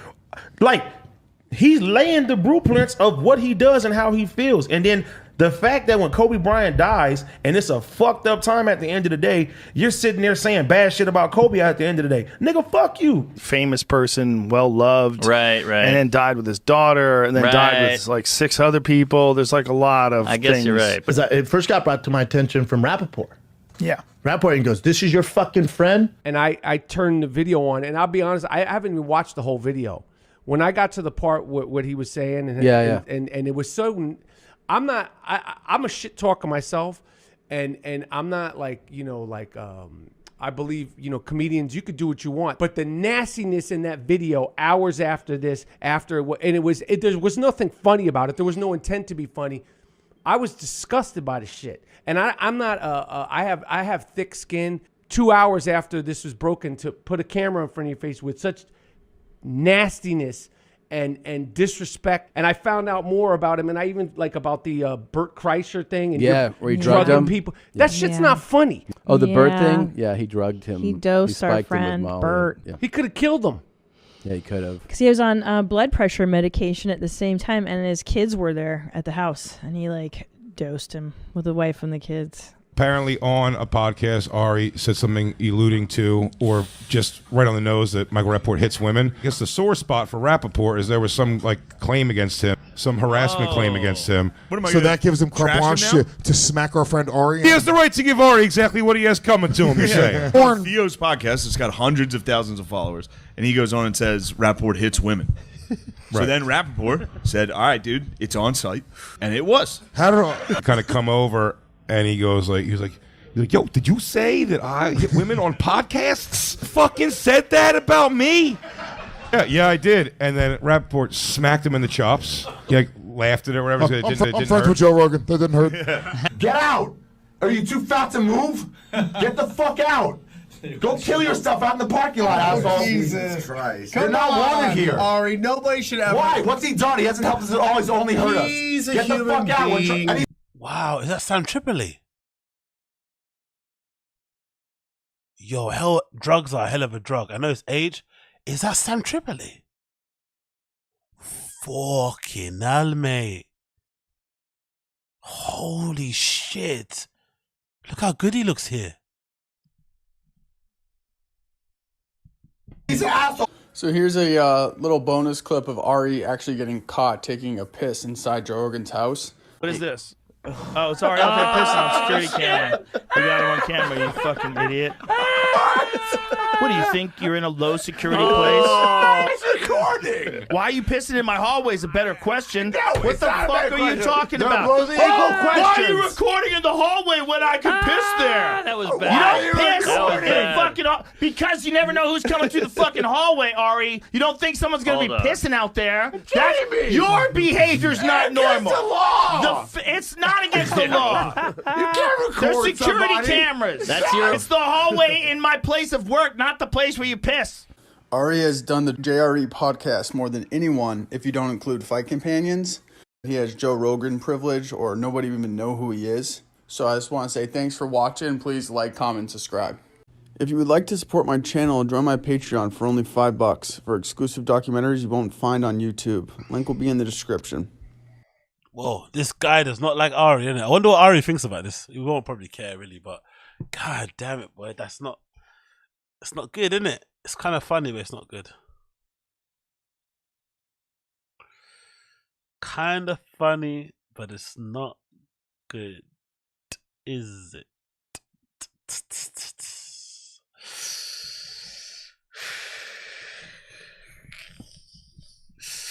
What can you do? What can you do? What can you do? Man. But yeah, I don't think I like any career enough to take the abuse that Bobby Lee took, man. There's something weird about that. How he just allowed Ari to just beat on him and just abuse him in any way, mentally, physically, verbally. It's just nah. I would have killed somebody. I would have killed somebody with that. legitimately. Like, I would have legitimately done time for stuff like that. Like, I'm going to prison. We're going, locking me in. You can put all your free Agostino, flipping, leaks out there and stuff, and websites and whatnot, and Kickstarters, or I don't know, whatever people do, GoFundMe's. But I'm going to jail. Like, legit, I'm going to prison. Like, no way. But yeah, I think some people are different, innit? Some people are different. And also those documentaries anyway, they just cherry pick all your worst moments, right? The haunting music, him looking sinister. It kind of just makes you look psycho. So I'm sure there's context to everything, and it's not all just as easy as it's put out there, innit? But hey, what can you do? So, penultimate video. Let's go and check out this young lady's fucking video. Where is she? Oh, where is she? Where is she? Where is she? Where is she? Where is this lady? There we go. Let's go check her out. Let's go find her Instagram, and then we're gonna play that Mark Harley video thing, and then I think that's gonna be the end of the show. Yeah, we're already reaching 4 hours. Yeah, if you're enjoying the stream right now and you're still locked in, thank you for being here. Make sure you smash that like for me. It's the only thing I ask from you. Just smash that like for me, please. I implore you. Smash the like for me. Help me. Give me an algorithm bump so that I pop up on people's feeds. Something like that. On the feed. All right, my picture. Please help me and do that, so that would be greatly appreciated. So people can find me. Yeah, let's do this. What's her name? She looks kind of cute here, to be fair. Any guys in the chat? Let me know. Guys in the chat. She's just kind of cute here. Guys in the chat, would you? She's kind of cute in this little screenshot there, no? How the sun's hitting her eyes and stuff and her head. Would you guys in the chat? Would you smash or pass? Guys in the chat. She's kind of cute here in this angle. Oh yeah, she's 16. Oh shit. Whoops.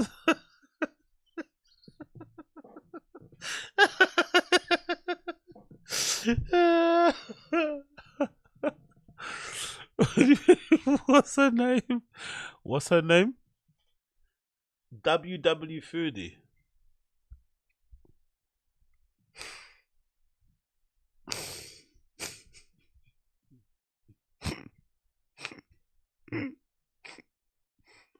What is it? WW Foodie cool. Let's see. TikTok. It's like this, right? I think it's @, isn't it? Yeah, that's it. WW Foodie.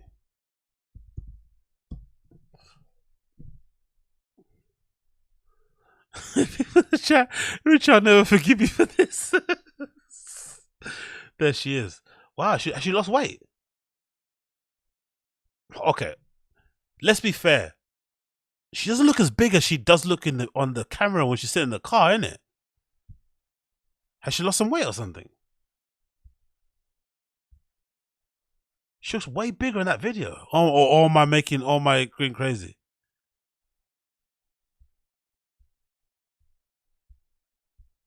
Wow, considering what she eats, she doesn't look that big, really. Fair play.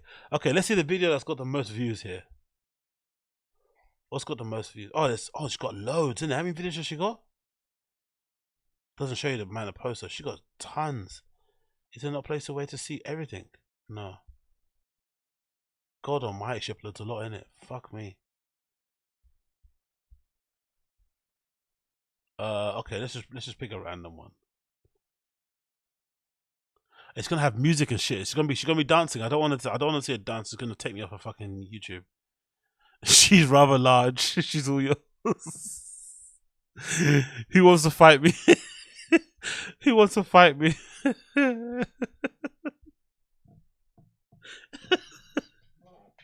Who wants to fight me for her honor?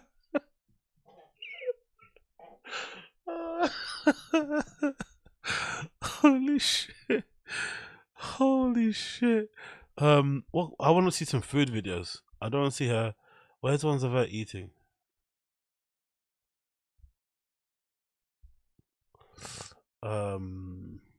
Yes, it is.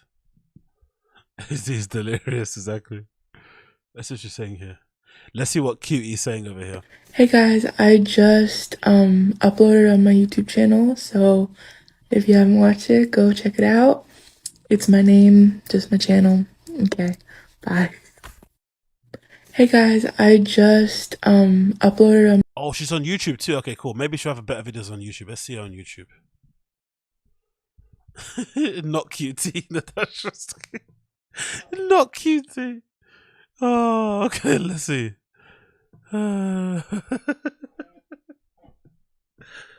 What the? I can't believe she thinks she's a foodie. Can you be a foodie if all you eat is Panda Express and like KFC and shit? Can you be a foodie? Does that count? Don't you have to like make food, go to interesting restaurants and shit? Like just eat like fast food. Does that count being a food? I don't know. I don't know what counts, but I would imagine you have to somewhat be into like cooking, you know, trying different dishes, ingredients and shit. But anyway, what do I know here? Let's see. WW Foodie.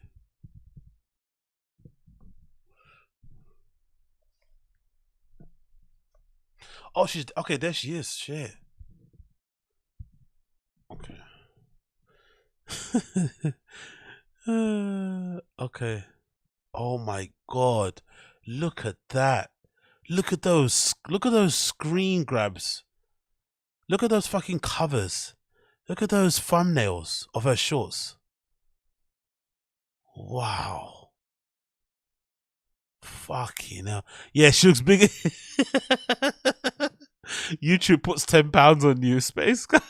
She's big for sure. YouTube puts. YouTube adds £10. Sorry. Okay, let's go to most popular videos. YouTube adds £10.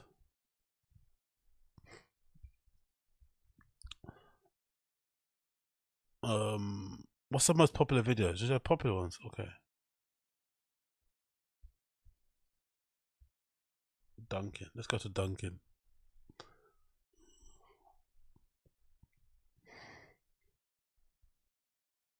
Oh my God, let's go to Duncan. Oh, her name is SHIRIN, by the way. Not WW Foodie, guys. Her name is SHIRIN. Call her SHIRIN Eats.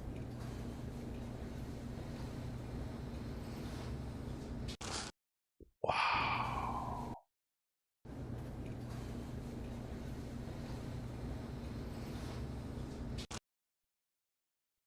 Wow.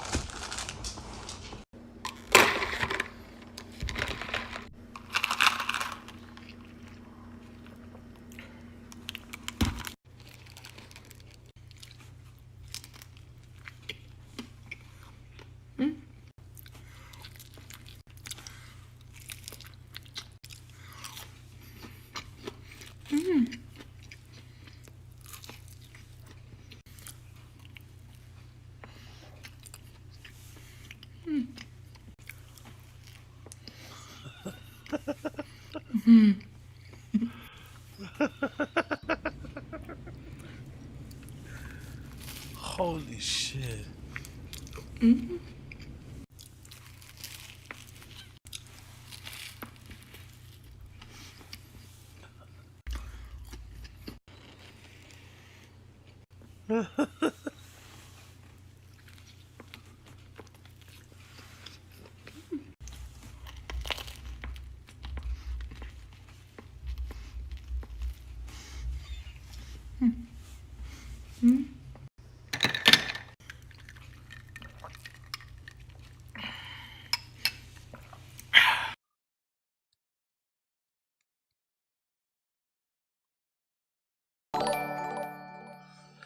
Big up Illusionary Commission. 15 quid on the big gal over AG. Illusionary Commission, thank you. Oh. Wow. Wow, that was amazing. Wow. Let's see it. What's this? Tandoor Palace Indian restaurant. And we'll go to the other one as well. I'll see the one of her not on a diet. That compilation someone made.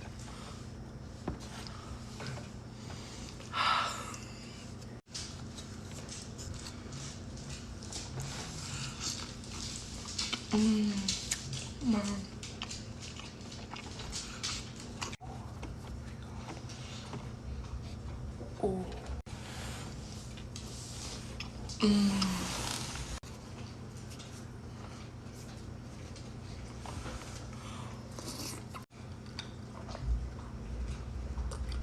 least she's drinking water, right? Because she looks like a type of girl that drink loads of Coca-Cola and I don't know what's that thing called, Kool-Aid and shit. At least she actually likes water. Like that's a good thing because a lot of fat people don't like to drink water. So big up.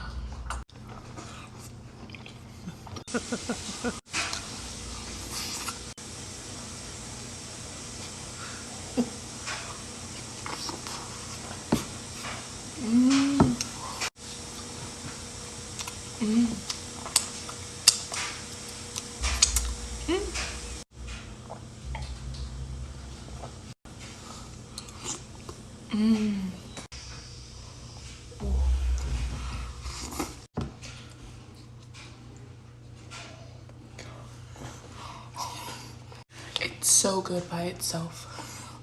God, I love butter chicken.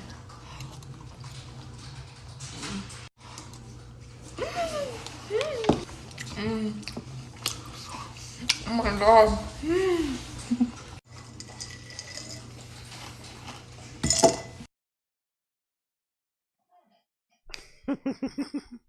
And they go one more.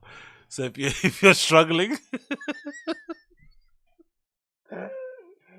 oh Shireen, my queen, Shireen, what you doing, baby? What are you doing, girl? What you doing, babes? Let's see. Is this her? This her again, right? This is the compilation. Shireen, my queen, what you doing, my sweet cheeks? What you doing? Literal sweet cheeks. She probably she probably sweats butter chicken, mate. Fucking hell. And you know, you should be surprised anyway. You know, oh yeah, someone said that you should be surprised. You know, black guys and big white girls, and you know what I want, and you know the vibes. That's worldwide. It doesn't matter where you are.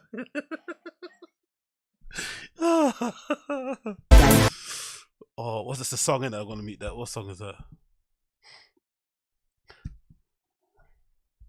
Salmonette. I don't know why I didn't eat last night.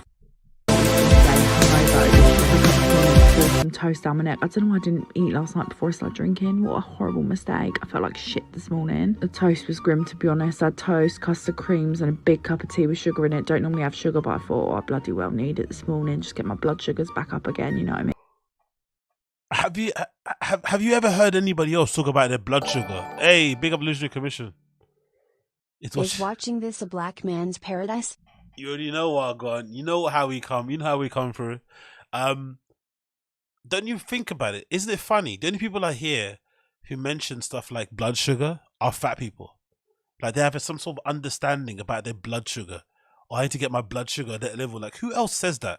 And how do you just know intimately what your blood sugar is?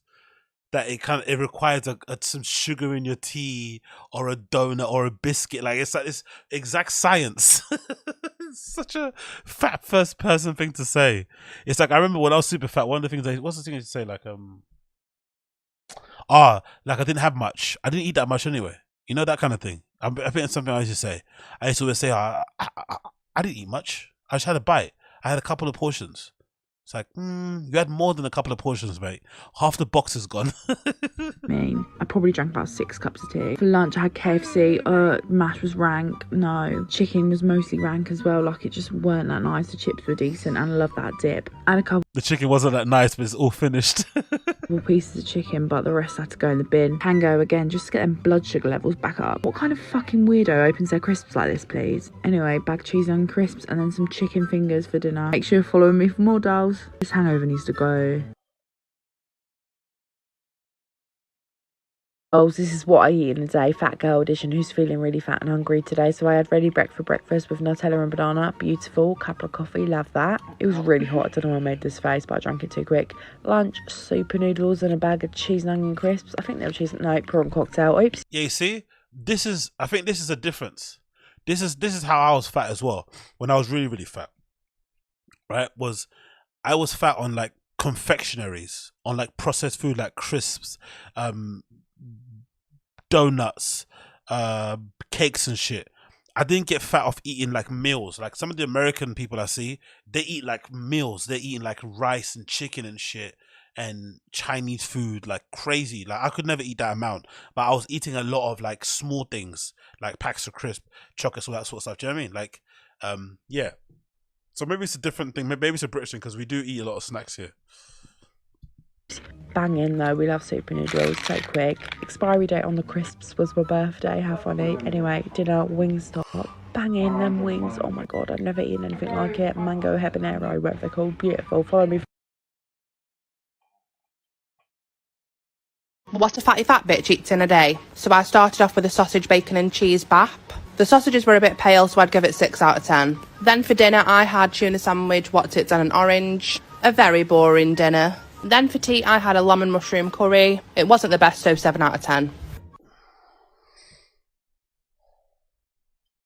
So what a fat girl eats in a day when she's in London, okay? Started off the day with these cookies, like please, my friend made me these cookies. How nice. They were like chewy in the middle, perfect, 10/10s, banging. Ended up spilling it on myself though because I'm just a mess. And then we also had lattes from Gales. I've never had a latte from Gales before, but Gale, hun, your latte's bang. Tiniest bit of sun was out, so we got some slush puppies. I got Vimto one and he got blue raspberry, I think. So good. Right, we were on the way to Nando's, but we couldn't wait, so we made a little cheeky diversion to get some chicken from Shake Shack, dipped it in cheese sauce, banging. Haven't had this in ages, so good. By the time I got to Nando's though, I wasn't really hungry, so just had a side of peri-peri chips and peronaise, but I forgot to record it till the end, so this is me just full up. My friend got butterfly chicken and macho peas, and on the way home I had a Mao-am stick thing. Anyway, that's why it's today. Follow me for more. What a fat girl eats in a day. So I started the day off with my favourite breakfast at the moment, which is ice cubes, blueberries and a bit of lemon juice. Like, I swear to God, such a good breakfast. Like, refreshing and filling at the same time. Do you know what I mean? Something about crunch on ice cubes for breakfast. I don't know, it just wakes you up. I had one of these cookies my friend made me the other day. They're made with almond flour. Cheddar for breakfast. Hold on, for breakfast. Like, I swear to God, such a good breakfast. Like, refreshing and filling at the same time. Do you know what I mean? Something about crunch on ice cubes for breakfast. I don't know, it just wakes you up. I had one of these cookies my friend made me the other day. They're made with almond flour though, and so they're a bit like kind of stodgy, so I only ate half, put the rest back in the freezer. I'll have it later. Then got to about 3 o'clock in the afternoon. I was getting a bit peckish again, so I made myself some crushed ice this time. I think it'd be a bit more filling than the normal ice cubes, you know what I mean? Put raspberries on it instead of bloobs this time, and again a bit of lemon juice because it just tastes so good. Went into town for dinner tonight, decided to go to Wagamama's. Haven't been here for Yeah, big up Visionary Commission. Kazinas be snacking.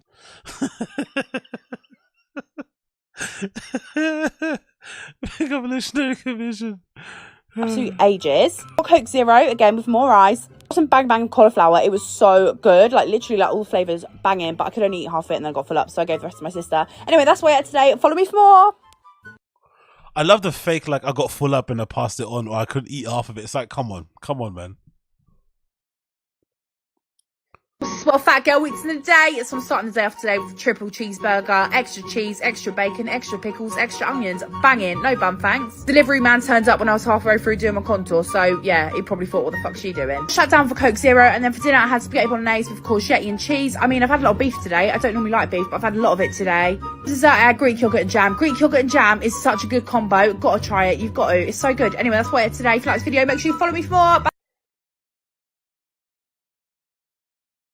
What I eat in a day is a fat person who's not on a diet. Sitting on a roller coaster.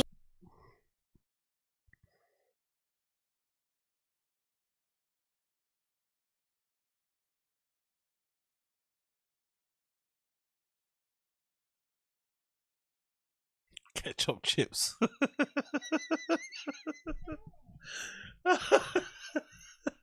You can't get more fat than ketchup chips.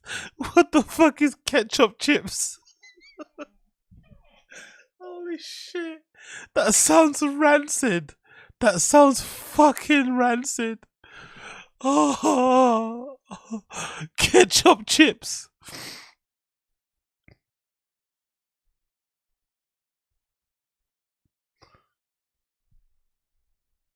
If there's, again, just as a note, just not to be mean, but if there's one thing that we know about Russia, if there's one thing we know,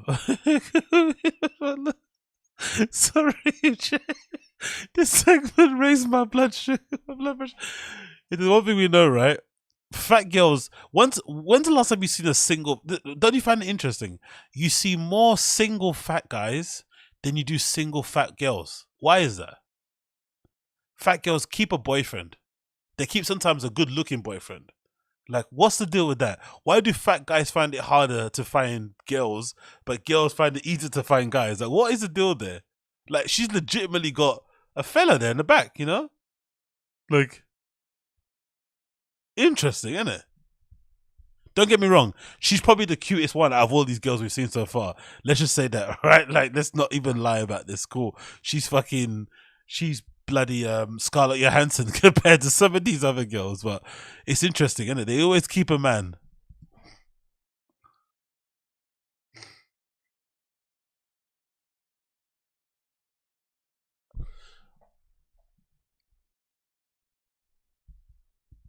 There's somebody who weighs about the same as a 3-seater sofa who's just trying to live the best life. So for breakfast, I just had toast, and then lunch, I was like super crazy busy. So I just inhaled a pot noodle, as one does. And then once I finished work, we decided to have Domino's because it's Domino's, like, why wouldn't you want it? So I had some wedges with barbecue sauce, and then I had the vegan chicken pizza, which I've said it once, I'll say it again, best pizza ever. I'm just putting it out there, all right? I'm just saying. Okay, love you, bye. One's in the chat to continue, two's in the chat to quit.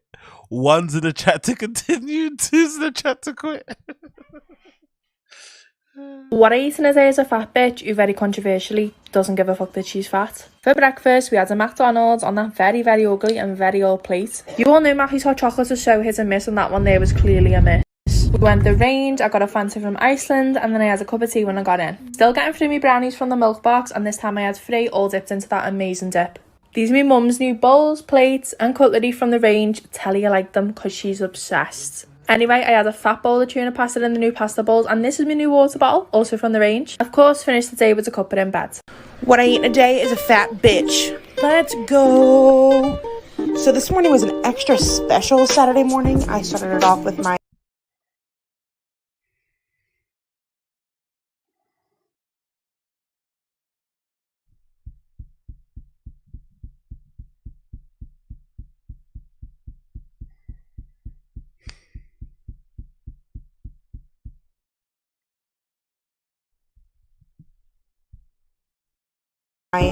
Daddy Ronald. McDonald's breakfast is fire. So I had a hash brown, and then this is a sausage and egg and cheese McMuffin. Now, bitch, if you don't get the egg on it, you're childish. AKA my husband. And everyone is sleeping on these $2 iced coffees from McDonald's. I also spilled it on myself. But we just keep on chugging, bitch. You know what I mean? Okay. Then I had a midday turtle sundae. I don't really know what you want from me. I deserved it. This was after my husband dared me to not spend money for a week. So I went grocery shopping and I got myself some popcorn. Of course, I washed it down with water. Then I made myself this little salad for lunch. Because, yeah, bitch, fat bitches like salad too. This was like a bruschetta style. I don't fucking know, bitch. It was so good. It was stupid. And more water because more skinny. Then my best friend came over and we cooked for me and my husband. It was a burger, mac and cheese, mushrooms. I don't know, bitch. If you don't put green onions on your mac and cheese, fuck you. Now look how delectable. Have you ever eaten? So I told you, fat girls keep a man. Have you ever eaten a burger and mac and cheese before? Like as a same dish? Stupid. And more water because more skinny. Burger and mac and cheese. Fucking hell. Holy shit. Then my best friend came over and we cooked for me and my husband. It was a burger, mac and cheese, mushrooms. I don't know, bitch. If you don't put green onions on your mac and cheese, fuck you. Now look how delectable that burger looks. Oh, fuck. It was so good. And we washed it down with water because skinny. Love you, bye. Here's what I eat in a day as a fat girl who's happy being her size, I guess. I eat when I'm hungry, and I think that's the most important. So I had some bacon, which is my favorite thing. I fucking hate Trisha Paytas, so I'm done. That's me out, by the way. That's me out. That's me out. That's me out. I plead the fifth. I beg to differ. I can't do Trisha Paytas. I can't. I just can't do it. I can't do it. I can't do it.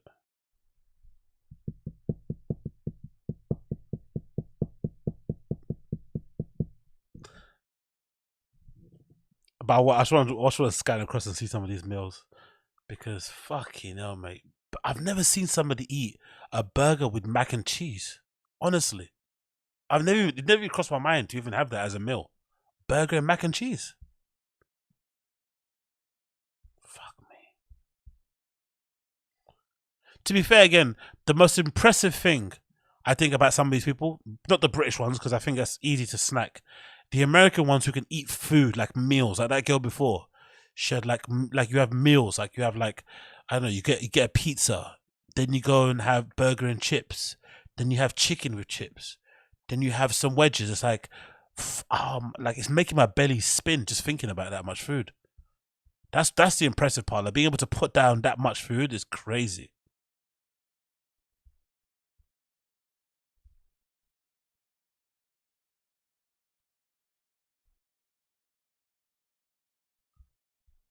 At least they're all enjoying it, I guess. Anyway. Fucking hell. Mark Harley, 50 Cent. There's some stuff going on out here, innit? Jesus Christ. Wow. I don't know what to say. Oh, that's funny. There's a sexual harassment video. That's what it's called. That's hilarious. Sexual harassment training. I guess watch the first one. This is hilarious. It's funny how things come back around, isn't it, right? Same with Chris D'Elia with the character on You he played, and then real life consequences. Good morning, everyone. Good morning. Good morning. I am your human resources rep, Miss Dixon, and I'm here to familiarize you on sexual harassment in the workplace.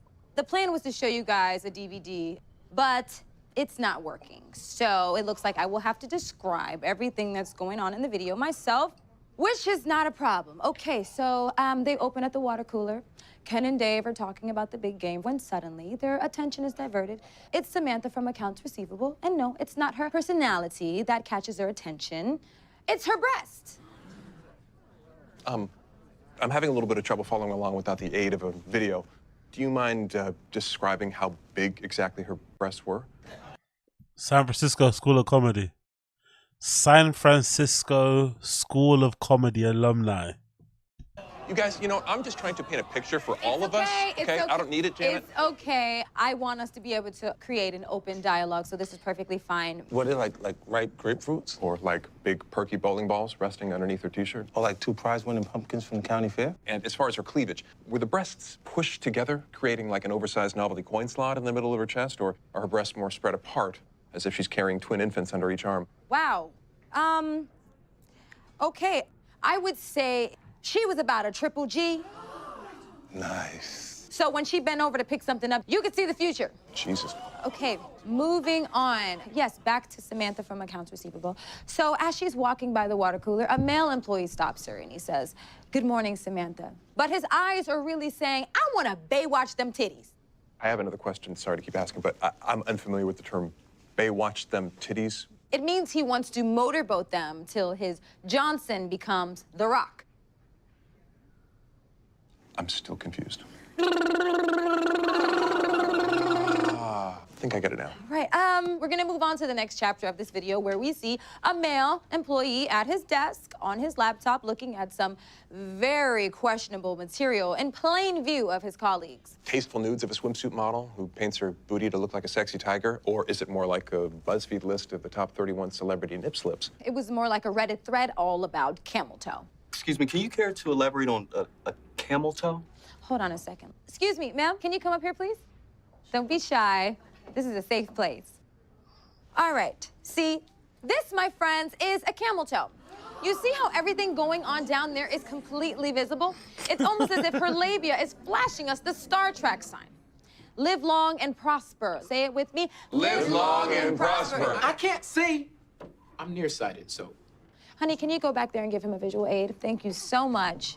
very similar to the young lady in the video, except she was wearing a much more revealing top. Ms. Dixon, this is messed up. I mean, is this all just about women's provocative clothing? No, absolutely not. You know, in the very next chapter, we see our male employees inappropriately flaunting their erections. Let me show you what I mean. Can you come up here, please? I don't think this is a good time for me to... Well, if you're shy in front of large groups, it's okay to just picture everybody naked. That's what I do. That's the problem. Okay. Damn. Steve's on some Boogie Nights shit. So this part of the video is when we show a variety of male erections as a suggestion that our male employees should maybe not wear excessively tight pants that show your breakfast sausage, if you know what I mean. I'm sorry, Miss Dixon. It's one of the baggiest pants I could find. And it's also inappropriate to stare. That's also in the video. Does anyone have any questions? Whew.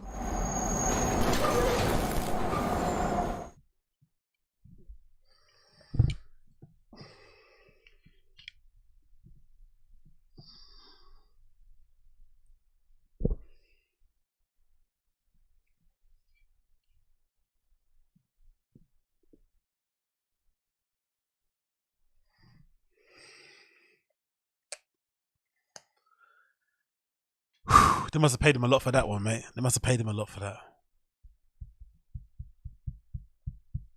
God damn. They must have paid him a lot for that. Yep. Anyway, I don't know. That's it. I don't know what to say. Oh, holy shit. But yeah, that's it.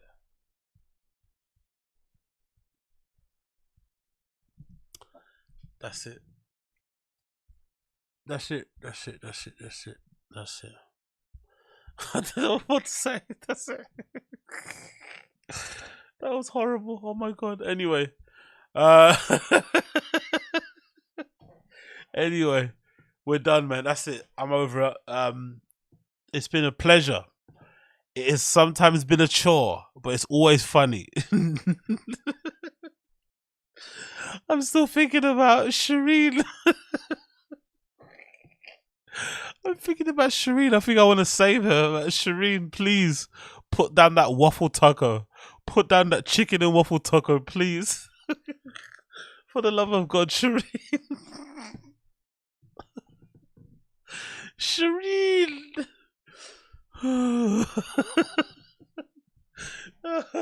Come here, SHIRIN. Come here. No, come here.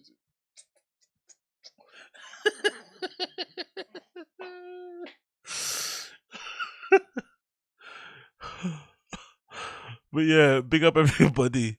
I appreciate you all for hanging out. Thank you so much for being here and chilling with the kid. Yeah, man. What more can I say? Thank you for chilling with the kid. It's been a pleasure, never a chore. Please make sure you smash the like button for me down below if you have enjoyed the show. That'd be greatly appreciated. Smash the like, of course. If you want to tune into more shows regarding me and my channel, you know what to do. Smash subscribe. You can come back, get notified for all the notifications by ticking the little bell icon thing. You know, the standard sort of crap. And yeah, check me out where all podcasts are available.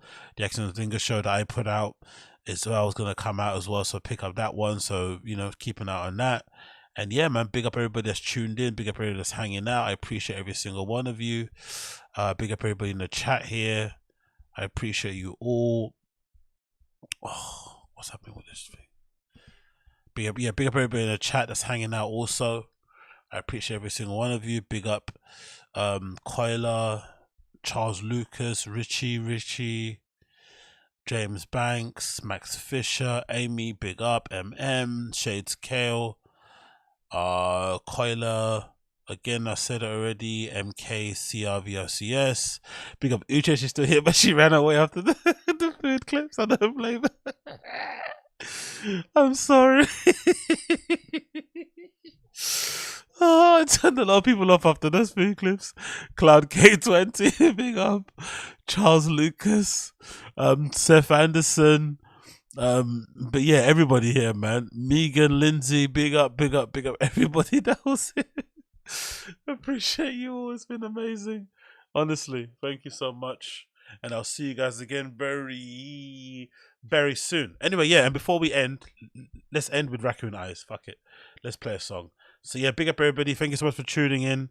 I'm going to play Raccoon Eyes by Meerkat Inc. to kind of, bring some joy to the proceedings. So yeah, big up. Take care, everybody. I appreciate you all.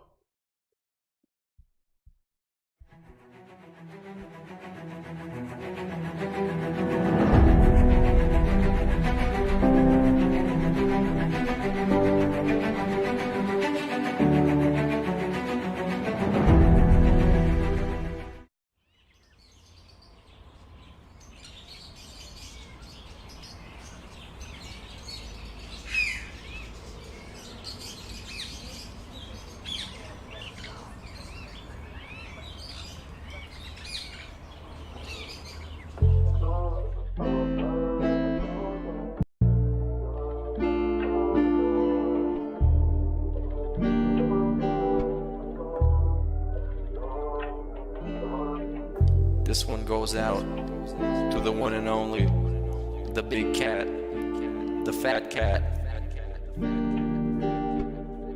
Big ups.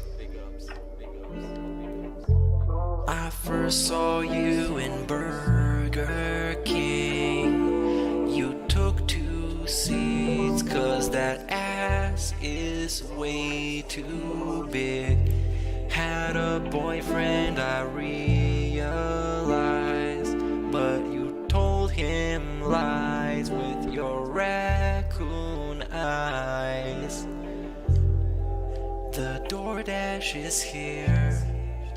Wipe away your tears. Got you extra fries, and they taste just right. Have no fear, there's no trolls here. Kevin made you cry with those raccoon eyes. Raccoon eyes. Raccoon eyes. Kevin made you cry with those raccoon eyes.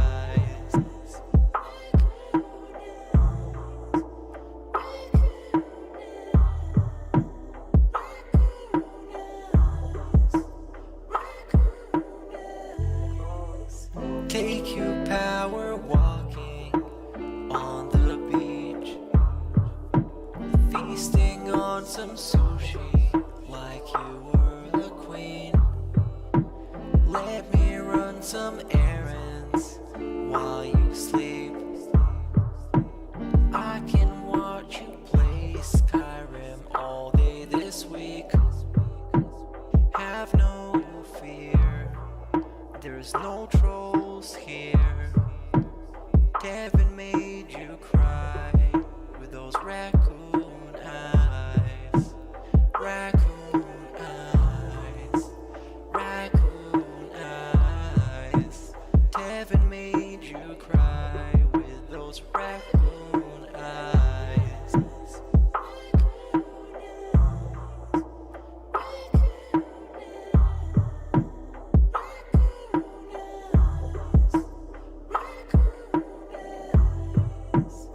In reality, like I tell you guys, every day when I wake up, that's the best day of my life. I feel like this next day is awesome. I have a beautiful wife who I love so much. She loves me, and a family in Jasper, and the things we get to do together. I definitely want more time with them and more family time, but I absolutely love my life today compared to how it used to be. Seriously.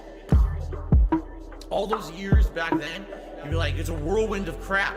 It was me. And by the way, I've told you guys about my past. I used to drink way too much. I would be drinking constantly, all the time, because I was so stressed out. Honestly, when I started with this whole thing, I was depressed many years ago, a decade ago. I didn't like my life or anything. And basically, liquor was the way to kind of get through that. It was, I hate my life. I hate who I am. So let me just drink it all away and just keep pumping out fucking YouTube videos. I don't have to do that shit anymore. I'm happy with who I am.